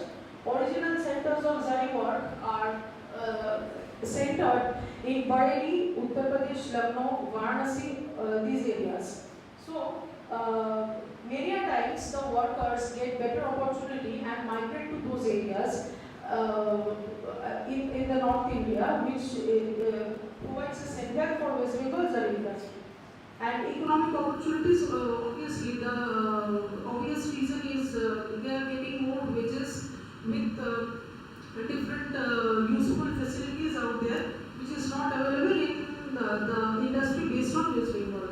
And skill specialization is also a factor. The industry of West Bengal, the workers are generally work in the home-based operators and they are not skilled compared to the zari workers of North India. So there is a cutthroat competition between these two fields.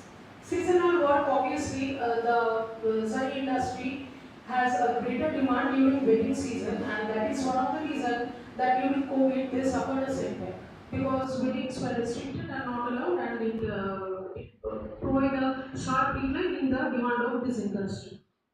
Next, skill transfer and innovation. Obviously, skill is getting transferred to other states and even to other countries. Sometimes they also goes to Gulf countries for zari manufactured products. And labor supply is also the interchange of labor of zari industry is also one of the main cause.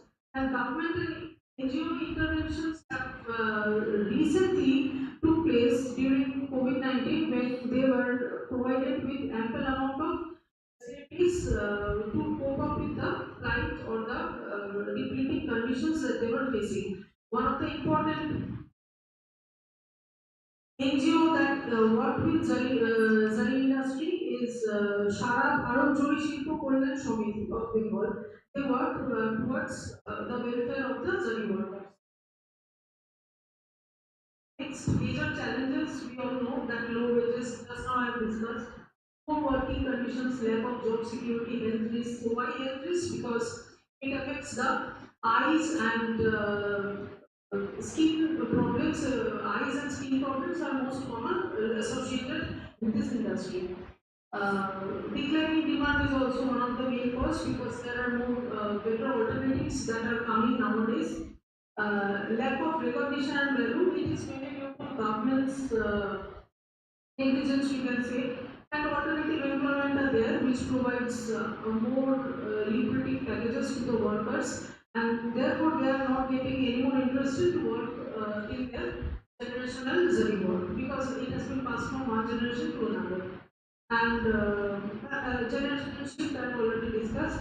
Technological changes like the invention of and the CAD machines are taking place instead of human laborers. Human laborers are losing their work in certain industry because the machines are doing them on their behalf.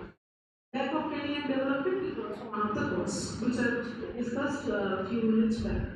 Now, my main observation, nearly 80%, this during the COVID-19, which I have observed after my field visit during 2023 end.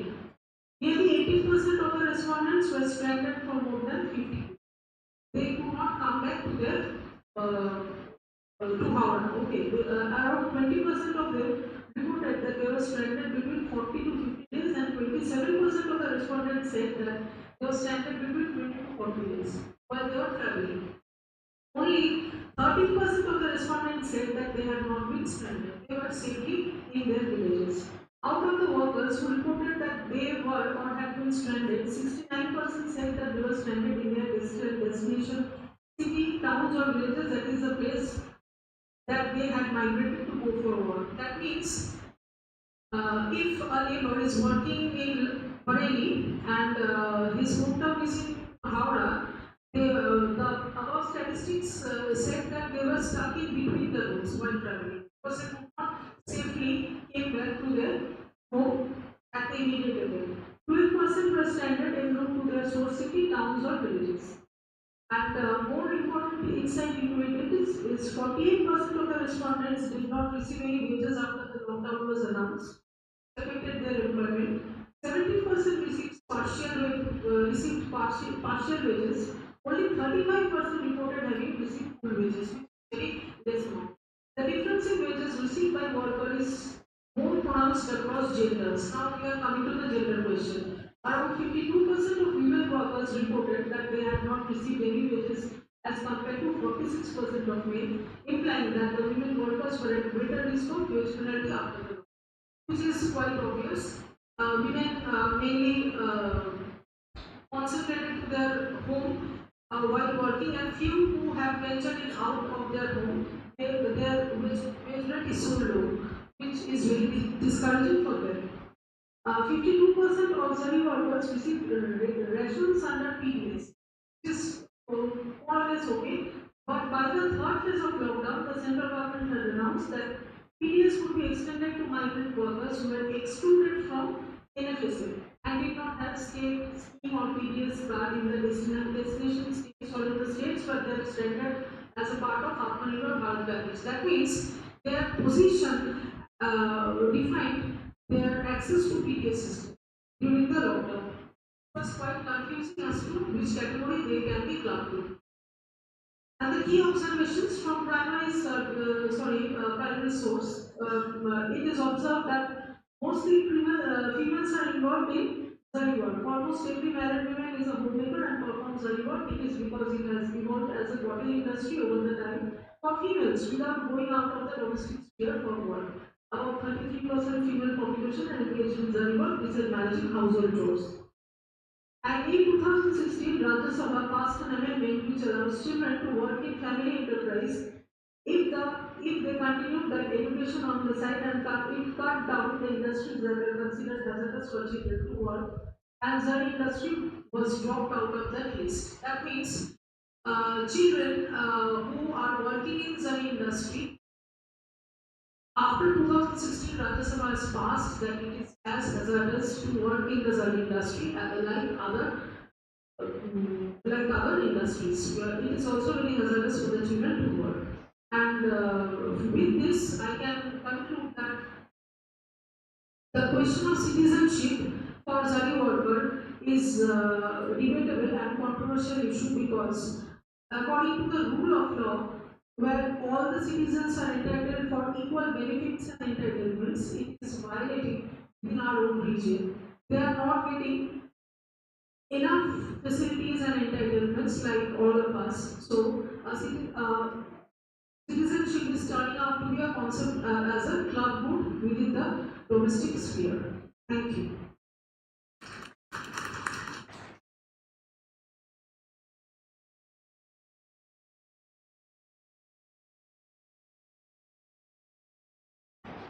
Our next speaker is Rudeshna Dutta. Our paper is titled A Study on Migrant Women's Access to Reproductive Health Care Resources in Urban Slums of Kolkata.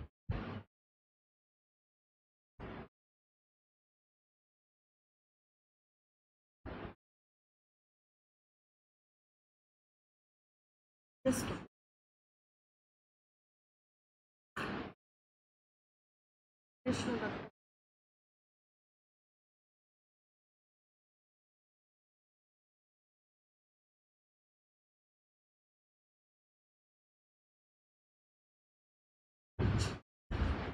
Good evening, everyone.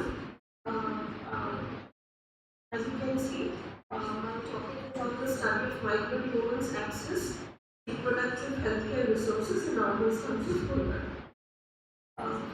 Women communities comprise a larger portion of the labour market and hold a prominent situation of women in India. Even though there are so many policies, women are still facing a lot of obstacles. The government has taken up several initiatives and regulations to enhance women's economic, educational, health prospects. The right to healthcare services for the entire population must be considered the government's duty to ensure universal access. The utilization of health-related services depends on the affordability and accessibility of services. The availability and constraints to access health services differ across various gender groups in society. Access to reproductive healthcare resources a fundamental right. This fundamental right we are talking about is equality of all types of opportunities. Women should lead a life of respect, equality, and decency, free from any form of fear, force, or discrimination. Indian women face barriers accessing quality healthcare, which impedes their ability to advance socially and economically. Access to basic reproductive healthcare resources is a fundamental right for all women in India. However, millions of women, especially the ones belonging to the marginalized section, face unsafe reproductive health practices due to myths, misunderstandings, or lack of understandings. Reproductive health issues are aggravated by unequal distribution of reproductive health education, access to hygiene facilities amongst marginalized sections of the society. The situation becomes precarious for the migrant slum dwelling women.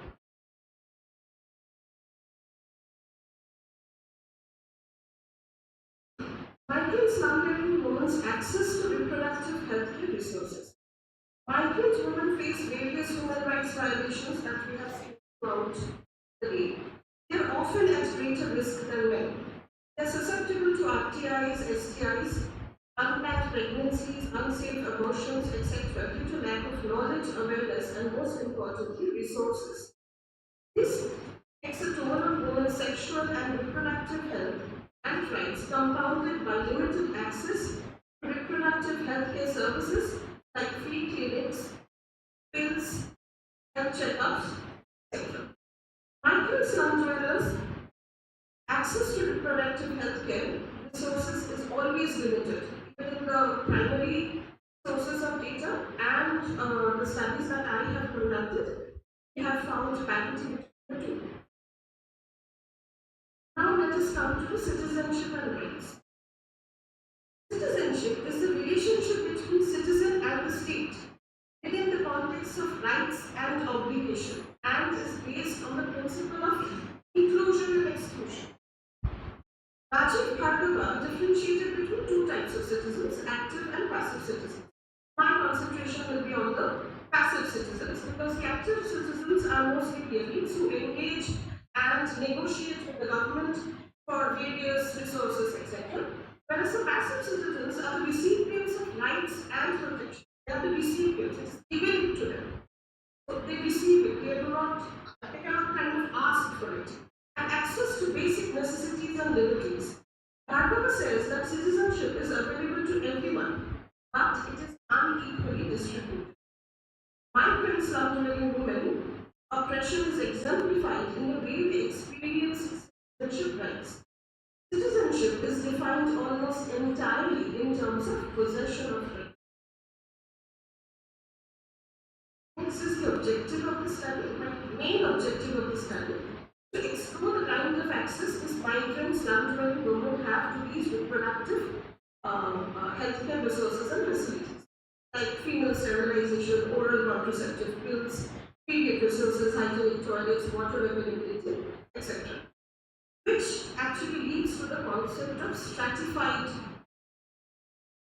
My method of study was qualitative approach. 15 in-depth interviews were conducted. Study area was the Khinkari slum, which is adjacent to Salt Lake City, divided by the Keshnapur Canal Khal that we know of. Non-probability convenience and snowball sampling was employed. The major major findings were women prefer oral contraceptive pills over medication. The reason behind that was many of them complained that it is because of this tubal ligation that they went for the surgery. They after the surgery, after a week or two, they faced severe pelvic pain, back pain, and shoulder pain, and few of them faced abdominal cramps, etc. And this continued. So many of them went back and undid the surgery. Now, when I had a few conversation I had with a doctor working at Archibald Hospital, because majority of these slum dwellers go to Archibald Hospital. So they said that it is because of malnourishment, and also because these slum dwellers at least need, after the surgery, they at least need 2 days of rest, basic, minimum 2 days of rest, and no heavy lifting or no like heavy work, at least for 2 weeks, at least for 2 weeks. The best is like 1 month or two. So they return to work the day after, or at least within a week, not even a week, within 2 or 3 days they return to work.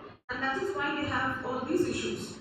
And historically, if we see that many of the parents, parents of these slum dwellers, they actually are not aware, what surgery is happening with them. Like, tubal ligation happens through a laparoscopic process. For them, they call it as a current. Initially, when I started interviewing, I was shocked that what current is. They call it as current. The reason behind that they call it as a current, they consider that the laparoscopic this thing, the device, is like a current which actually burns the fallopian tubes, like burns something. They do not know what fallopian tubes are. So this is one of the issues. Now this is the sterilization part. Now the other reproductive parts, like basic toilets, they do not have proper toilets, in the sense the structure is there. It is not cleaned. It is cleaned by one of the members belonging to the slums, and they have employed their only community members who cleans one of the toilets once a week, and paid like 4 times a month, and is paid 25 rupees from each household. So the government or the municipality does not take the responsibility. It is the head of the slum dwellers to clean the toilets and etc. And majority of the slum toilets do not have water taps, which the majority of my respondents complained about. That we the basic light that is working 24/7, especially at night, and we need water availability. They have to carry the water from their personal rooms or shacks, like homes, to the toilet, which is, let's say, 100 or 200 feet, not 100, like, let's say, yeah, maybe 250 feet distance, meters distance, sorry. So this is the condition. So these are the basic things. Now let us come to the immediate resources that they expect from the government, like basic sanitary pads. That there are various schemes under our government, but none of them till now, like I interviewed women belonging to the age group of 30 to 40. Yes, 30 to 40, and none of them till now have received any kind of resources apart from few pills like iron and folic acid when they were pregnant, and apart from that they did not get any kind of resources like sanitary napkins. These are the basic issues that they face, and also they wanted the toilets that I'm talking about are actually latrines. Okay? They do not have a bathroom. So pregnant woman, a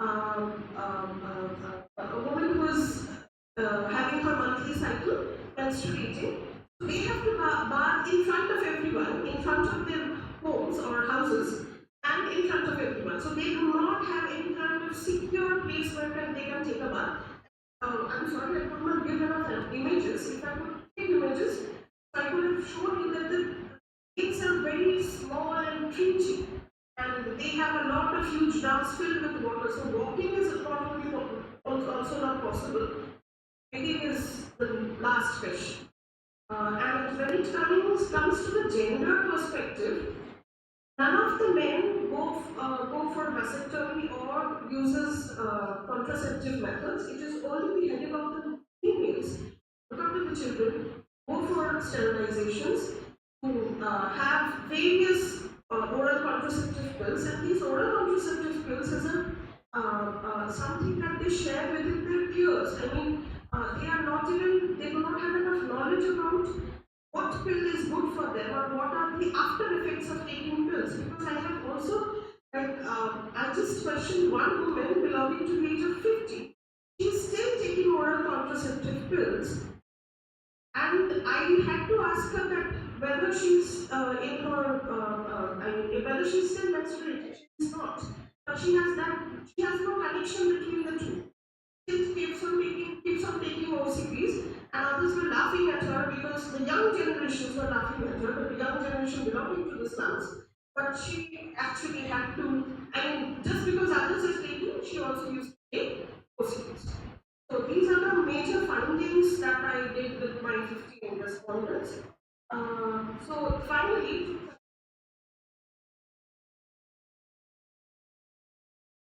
conclude, I would like to say that citizenship is not same for all. It is stratified. It is differentiated. So like us and them, others, they are the others. So they cannot, like when I was interviewing, they asked for two things only, that water and light. Because there have been two incidences where a woman had sudden delivery when she went to the washroom. The fetus was 7 months old, and another woman who was pregnant died in the evening because there was not enough, no light at all. Okay, so these are the issues, all issues, case studies can be there, but these are the main pertaining issues that they wanted to address, and I also want to address. These three concepts like migrant, women, and slum dwellers, these are all different categories. Added to that is the citizenship. They are the poor or the passive citizens who are just waiting for the government or the active citizens to help us move, help them to move about and have some kind of resources with which they can work with. Thank you. Thank you.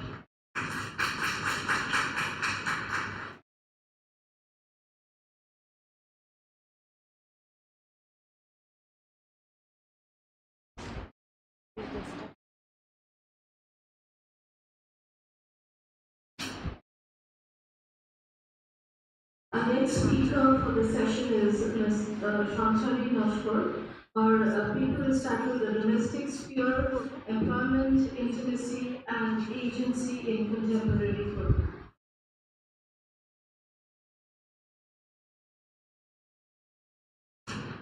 Thank you. My name is Shantali Nashkar. That is the title of my presentation. The Domestic Sphere, Migration, Informal Citizenship. The topic in 2017, eminent sociologist Shurendra Patel remarked that a remarkable process of revolutionary urbanism is taking place in India, but most social scientists have only recently started assessing the urban experience critically from the various disciplinary perspectives focusing on experience, conflict, prosperity. The paper follows such an urban turn to focus on the domestic sphere in the contemporary times that has undergone transformation as a result of many such factors, such as neoliberal growth of cities, migration, workforce participation, proliferation of slums in general, and in particular on labor as a category to delve deeper into the questions of informality, precarity, gender, through lived experiences of women, especially those engaged in paid domestic labor. Middle class women's engagement, increasing engagement in paid employment, gave rise to a lacuna in household responsibility.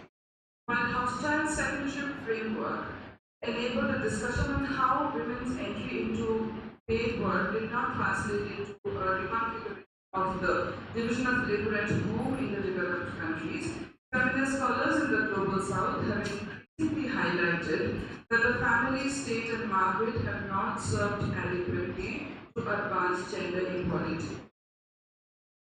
However, to reconcile women's new roles in the workforce with their continued roles in the family, a large part of the domestic and care work, especially in the big cities, have been delegated to outsiders, the domestic worker, an overwhelming majority of whom are women, located at the intersection of multiple forms of oppression, as women, as migrants, as formal workers, as informal workers, and so on. This slide looks at the microcosm of Kolkata, especially now, to reflect at the outset on the nature of work, power of negotiation, and implications of citizenship of the two categories of women that we're talking about. One who is engaged in paid domestic labor and the other who employs them.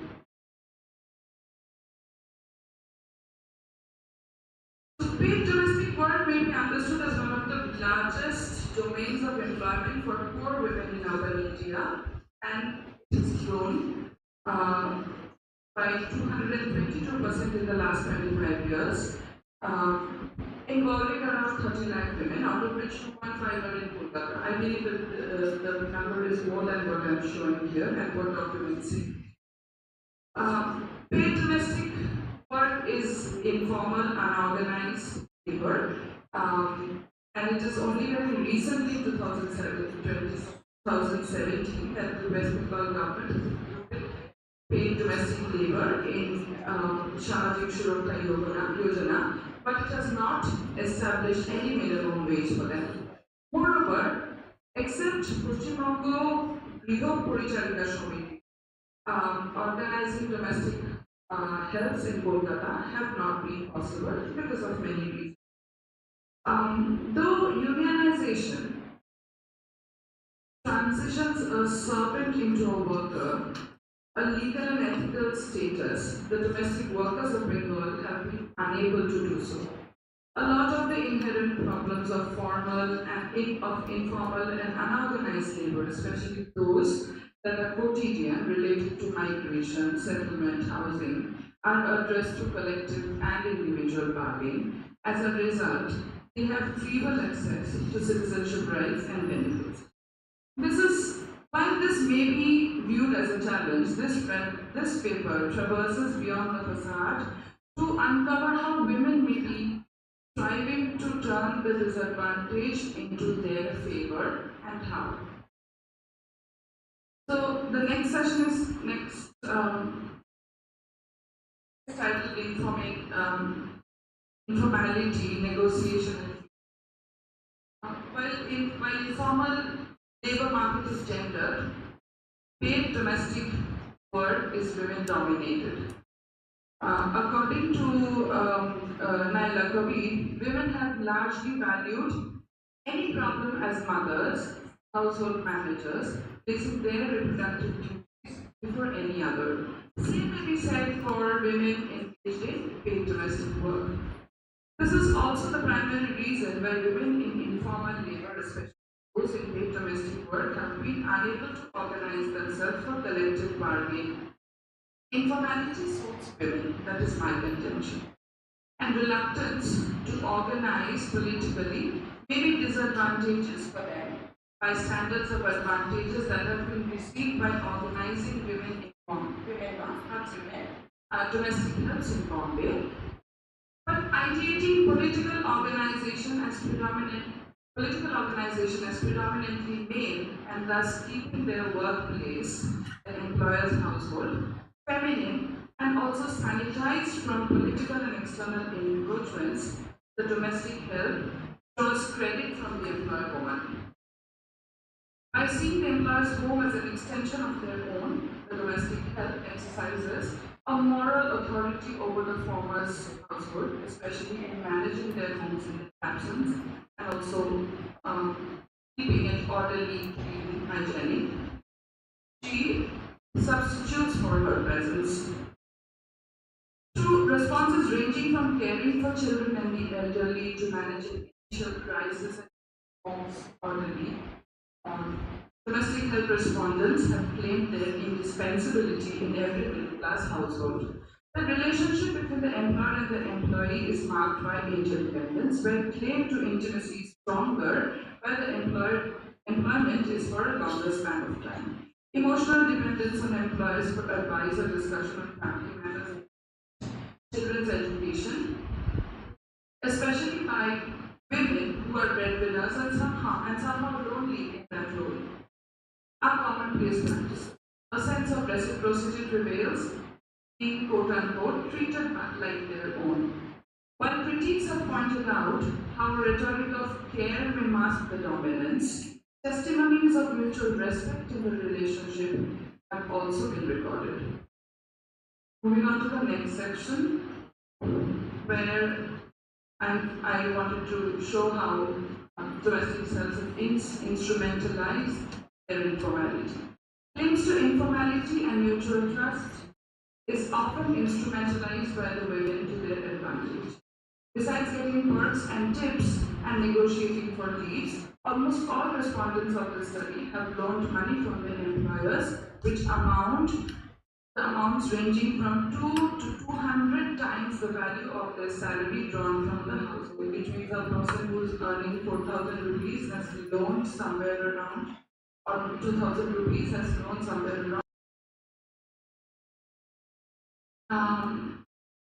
And that too without any mortgage.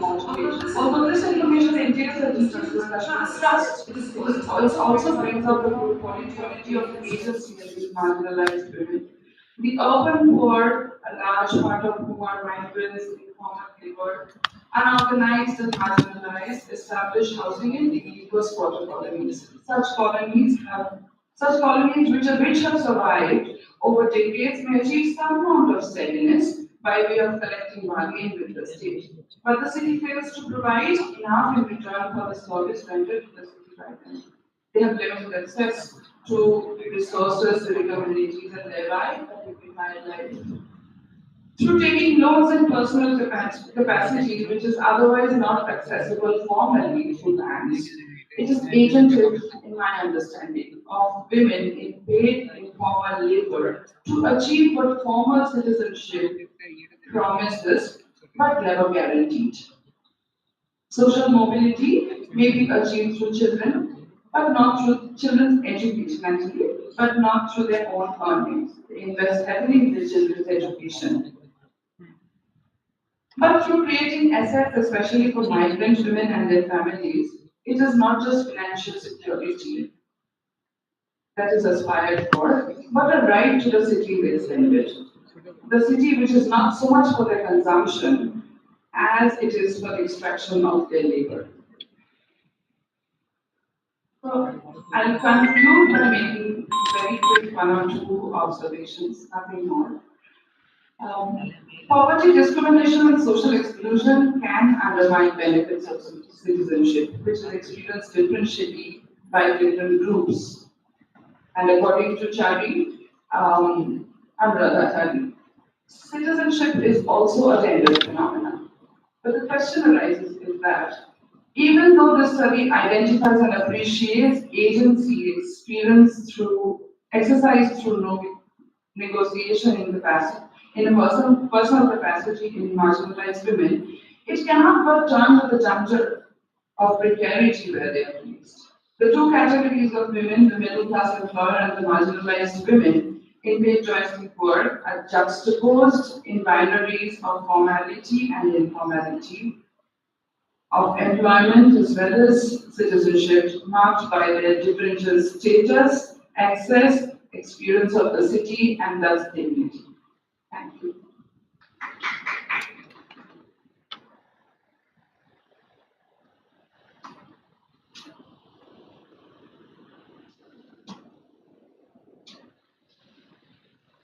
Running with time, we beg to apologize for the lack of applause that we are able to, express. But definitely, the papers are all very well presented. Carrying on with the next speaker, she's Ms. Anuna Das. Her paper is titled "Refugee Citizens or Stateless: A Study of the Standard Pakistanis of Bangladesh."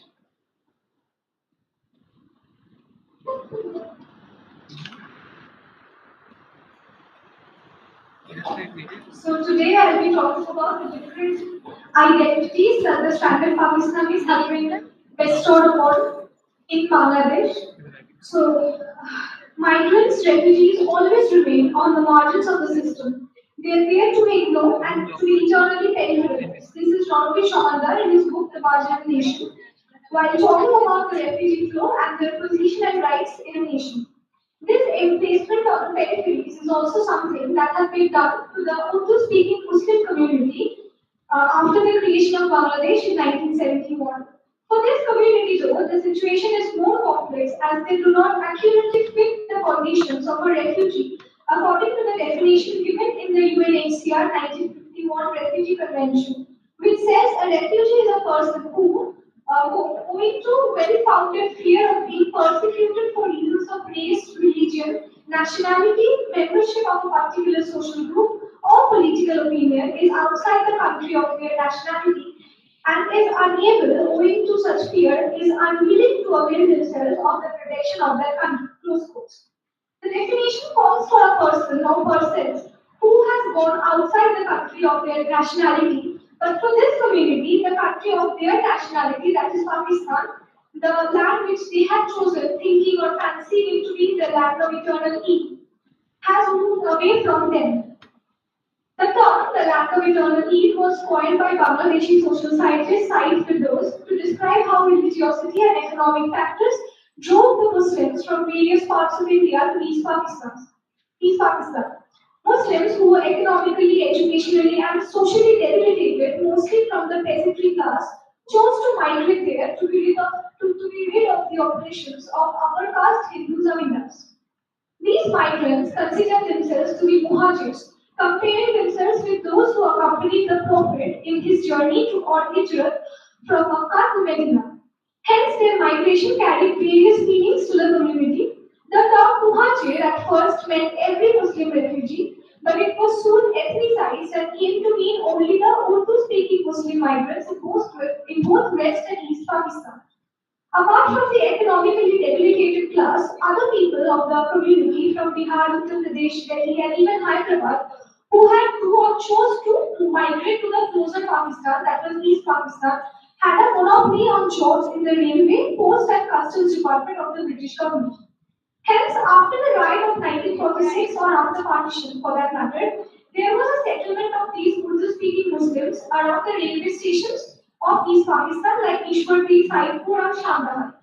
Bihari settlements started growing around Jaipur and Mohammadpur as well, where they had businesses or held high-grade government jobs. Dr. Muhammad Mahabubur Rahman in his essay, The 1947 Bengal Partition, the demarcation of borders between Malda, Murshidabad and Rajshahi and its effect has given a detailed description of the Biharis who migrated to Rajshahi and their contribution to the informal economy of the city and participation in educational and other sectors. The Biharis who migrated during partition were mostly government job holders, especially in the railway sectors. But the second influx of the Urdu-speaking Muslim community, which happened during 1950 to 52, were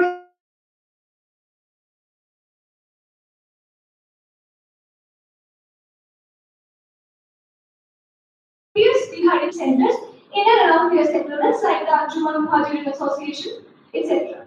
The community's language was akin to the one used by the ruling government in West Pakistan. Hence, they were lauded and given preferences in every sector. Not only that, this community was given preference by the Pakistani government in terms of distribution of abandoned properties of the Hindus, the allotment of government jobs, much more than the Bengali speakers, giving rise to the growing grudge of the latter against the former. Things started sinking for the community as the linguistic nationalism of the Bengalis started gaining importance, so much so that it led to the Liberation War in 1971, ultimately creating Bangladesh, which officially and permanently erased East Pakistan, their land of eternal Eid. In a documentary by Tanvir Mukammal titled Shobhubhumi or the Promised Land, it is depicted how this community was used as lathias by the West Pakistani government during riots leading up to the Liberation War and were provided with ammunition during the war. Some percent of the Urdu-speaking population did, however, openly supported the West Pakistani army, but it was never everybody. But after the reunification of Bangladesh, the community was collectively blamed and wholly categorized as groups who were behind the genocidal killings meted out against the Bengalis during the war. Apart from Muhajis and Biharis, the community then got a new identity that was Razakars or war collaborators. In an interview with BBC Bangla, one of the residents of the Geneva camp of Dhaka called the people of the community victims of speech on Zubar ki Shikar. This is the beginning of the community being maltreated for their Zubar, that is Urdu.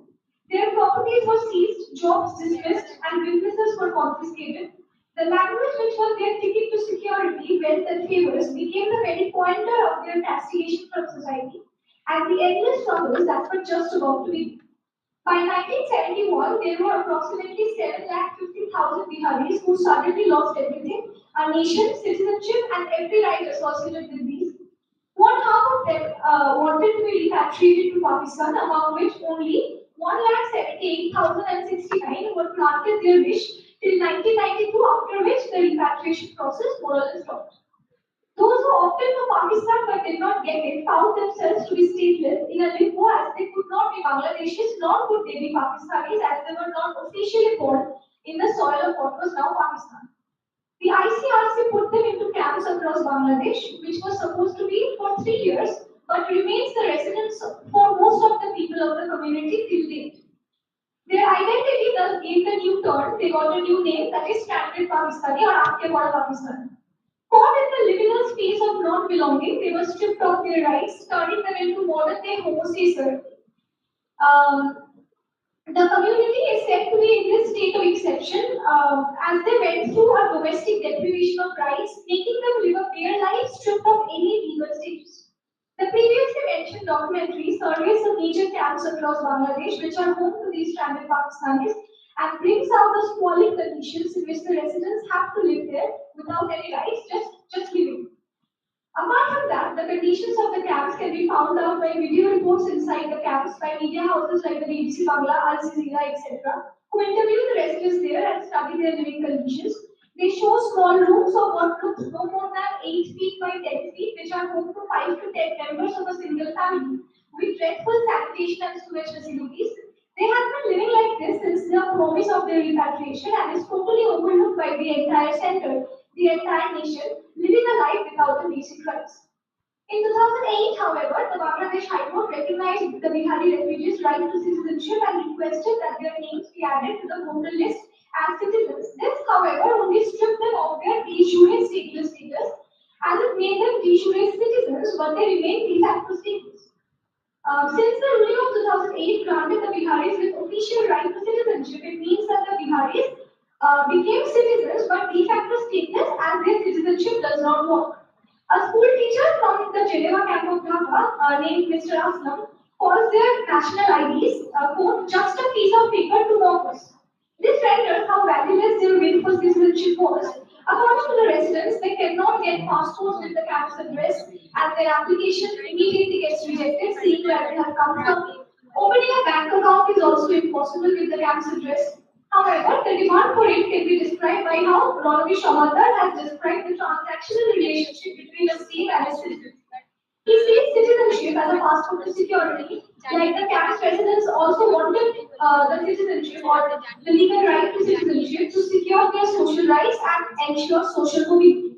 Victoria Redcliffe, in her article titled Subjectivity and Citizenship, Intersections of Space, Ethnicity and Identity Among the Urdu-speaking Minority in Bangladesh, has found out how the legal citizenship meant for most of the community the right to ownership of property which will be their ticket of moving out of the camps. This urge for mobility was not fulfilled even after they got their IDs, as their language remained their one model of identity by which they are seen by the rest of the Bangladeshis. They therefore took up what Redcliffe has termed the political economy of identification, which refers to hiding the identity of oneself as Urdu speakers from the mainstream population in order to get what they want, like forging papers to get visa and passport, hiding or masking their ancestry, etc. Rajarshi Das Gupta, however, in his article Geneva Camp Dhaka, Bihari Refugees, State of Exception and Camouflage, has found an ambivalent temperament in the people of the community which is not utilitarian like just hiding one's identity. He describes it as blending with the changing composition of dominant segments of population. This position, like the scientific camouflaging, is also blending with the surrounding, and in this case, blending in with the majority people of the nation. From the story of Ariful Islam, as mentioned in the mentioned paper, instances of camouflaging can be traced from Ariful's grandfather's decision getting his children educated in Bangla instead of Urdu, or supporting Mujibur Rahman in his six-point program, or not applying for repatriation or marriages with Bengalis within the family. These acts are still seen in many cases in the camps, especially marriages outside the camp that are a very frequent occurrence.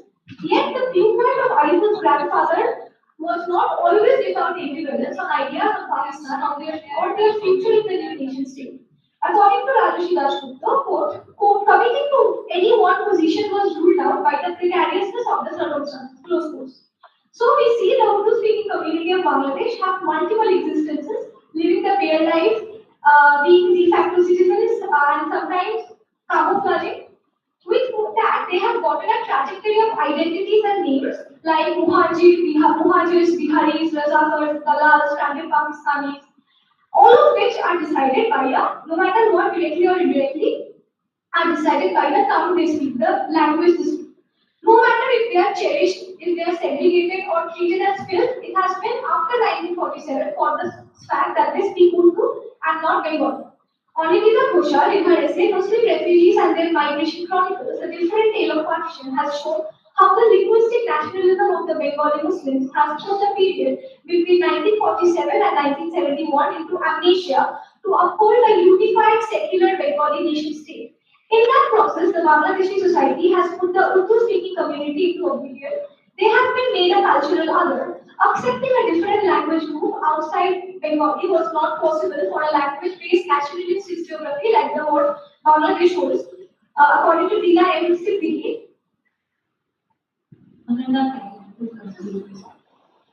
where she traces the erasure of 1947 from the new definition of Bangladesh, she goes on to show how this process of papering over the fissures and contradictions involved in the making of a secular unified Bengali nation state.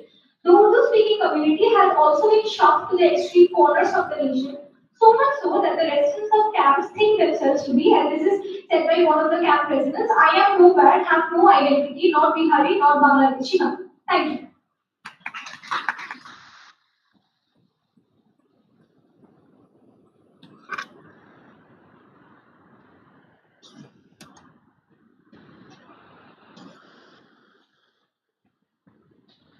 Our last speaker for this session is Dr. Krishna Shamadkar. Her paper is titled Reprising the Nexus Between CAA 2019, NRC, and NPR as Means of Restructuring the Existing Citizenship Matrix in India through the lens of law and judicial discourse.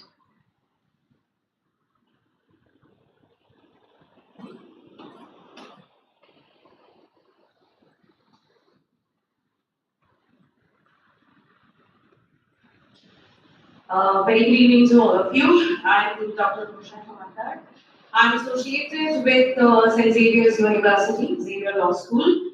Um, Although the moderator has already said that we are much delayed and now we are suffering a lot to complete our track, but still I would take a moment to thank the organizers for choosing this niche area for this kind of a seminar, because there are very less opportunity, I believe, that we do get to interact with people who are working like Dr. Chendukto or Dr. Chakraborty. Although my area of thesis is also in statelessness in South Asia, I did it from NUJs. And in my course, I did met Dr. Shamadkar twice or thrice, but I couldn't met Nita. But I'd like to thank all of you for this opportunity. Now, I will straight away, without wasting any more time, I would like to go to my topic, appraising the nexus between CAA 2019, NRC, which is National Register for Citizens, and NPR, which is National Population Register, as a means of restructuring the existing citizenship matrix in India through the lens of law and judicial discourse. Now, why I have chosen this topic, these are for the literature per se, but uh, since the moment CAA 2019 has taken shape, and by and large it has been promulgated in our country, what I believe is, as a student of law or as a faculty of law, um, there has been, if not all, majority of us has a we have done a sweeping conclusion of the documents. And we have, I mean, I have also heard some of the previous speakers saying this, that this document CAA 2019 suo motu provides citizenship to a classification of people. I would like to deviate from that idea because the document, I mean, there always lies a difference between the legislation, because a legislation can never speak for itself. We need the ones who will be, at the executing end, who will be interpreting the legislation and would implement it in the grassroots level. So there lies the point where I have, you can see in the slide right now, I have tried to summarize the main 3 pages amendment, which was brought in the name of 2019 CAA, Citizenship Amendment Act. And the first in the list is a provision which was added to Section 2(1)(b) of the Citizenship Act of 1955, which hereinafter I will refer to as Principal Act. Now, what does Section 2(1)(b) deals with? Um, this is the Section 2(1)(b), which talks about illegal immigrants. I'm sure there are all in the room who are specialized in this area, so you know that who is an illegal immigrant as per the Literature of Citizenship Act 1955. Now, this provision has added these people who are coming from Hindu, Sikh, Buddhist, Jain, Parsi, Christian community from 3 countries, Afghanistan, Bangladesh, and Pakistan, who entered into India. There is a deadline. And last line is pretty important. Shall not be treated as a legal migrant for this act.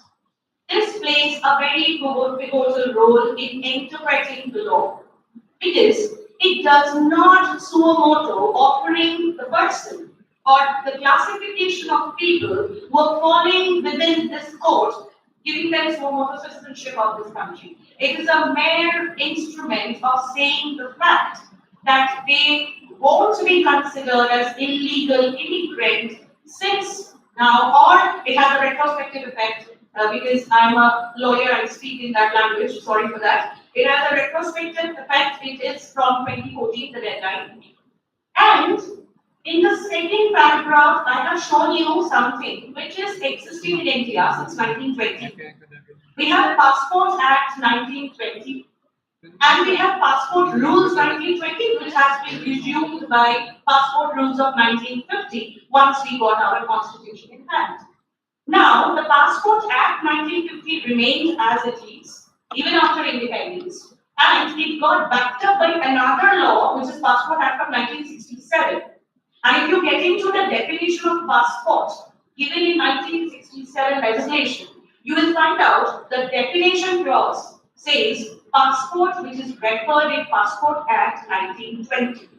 So if I do a legislative reading, I find out, or the lawyers found out, that it is 1920 which is the parent Passport Act. Now, why am I giving so much of attention to this law? I'll quickly take a look, and I have marked red. Section 3, subclause 2, subclause C of the Passport Act clearly gives central government the power to provide certain exceptions, either absolutely or on any condition for any person or class of person from entering or not entering, being treated or not being treated as illegal immigrants if they deem fit. Now, this is very important that we have, I don't know, there are a lot of, I do agree, like all the advocates who are social advocates who are sitting over here, that the way this instrument has been enunciated is having a lot of hush-hush. There is a lot of void space in terms of its implementation. It is, as I said, there are hardly efforts to interpret it in the light it has been brought in. Rather, there has been much of other angles which was put, and at the executing end, there has been absolutely, in certain cases, I would quote manhandling of CAA 2019, which has led us to come to this sweeping conclusion. We are not wrong at the outset. This manhandling has led us to the conclusion that the legislation is wrong, that the legislation is draconian. We must relook into it. I'm quickly going to NPR. Now, NPR is a document which talks about National Population Register. And the jargons of law is already provided here, but due to paucity of time, I would clearly state that NPR is nothing but just the house listing effort which was done by government. And during this effort, again, there were promises that no such documents will be taken, will be counter-checked, but to our dismay, it has been done. It has been done while the NPR was getting implemented. And finally, NRC, the most dangerous dragon in the room. Now, the point is NRC, National Register for Citizens. I hope all of us know that since India has adopted its constitution in 1950, we got this idea of NRC. And we did it once before. And 14A of 1955, which got included in the year 2004 in the form of the amendment, this NRIC, National Register for Indian Citizens, was promulgated. Now again, while implementing, because I have showcased, I have showcased this website per se to show you the way it has been dealt in officially. I don't know why what's happening, but anyway. So there are small pictures of the detention camps which you can see, which Dr. Chakraborty has very beautifully displayed in her presentation, starting from the days of Expulsion of Immigrants Act to the IMDT to Assam Samvit Assam versus Union of India to many other foreigner tribunals which was constructed after IMDT was promulgated, and the detention camps which were raised during the days of IMDT, which are again raised now during NRC. So where is the conundrum? Where is the confusion?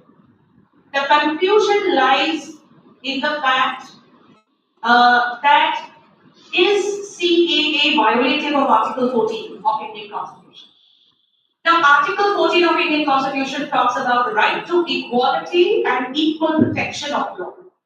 And equal protection of law has been interpreted by judicial discourses in plethora of cases. I'm not getting into it. But the point is that there lies a point that there has to be an intelligible differentiation if we have to do a discrimination as per within the fashion of Indian Constitution. We have BPSP, Directive Principles of State Policy, and it entails us some of the rights which can be given at the state level, which are not as per se fundamental rights, but these rights can be offered to these population, to certain population, if the concerned state deems fit. So that is a domain of positive discrimination. And since the days of E.P. Royappa versus State of Tamil Nadu and other cases, in addition to intelligible differentia, we have also landed up to some certain thing called arbitrariness. Any law which brings in arbitrariness is prejudicial to the constitution of our country. Now, how far CAA 2019, the legislation, I'm again and again quoting, the legislation is prejudicial. How far it is violative of Article 14 as it is treated in the language of Constitution is a matter of deep delving and further analysis. And yes, NRC has created many anomalies, and the way it has been executed is not has deviated miles apart from how it was schematically decided. So yes, that is why many of the people got disenfranchised from their rights. And here I would like to conclude by saying that there's a mixed viewpoint about the points I have highlighted. And I would request everyone who's sitting in the room right now, because all of us are specialized people who are dealing in this area, let us also again think whether the legislation gone in right hands for interpretation or the legislation was a true sense, but it has been misinterpreted outrightly, or I would say, if not outrightly, to a larger extent. And the mechanisms which have been adopted to make these laws a living law have to be done judiciously, more and more judiciously. On this note, thank you so much.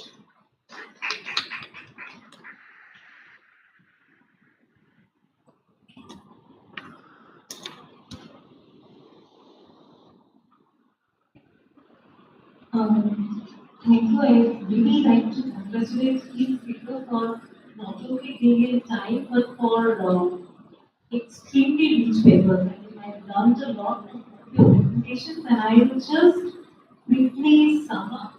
And then maybe if there are questions we can take up, or should we take the questions first?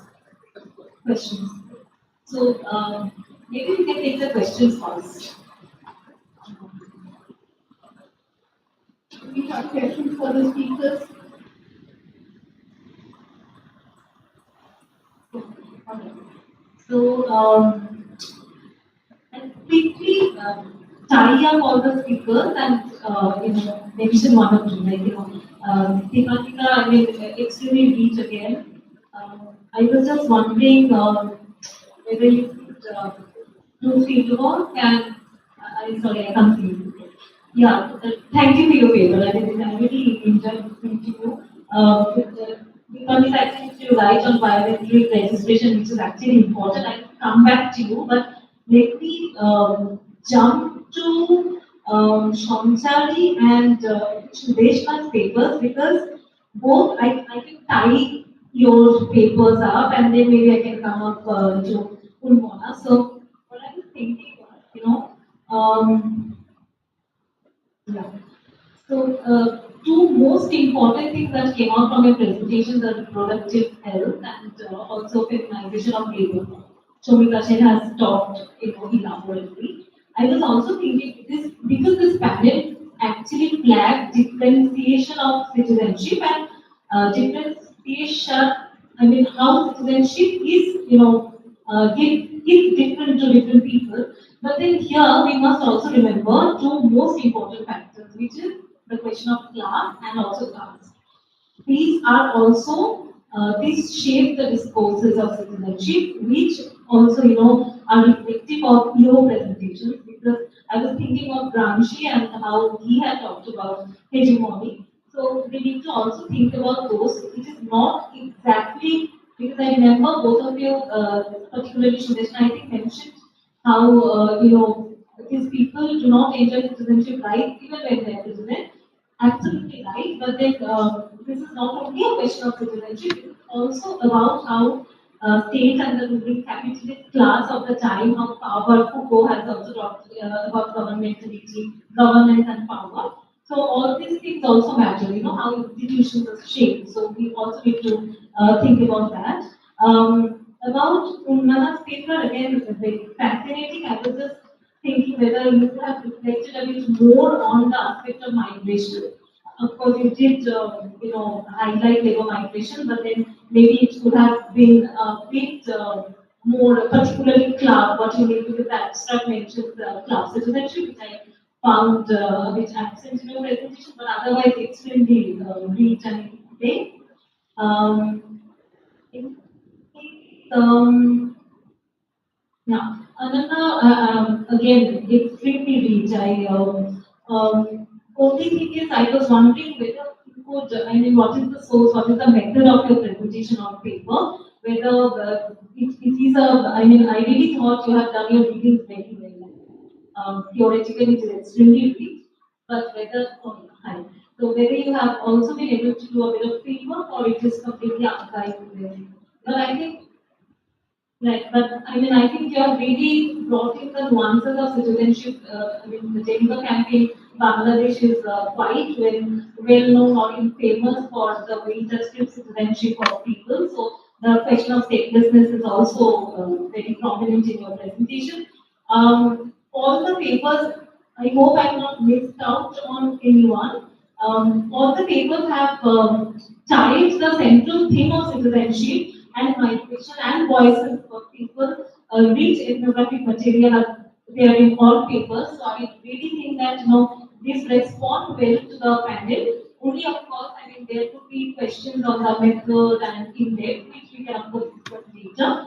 Coming to the last presentation, we can have a discussion. But I was just one point because you said that firstly you mentioned there are people who talk about CA and in draconian terms.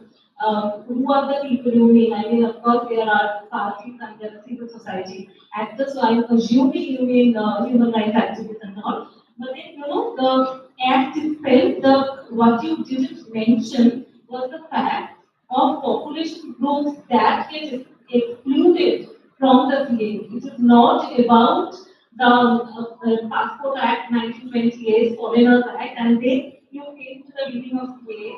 But then you will be aware that there are very particular population groups that are excluded, and that part was called out to be draconian, not CAA or NRC per se. It is what they are excluding. And for that, many people in India have been robbed of citizenship and have been relegated to a life of living in camps. So we can, of course, discuss later, but I thought that it is extremely important to highlight why it is called draconian. It is not abruptly called draconian, and whether I understand why you think that Article 14 is not impeded by it, but the scholars who argue that it does, it is basically because it does infringe the equality, the fundamental aspect of equality, because there are people who have been living in India for generations, they have come under scandal. It is not about people who might come in future, who might become illegal later on, but it is about people who are living within the state now. So this is about what I thought about all the presentations. If I have missed out on anyone, I'm really sorry. So we can conclude here if you have any comments to add.